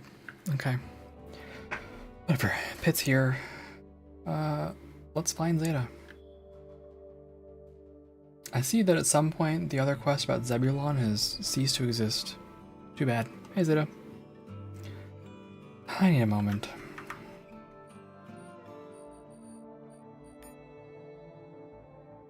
Kicking out the pit. Let's get it over with. Vulture, says Jonas, surprised to see you. He glances at Zeta and frowns, realizing it's not a social visit. Seizing the moment, Zeta steps forward and twists her face into a smile. We regret to inform you that the life support services will no longer be available in the following locations. All cargo holds, the shuttle bay, factory, and mission control. All colonists presently residing or domiciling there will be given 30 days to relocate to the habitat. The factory too. And mission control. Wow. That's a lot of locations. You gotta be fucking kidding me, says Jonas, still in disbelief. You can't just come in here and tell us to move. What the fuck? All life support services will be terminated in 30 days, says Zeta, interrupting him. Should you have any questions or concerns, please don't hesitate to contact me. Where would you like to go, Jonas? Nowhere. We're gonna stay right here, says Jonas, trying to convince himself. We have all kinds of gear, oxygen generators, airlocks. Where the fuck would we go? He asks deflatedly. You will be given proper accommodation in any part of the habitat, says Zeta. Any violation will be prosecuted without notice. Struggling to process it all at once, Jonas casts you a look of disbelief and uncertainty. The habitat doesn't have a choice either. The monks are in charge now. Is it your doing?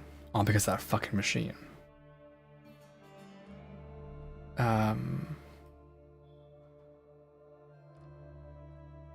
We can run out of air in a year or two. This can buy all of us more time. Let's hope you're right, Jonas says grudgingly. I want our sacrifice to mean something. Wait, there might be another option. What option? Asks Zeta, more surprised than Jonas. The monks are few in numbers. I think you can use some people who knew their way around tech and aren't loyal to the habitat. Jonas catches on quick. We have a lot of people skilled at dismantling and repair. They can fight too if needed. Zeta's face freezes, and she just stares unseeingly in front of her for a while. Then she snaps out of it and says, CTO Miller would like to speak to you, Mr. Redford.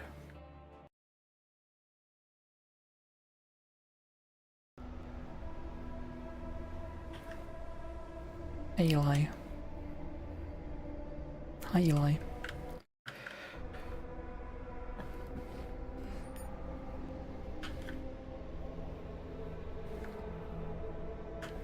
Hey, Jonas. About the pit. You handled it well, says Ava without any inflections. Your people will be taken care of. I will see to it myself. Thanks. We're expanding our operation, says Ava. Employing your scavs will allow us to expand at a much faster rate. They will be given proper accommodations, training, and necessary augmentations.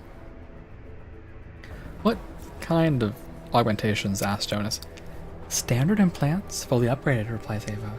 We will not turn your people into monks, if that's your concern. What about me? How do I fit into all this? Asks Jonas, gesturing around. You and Vulture have chosen to serve the ship rather than the factions inhabiting it. You will report directly to me, and your people will report to you. Your accommodations will reflect your new status. Think of it as a promotion, Mr. Redford. I have another task for you, says Ava. Zeta reported that there is a locked elevator in the armory. Her attempts to force it have failed. We've identified 3 possible access codes. Write them down.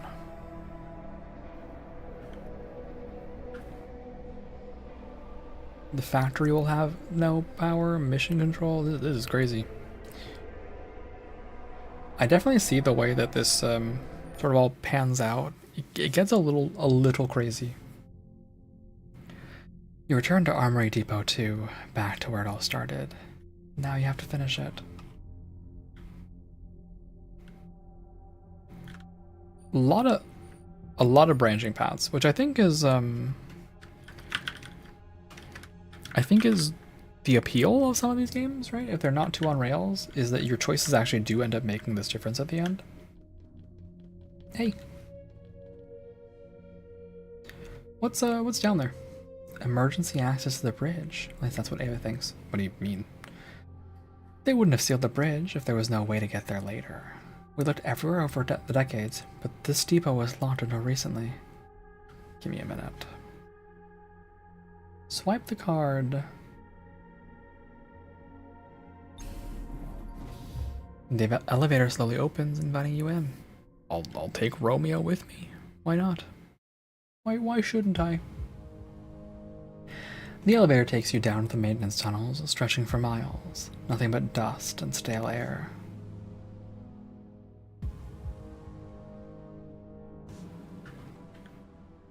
I love it when things stretch for miles. After a long hike, you see the familiar fungus up ahead. You must be under hydroponics now. Push the pipe aside.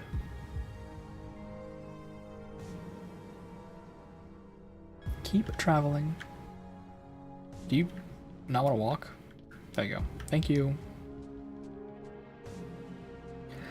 The noise of machinery gradually increases, along with the accompanying heat. until the floor is vibrating under your feet.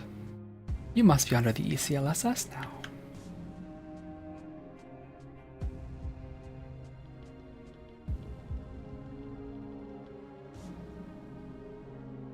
The bridge should be up ahead. Best to get ready. Robot turret. Robot. And Romeo. I'm allowed to improve you even further here? Whoa.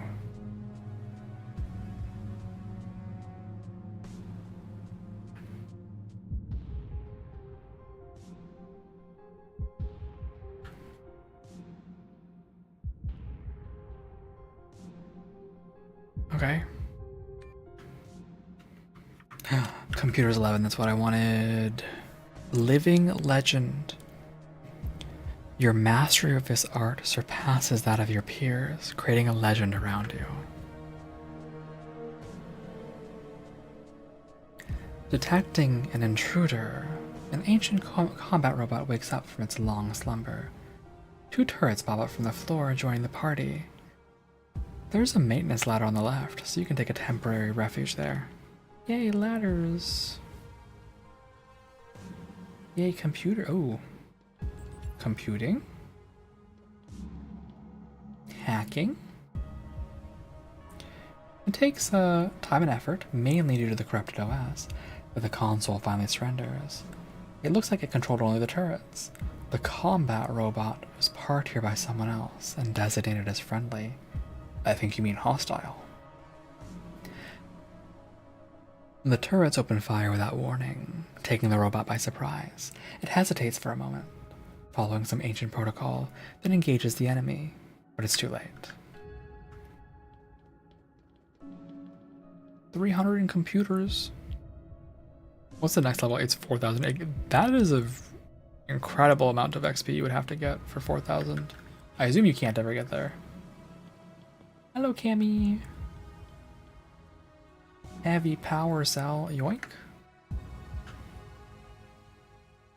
Alright. The driver's seat reached the bridge. Emerging from the maintenance shaft, the first thing you see is Proxima in all its glory. You've seen videos of Earth, but the blue planet left behind long ago never had the same effect as what you see now. This swirling brown planet may not look as Earth, but it will be the only home the colonists will ever know. Exploration reputation has increased, your party gains experience. We've arrived. About time. About damn time, if you ask me, says Jed, a grin spreading across his face. Never thought I'd be so happy to see it. Didn't think we'd make it.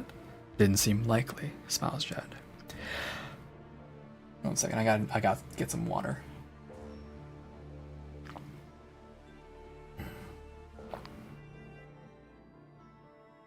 I might get me that house by a river after all. They do have rivers down there, don't they? Only one way to find out.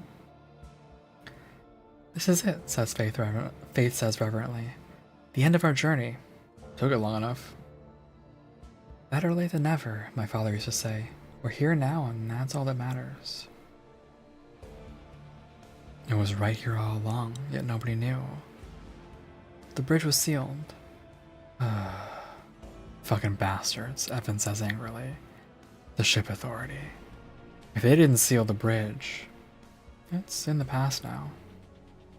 Doesn't make it any easier. So we've just been parked here for so long. Talk to Zeta. Zeta is staring at the planet below, her expression perfectly neutral. How long did you know? We did not know. This outcome was likely, but not the only possibility. But you knew about the maintenance tunnel. The access point was sealed off until you deactivated the security system. Where did you get the access card? Tanner found it. Tanner, she says, and you detect the merest hint of distaste in her monotone voice. A man with the intelligence of a rat. Call it human ingenuity. What's gonna happen now? Ask Ava, she's on our way. Do you think we have a chance? I mean, on the surface? A chance? She asks, as if confused what you're really asking. The current probability for mission success stands at 7.8%. The original calculation when the Starfarer departed Earth was 82%. Why is it so low now? Low? You're lucky it's not 1%, considering the state the ship's in, but if we take our time to prepare, we can increase it to 15 or even 20%. Jet is now level 8, wow. Diplomacy 100 apparently. I really push this. I'm surprised that stealth is so low, but I guess I haven't been stealthy enough. The bridge.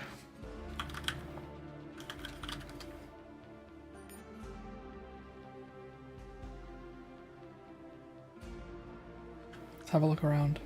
Examine the console.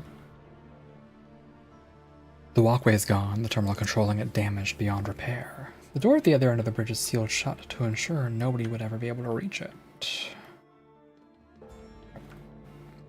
Access the central computer. As you log into the central computer, you're flooded with centuries of virtually incomprehensible data about Proxima Centauri, all transmitted to the ship by the network of ancient deep space probes still orbiting the planet.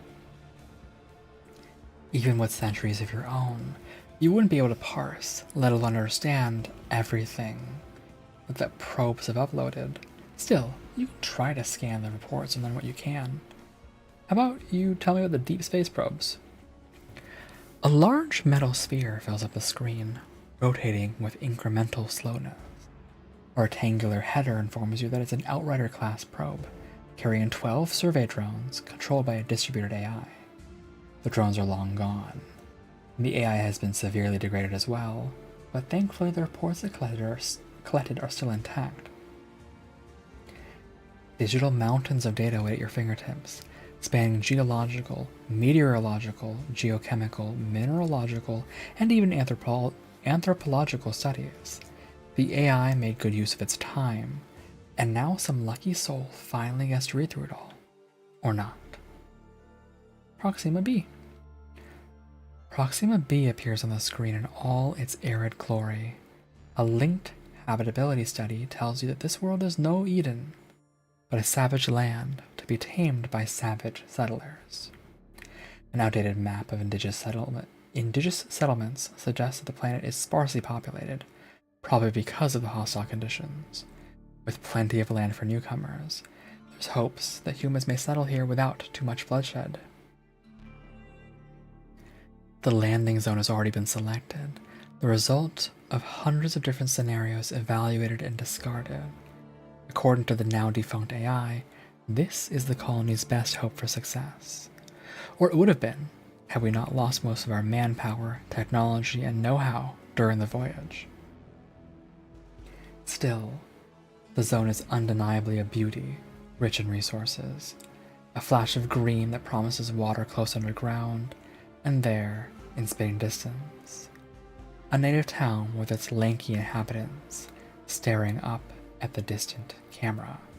The dawn has finally come, and you are the first to see it. Tell me about the natives. A choppy and oddly angled recording shows you a skinny, long-limbed anthropoid with an elongated skull, dressed in something approximating a toga. Wide-set eyes on a flat, inexpressive face gaze impassively at you from the screen. In his knobbly, three-fingered hand, he holds a strange staff, perhaps a mark of his rank or station.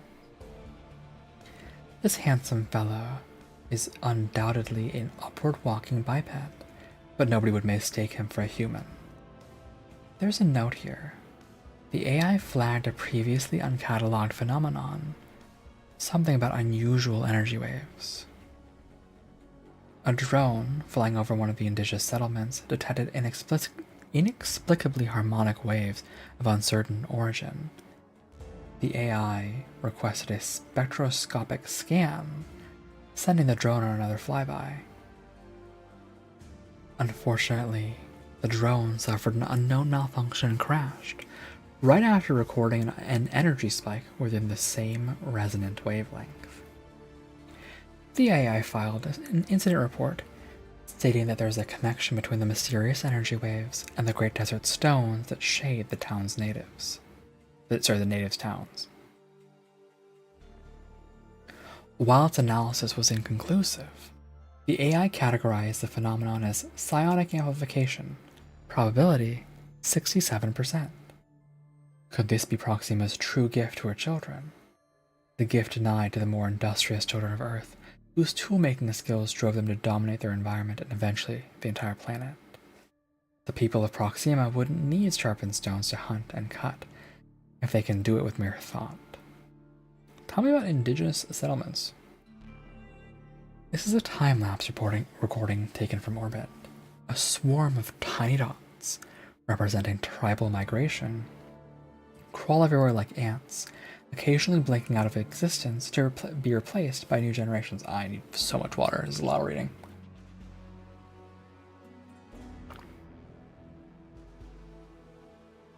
Oh, man.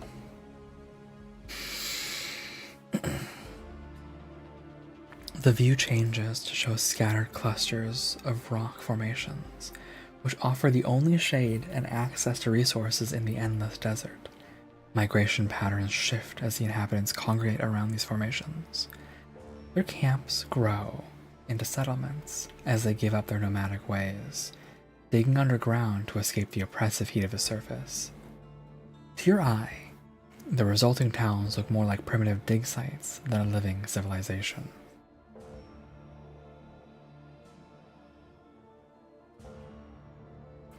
Suddenly, the camera zooms in on one of them settlements, revealing every detail. The reason the AI chose to focus here is plain. A monolith raised by the natives is inscribed with the image of a new, strange moon that appeared in the sky one day. Looks like the ship's arrival hasn't gone unnoticed. In the final stage of the visual survey, the settlement grows into a town. Several concentric walls,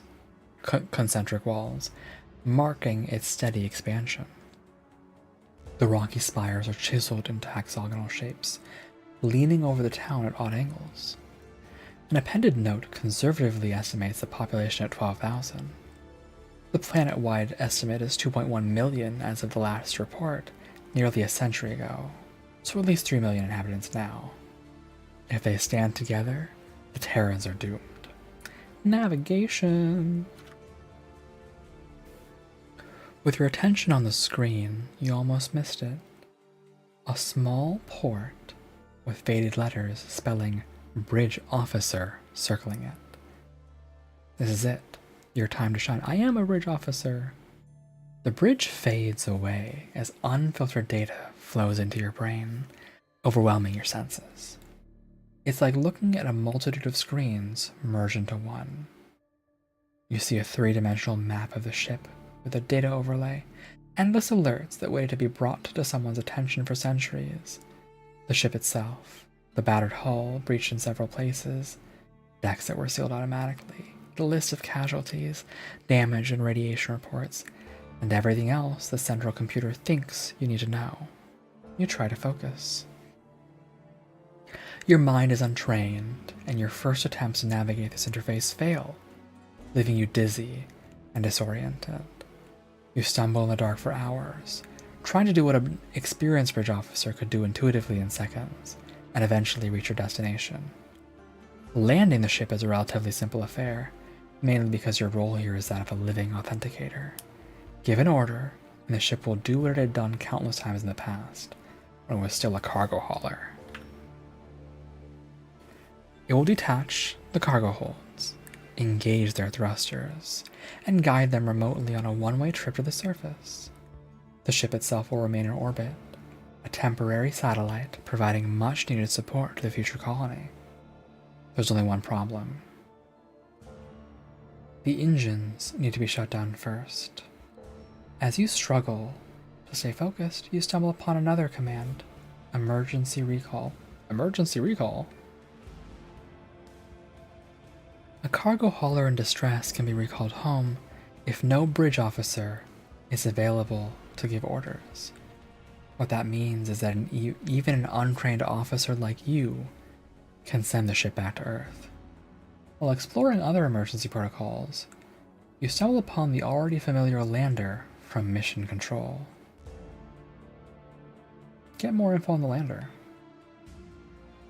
More than a simple ferry, this lander is a mobile command center with its own power generator and a life support system designed to keep 20 colonists going for up to 90 days. A smaller crew could probably last 6 months or more. Activate the lander's controls. The lander is ready for launch. Back to navigation. We can shut down the engines, send the ship back to Earth, check the lander status, or leave it alone. Alright, I think this is it, right? I think this is where we can get all the delightful endings. And I have been a bridge officer this whole time.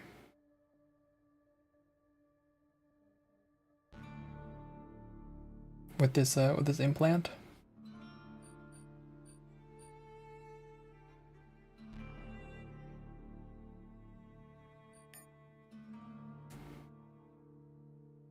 Okay. I think this is where we pick the end of the game. You can oh, we can report to Ava.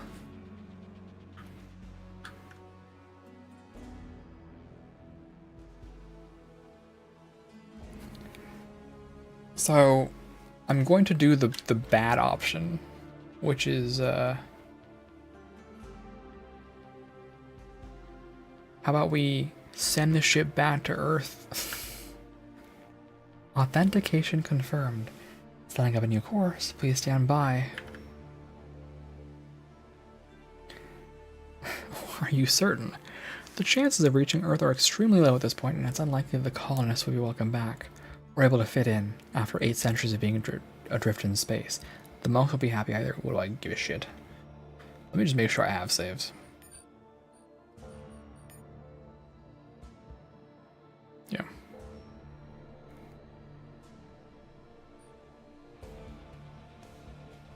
As long as my saves don't disappear, and if they do, I'll riot. But send the ship back to Earth. Troll one time.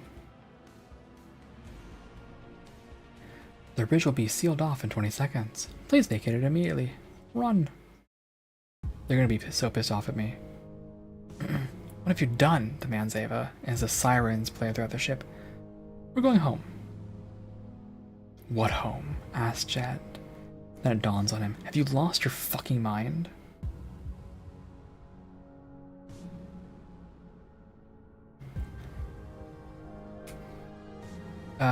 We have 2 choices here.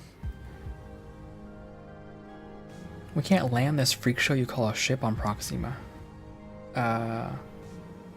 What right do we have to ruin Proxima the way we ruined Earth? We almost destroyed the ship because we couldn't get along long enough.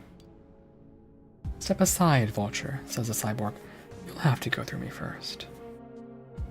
You're a fucking asshole, Vulture, says Jed, shaking his head. But I owe you.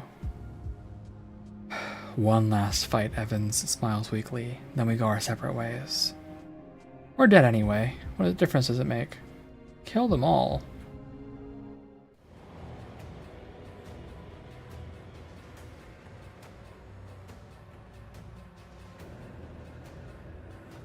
Yeah, I guess if Romeo is here. Thanks, Romeo. I guess if you go through this route, you have to,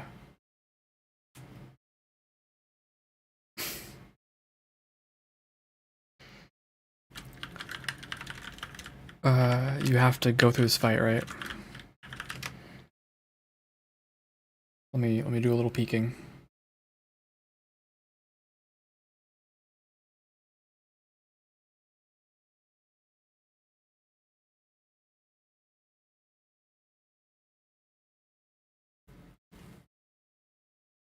Here we go.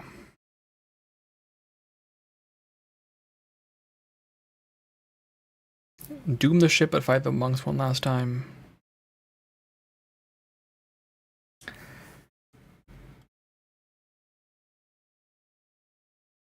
Some of your companions are cowards and will not help you during the glorious final combat. Neural and the 3 amigos from the pit are all suicidal last stands and will ride with you to the end. And Romeo can help you. If you deliver the machine to the monks, then Azrael is still alive, he'll show up to the fight. A murder hobo could ask for nothing more. Yeah, this is death. I also can't win this. Like, I mean, let's be serious here. There's no way. There's no way. There's no way. I can't win that in any universe. I can maybe get Ava, but like this is not happening. She has an energy knife. She's gonna fucking kill me. So that was good. Oh, let's load this. And let's quick save here so I don't have to deal with that again. The alternatives are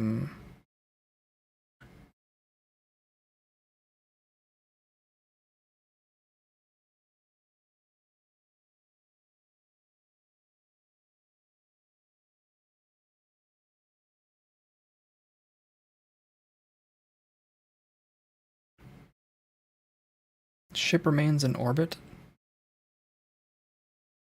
Land the ship. Land the lander. I think there are requirements, right?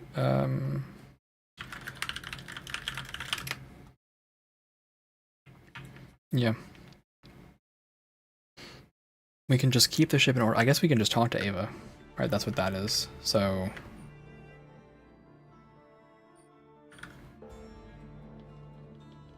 Hey.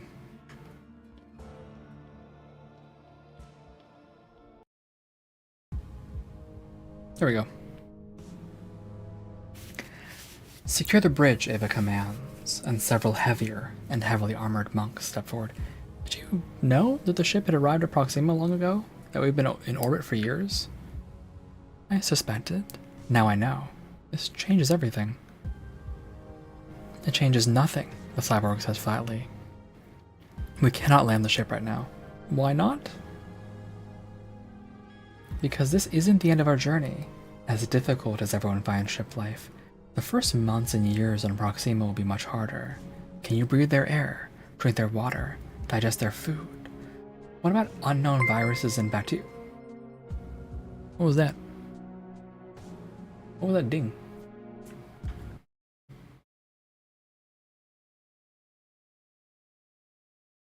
What was that?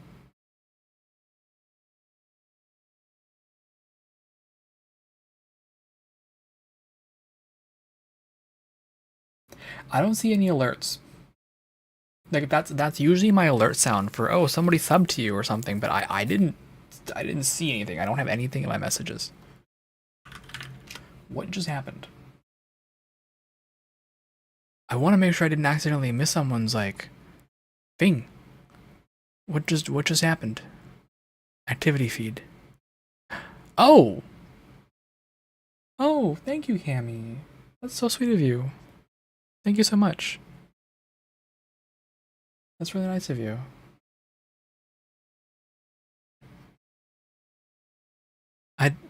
Is this a direct Stream Elements tip thing? Is that what it was? Here, let me replay this, see if I can see it.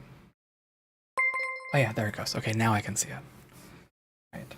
So it did make its thing. I guess I need to start keeping this open.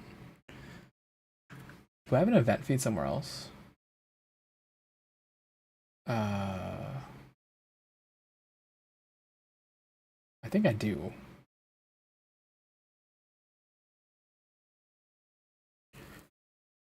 First of all, thank you for the $1. I really appreciate it. It's very nice of you.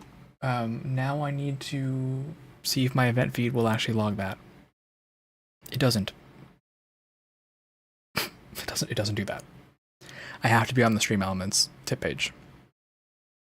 So I guess I'll have to start keeping that open. But thank you. Really appreciate that. I guess that is a tip jar that I've had. Is that the existing tip jar? Yeah, there's a tips thing. Perfect. Oh god, my voice. All right. Yeah, I'll start leaving the stream elements dashboard open, I guess, just to double check. I wish there was a combined thing. It just does not show up normally, unfortunately. Or I wonder. Hold on.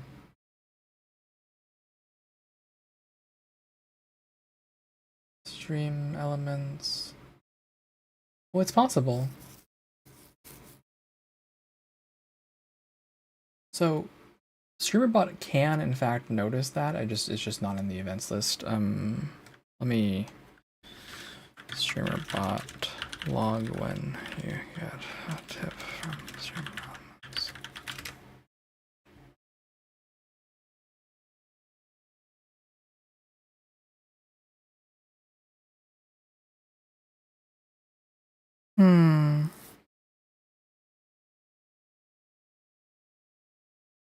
I guess I would have to connect this. I guess that's the thing, is it's probably not connected right now, right? We're gonna learn today. We're gonna learn today. that might help me. I guess there's a reason I should do it. Integrations, stream elements. Where are you? Come on now. I know it's here.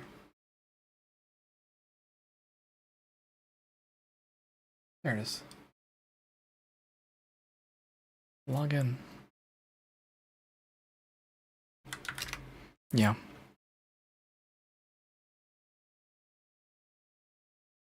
Authorize.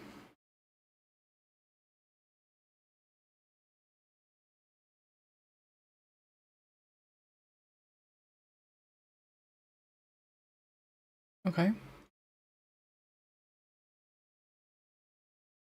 Now I'm gonna test this. We're testing things now. So maybe I can actually make this work to my benefit. If I replay this, is it gonna work? Okay, well it doesn't show up on the elements thing, but I guess I can check that in the future. It is at least connected, so it should log events. I hope.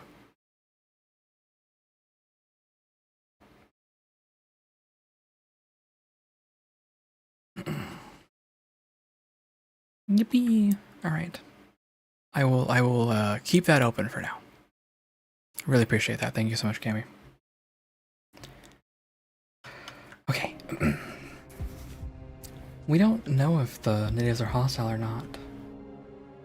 The odds of the natives welcoming us with open arms are very low. We won't be able to fend them off while fighting each other. Maybe that's what we need to unite. Are you willing to bet the fate of the colony on a maybe? What do you propose? We repair the remaining shuttles and use them to scout out the surface and get the necessary samples. Then we'll run immunodiagnostics and generate vaccines for whatever seems deadliest. When the factory has been restored to its original purpose, and the colonists have been properly trained, once we're all united under one ideology, then we will be ready. Oh, is that all? I guess I better pack my things.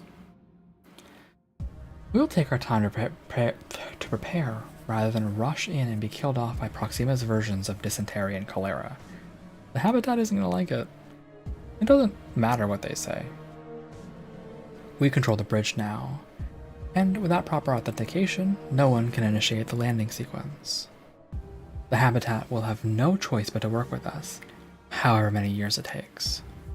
What was that you said about one ideology? You must have heard of the old Earth axiom: united we stand, divided we fall.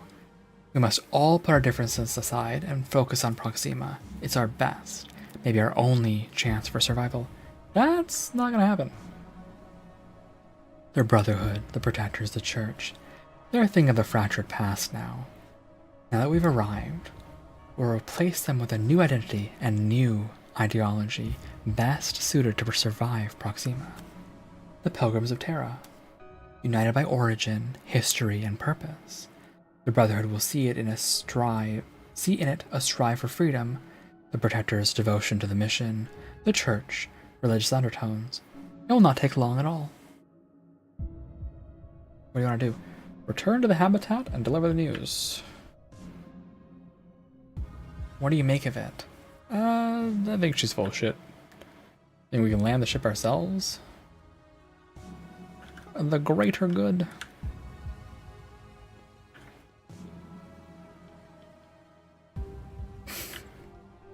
Going back.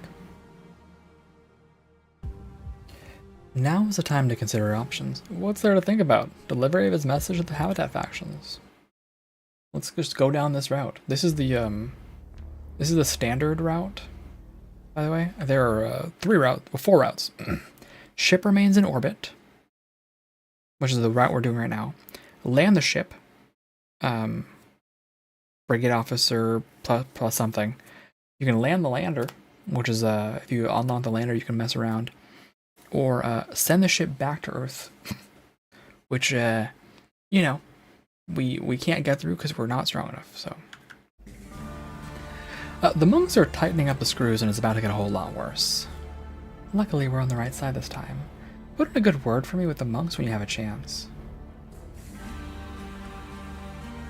Yep. Can't wait for them to hate me. I bring you a message. What do the monks want now? Asks Hansen. More demands or more threats? The situation has changed. Spare me your bullshit and just tell me what the monks want. The ship had arrived long ago. It's been orbiting Proxima for years, if not decades. We've arrived? Hansen asks in disbelief. When do we land? That depends on you. The monks won't land the ship until the people are united under a new banner.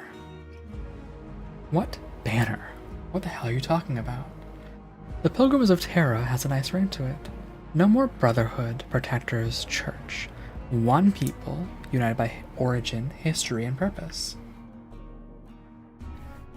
This is going too far, growls Hansen. If the monks think we'll sit idly while they plot our destruction.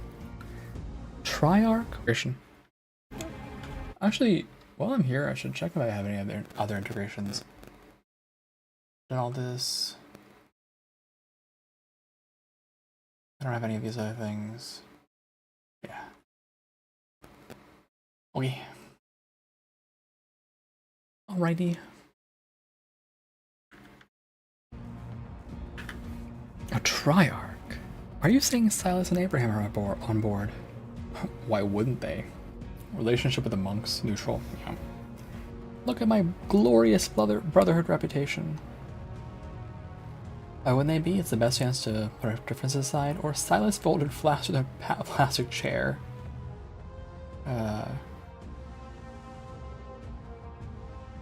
Why wouldn't they?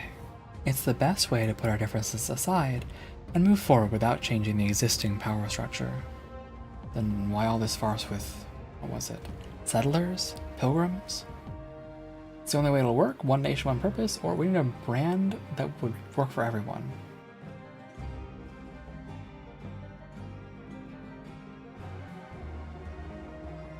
We need a new brand that would work for everyone. What do the Pilgrims want? Freedom, same as you. Didn't they cross an ocean to escape some dictatorship? Do you really think my people will accept it? Tell them that the ship has arrived, or they will if you present it as a historic accord.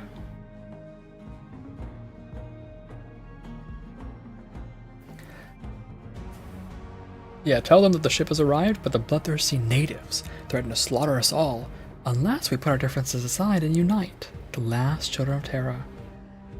I suppose I don't have a choice, says Hansen, already mulling over the possibilities. Okay, let's go talk to Abraham. The situation has changed. He doesn't expect it to change for the better. The ship has arrived. Excellent. We've proven ourselves worthy and our trials are finally at the end. Are they? That depends on you. What banner might that be? Yeah, the Pilgrims of Terra. So the Delaval is willing to sacrifice Gong and Magong to topple our church. That's one way of looking at it. What's the other? 3 greatest leaders of our generation overcoming their differences to work together for the sake of mankind. Doesn't that sound great?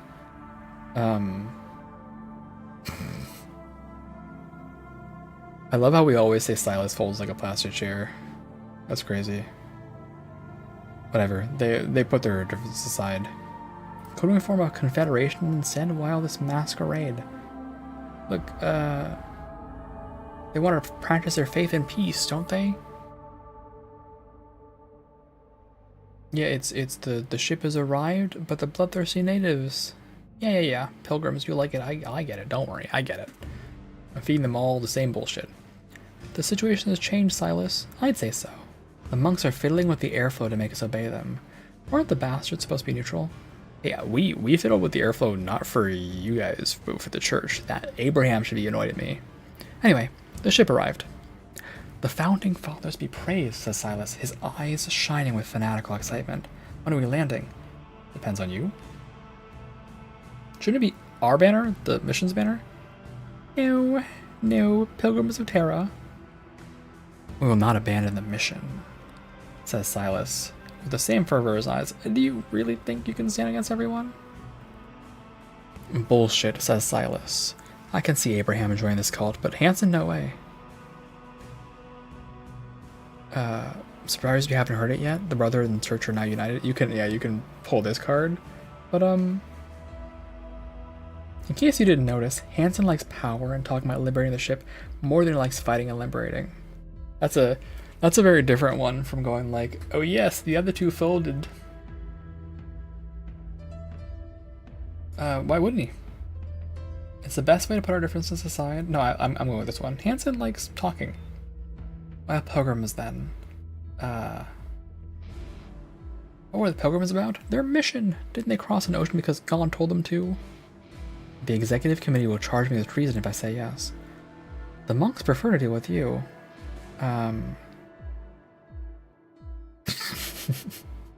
These are options. It's just occurred to me that the Pilgrims of Terra wouldn't need any executive committee. Perhaps Azrael should pay them a visit to discuss their retirement plans. Get the executive committee off my back and you'll have a deal. That is a deal. That is a deal. You've returned, says Ava, a statement and a question. I've delivered the message. They'll do what you ask. You show much promise. She gives you a calculated look and turns to the monk standing respectfully behind her. Let me know if we have any Sigma kits available. Oh, I don't want to be a Sigma. I'm good, actually. What do you want to do next? You can stay here and help us oversee the dismantling of Habitat's power structure. We'll have to understand that resisting this change is not an option, and the new foundation is the only way forward. Or you can join the first landing party and help us preparing the foundation for the future colony. It'll be dangerous, so the choice is yours. A landing party? There's a lander in mission control. We're preparing it for launch now. I thought you didn't want to land right away. Wait, how many people can I bring? The lander will take 5 monks and 20 colonists. I didn't want to land right away. We're not landing the ship. We're establishing a small outpost to gather data. Okay, I'll take the lander.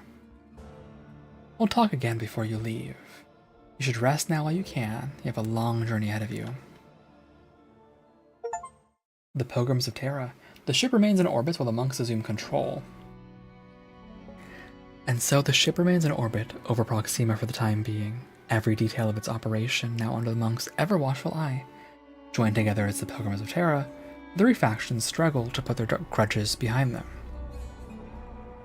But the flames of war, like any other fire, will burn out for want of oxygen, and even the embers of hate have a way of cooling when deprived the chance to flare up. If life becomes gloomier and colder in consequence, perhaps that is a small price to pay. Over a generation or two, the Pilgrims will forget their own dogmas and will accept that freedom, faith, and mission are merely 3 faces of the same God, all looking ahead to the new world that awaits below. The lander hurtles through the atmosphere, shaking and groaning, threatening to fall apart around you. The last 2 sputtering thrusters are on the verge of failure when, somehow, the lander strikes ground. She hits hard and will never fly again, but the passengers and cargo are luckily unharmed. The onboard computer wastes no time in establishing a link with the ship and transmitting every bit of data it can gather. All the monks disembark to start mapping out the landing site and collecting samples. The colonists are divided into 4 teams and sent to scout the surrounding areas. The mission objective is simply to survive until the factory can be deployed, though any data collected will no doubt be valuable to the monks. For now, you're on your own. The once thriving frontier settlement called the Pit is a ghost town now, and the lack of breathable air ensures it will remain that way. With the ship in orbit around Proxima, the monks find it most expedient to keep the troublesome humans herded together in the habitat. Moses led the ancient Israelites in their desert exile for 40 long years. Surely the monks will bring the shipborne to the promised land in much less time than that. The factory is the first cargo bay to be refitted to fulfill its original purpose. A process both awe-inspiring and terrifying. The once deadly gangs and other undesirable element press-ganged into the massive workforce who would spend months on the project. Tasked with maintaining discipline and order like the ship authority of old, my brother's keepers have now, quite literally, achieved their original purpose. It seemed an impossible goal, but then the reward, a real life outside the ship, used to be impossible as well. When the Vulcan at the heart of the module has been repaired, it becomes a symbol of hope and perseverance. For the first time in well over a century, the shipborne have something to look forward to. When the job is done, the factory's manufacturing capacity is only 1/3 of what it used to be, but it's a damn sight better than nothing. Then, one day, without ceremony or even so much as a warning klaxon, the module is sealed off and ejected from the ship along with everyone inside. The monks have already established a base on Proxima's surface, and now they require machinery and manpower. Compliance is not optional. The shuttle bay is soon transformed into another major operations hub. The vagrants are given an hour to clear out, and a new force of amateur engineers gets to work repairing the ancient shuttles and fashioning new ones from parts and scrap. The crude new crafts have a 60% success rate, a number the monks declare within acceptable parameters. After a few short months, a fleet of one-way shuttles begins ferrying supplies and volunteers to the surface. Since the security of the landing site and its ever-growing stockpile of supplies is paramount, Jackson's riflemen are amongst the first to make planetfall. With great difficulty, the monks obtain soil and water samples from the surface, and the work to adapt Terran crops for Proxima begins in earnest. Hydroponics is completely rebuilt and sealed off to avoid contamination, making it one of the most secure areas of the ship. The red zone is once again an evolutionary testing ground, the old designs revived, then tweaked in regular cycles for struggles ahead. Proxima's desert is crawling with life, hostile life that will consume anything straying past the outer perimeter unless we destroy it first. In the yellow zone, the Grangers are working tirelessly, growing seedlings, training symbiotic fungi, and dispatching them to their new home on the surface. Earlier reports haven't been encouraging, but the monks are untroubled. For them, there is plenty of time. And the work will get done eventually. The old Great Mother watched over the unfolding changes with great concern. The stability she'd worked her whole life to create for her children was falling to pieces. The engines soon to be unneeded, the Covenant all but discarded, and the war in habitat threatening to spread. Something must be done. But for now, she will do what every Great Mother who came before her did and keep her own counsel. It is not their ways to involve the tribe in the affairs of the others, those not strong enough to bear the mark. Always bet on the underdog. Complete the game on underdog difficulty mode, and a true hero complete the game on hero mode. Oh, apparently only 9.2% of people play underdog. I see.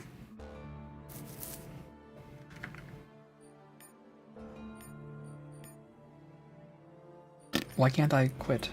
Back to menu. There we go. Well, we did it. That was colony ship. And I'm good at this game. Let me see what other achievements are there actually. I wanna take a peek. Achievements. End the Pit's conflict assault style. Earn a reputation of deadly. Help Nico take out. Yeah, just choices, right? Ace prosecutor. I'm not winning all the courthouse things.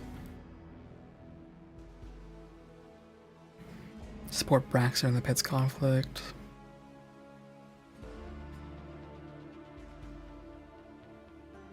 Kill old bub. Yeah, I never did kill old bub.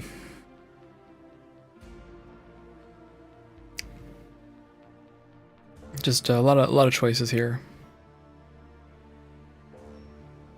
This game does have a lot of choices. Oh, apparently, so I missed this. There's achievements in Negotiator 1, 2, and 3 for complete Chapter 1 without fighting anyone, complete Chapter 2 without fighting anyone, complete Chapter 3 without fighting anyone, complete the game without fighting anyone. So, in theory, you can play this whole game all the way through without ever fighting anybody, ever. Which I find very interesting. I think I was farming XP a little too hard, right? But there should have been a way to do that, actually. That was my trolling, right? Let's load this back up.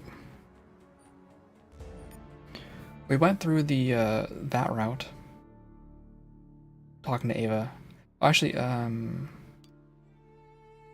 gonna run through that route again really fast because I want to see what happens if I stay on the ship.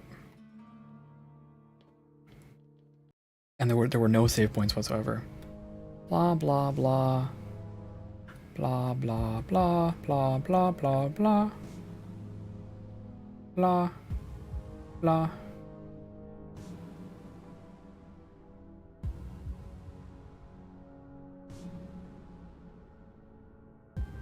Blah blah blah.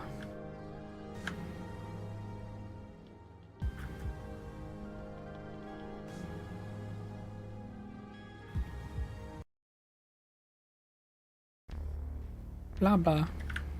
Or we're running it through as fast as we can. We've seen all this before. I'm just making a different decision right at the last point. So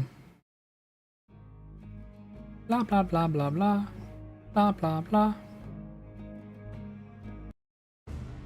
Blah blah blah blah blah. Blah blah blah blah.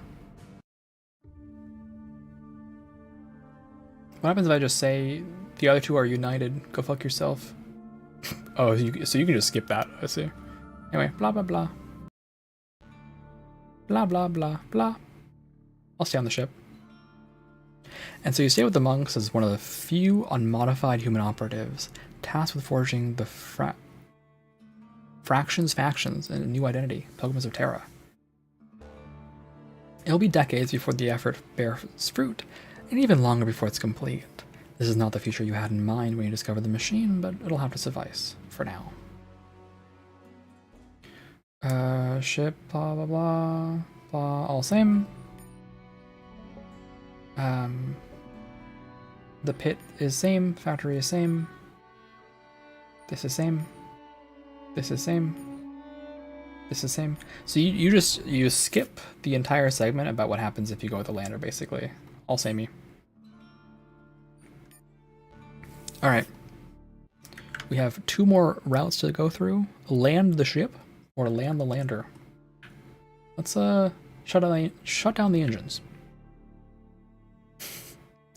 Are you certain? The consequences of dumping the cargo holds and unprepared colonists on Proxima might be dangerous. Yeah, I'm certain. Let's do it.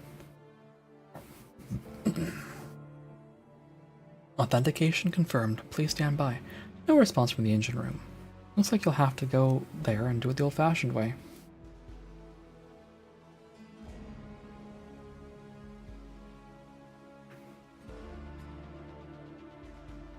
The Great Escape. No. Travel to the heart.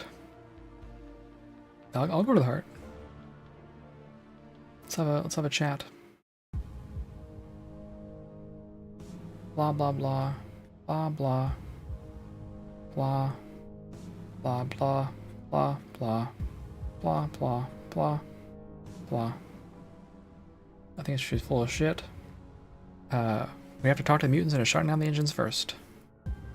What do you think, Faith? Okay. Well, we're ignoring all these people and going right to the heart of the ship. Let's go cause problems instead. This is what I've been waiting for.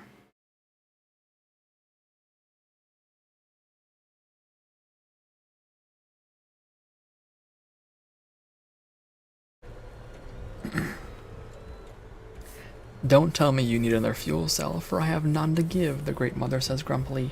The ship had arrived long ago, and it's been orbiting Proxima for years, if not decades. So you say, the Great Mother says dismissively. Had we arrived, there would have been celebrations throughout the ship. Explain. Quite a tale. I want you to shut down the engines. It's sacrilege, snaps the Great Mother. Do you understand what you're asking? It's the only way to free your people. And mine. Another savior, chuckles Great Mother. It's been a long time since I've seen one. Thank you for bringing me the news. I'll send one of my daughters to speak with Ava in due time. Oh, okay.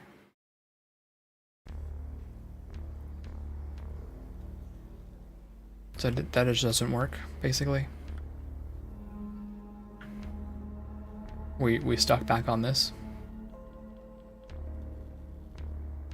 Yeah, we are totally stuck back on this.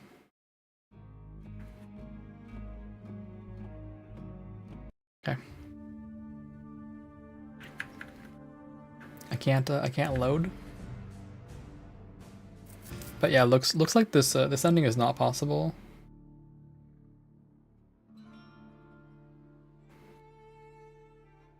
Basically, you can't take the land the ship option unless you got rid of the old mother. You have to get rid of her, and I did not. I did not do that.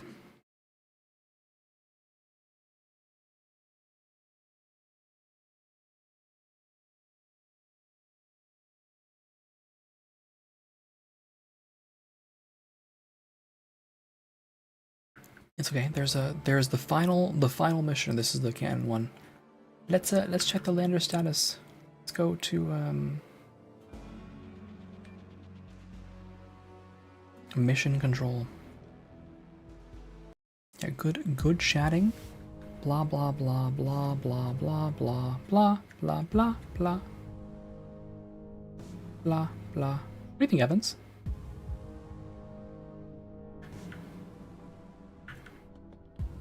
Alright. Anyway, we're gonna joyride our way out of here.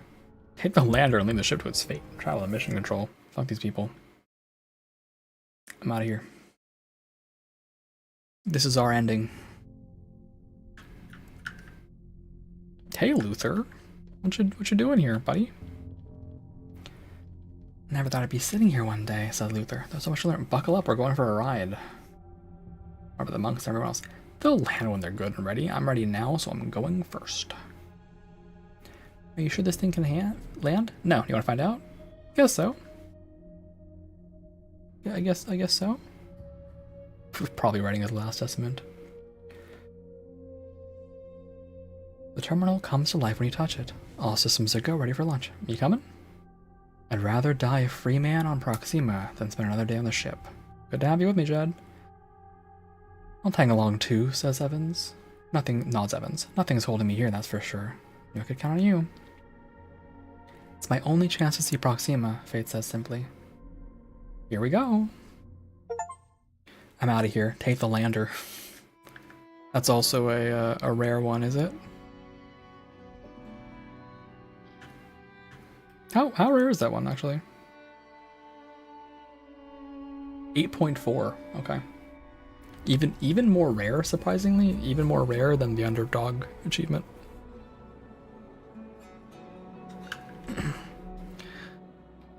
The lander hurtles through the atmosphere, shaking and groaning. We've seen all this before. The onboard computer wastes no time in establishing a link. Responding to a request for water and ore extractors, the ship jettisons the cargo hold that contains the factory. causing widespread panic in the process and sends it down to the surface. Oh, okay, that's different. None of this is as holy or dignified as the Founding Fathers imagined it, but it'll have to do. You've won a foothold on Proxima Centauri, and a manifest destiny lies once more before the human race. The ship remains in orbit, blah blah blah blah. All this is the same. This is the same. The factory's abrupt departure leaves the monk without an industrial base, crippling their plans to restore the old machinery and forcing them to turn the attention to Shell Bay.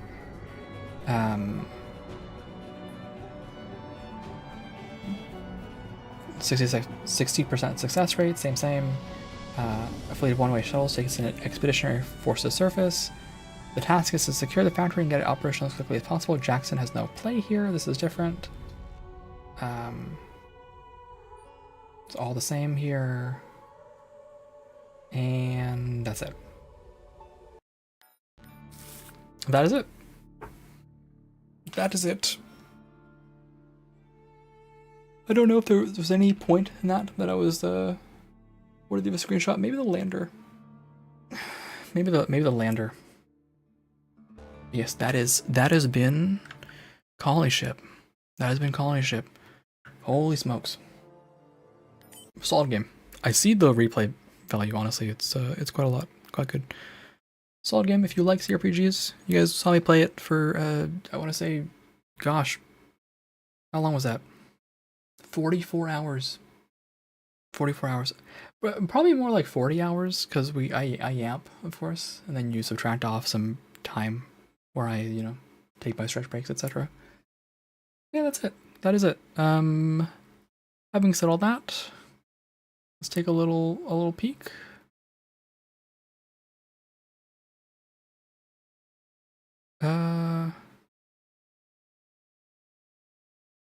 Okay.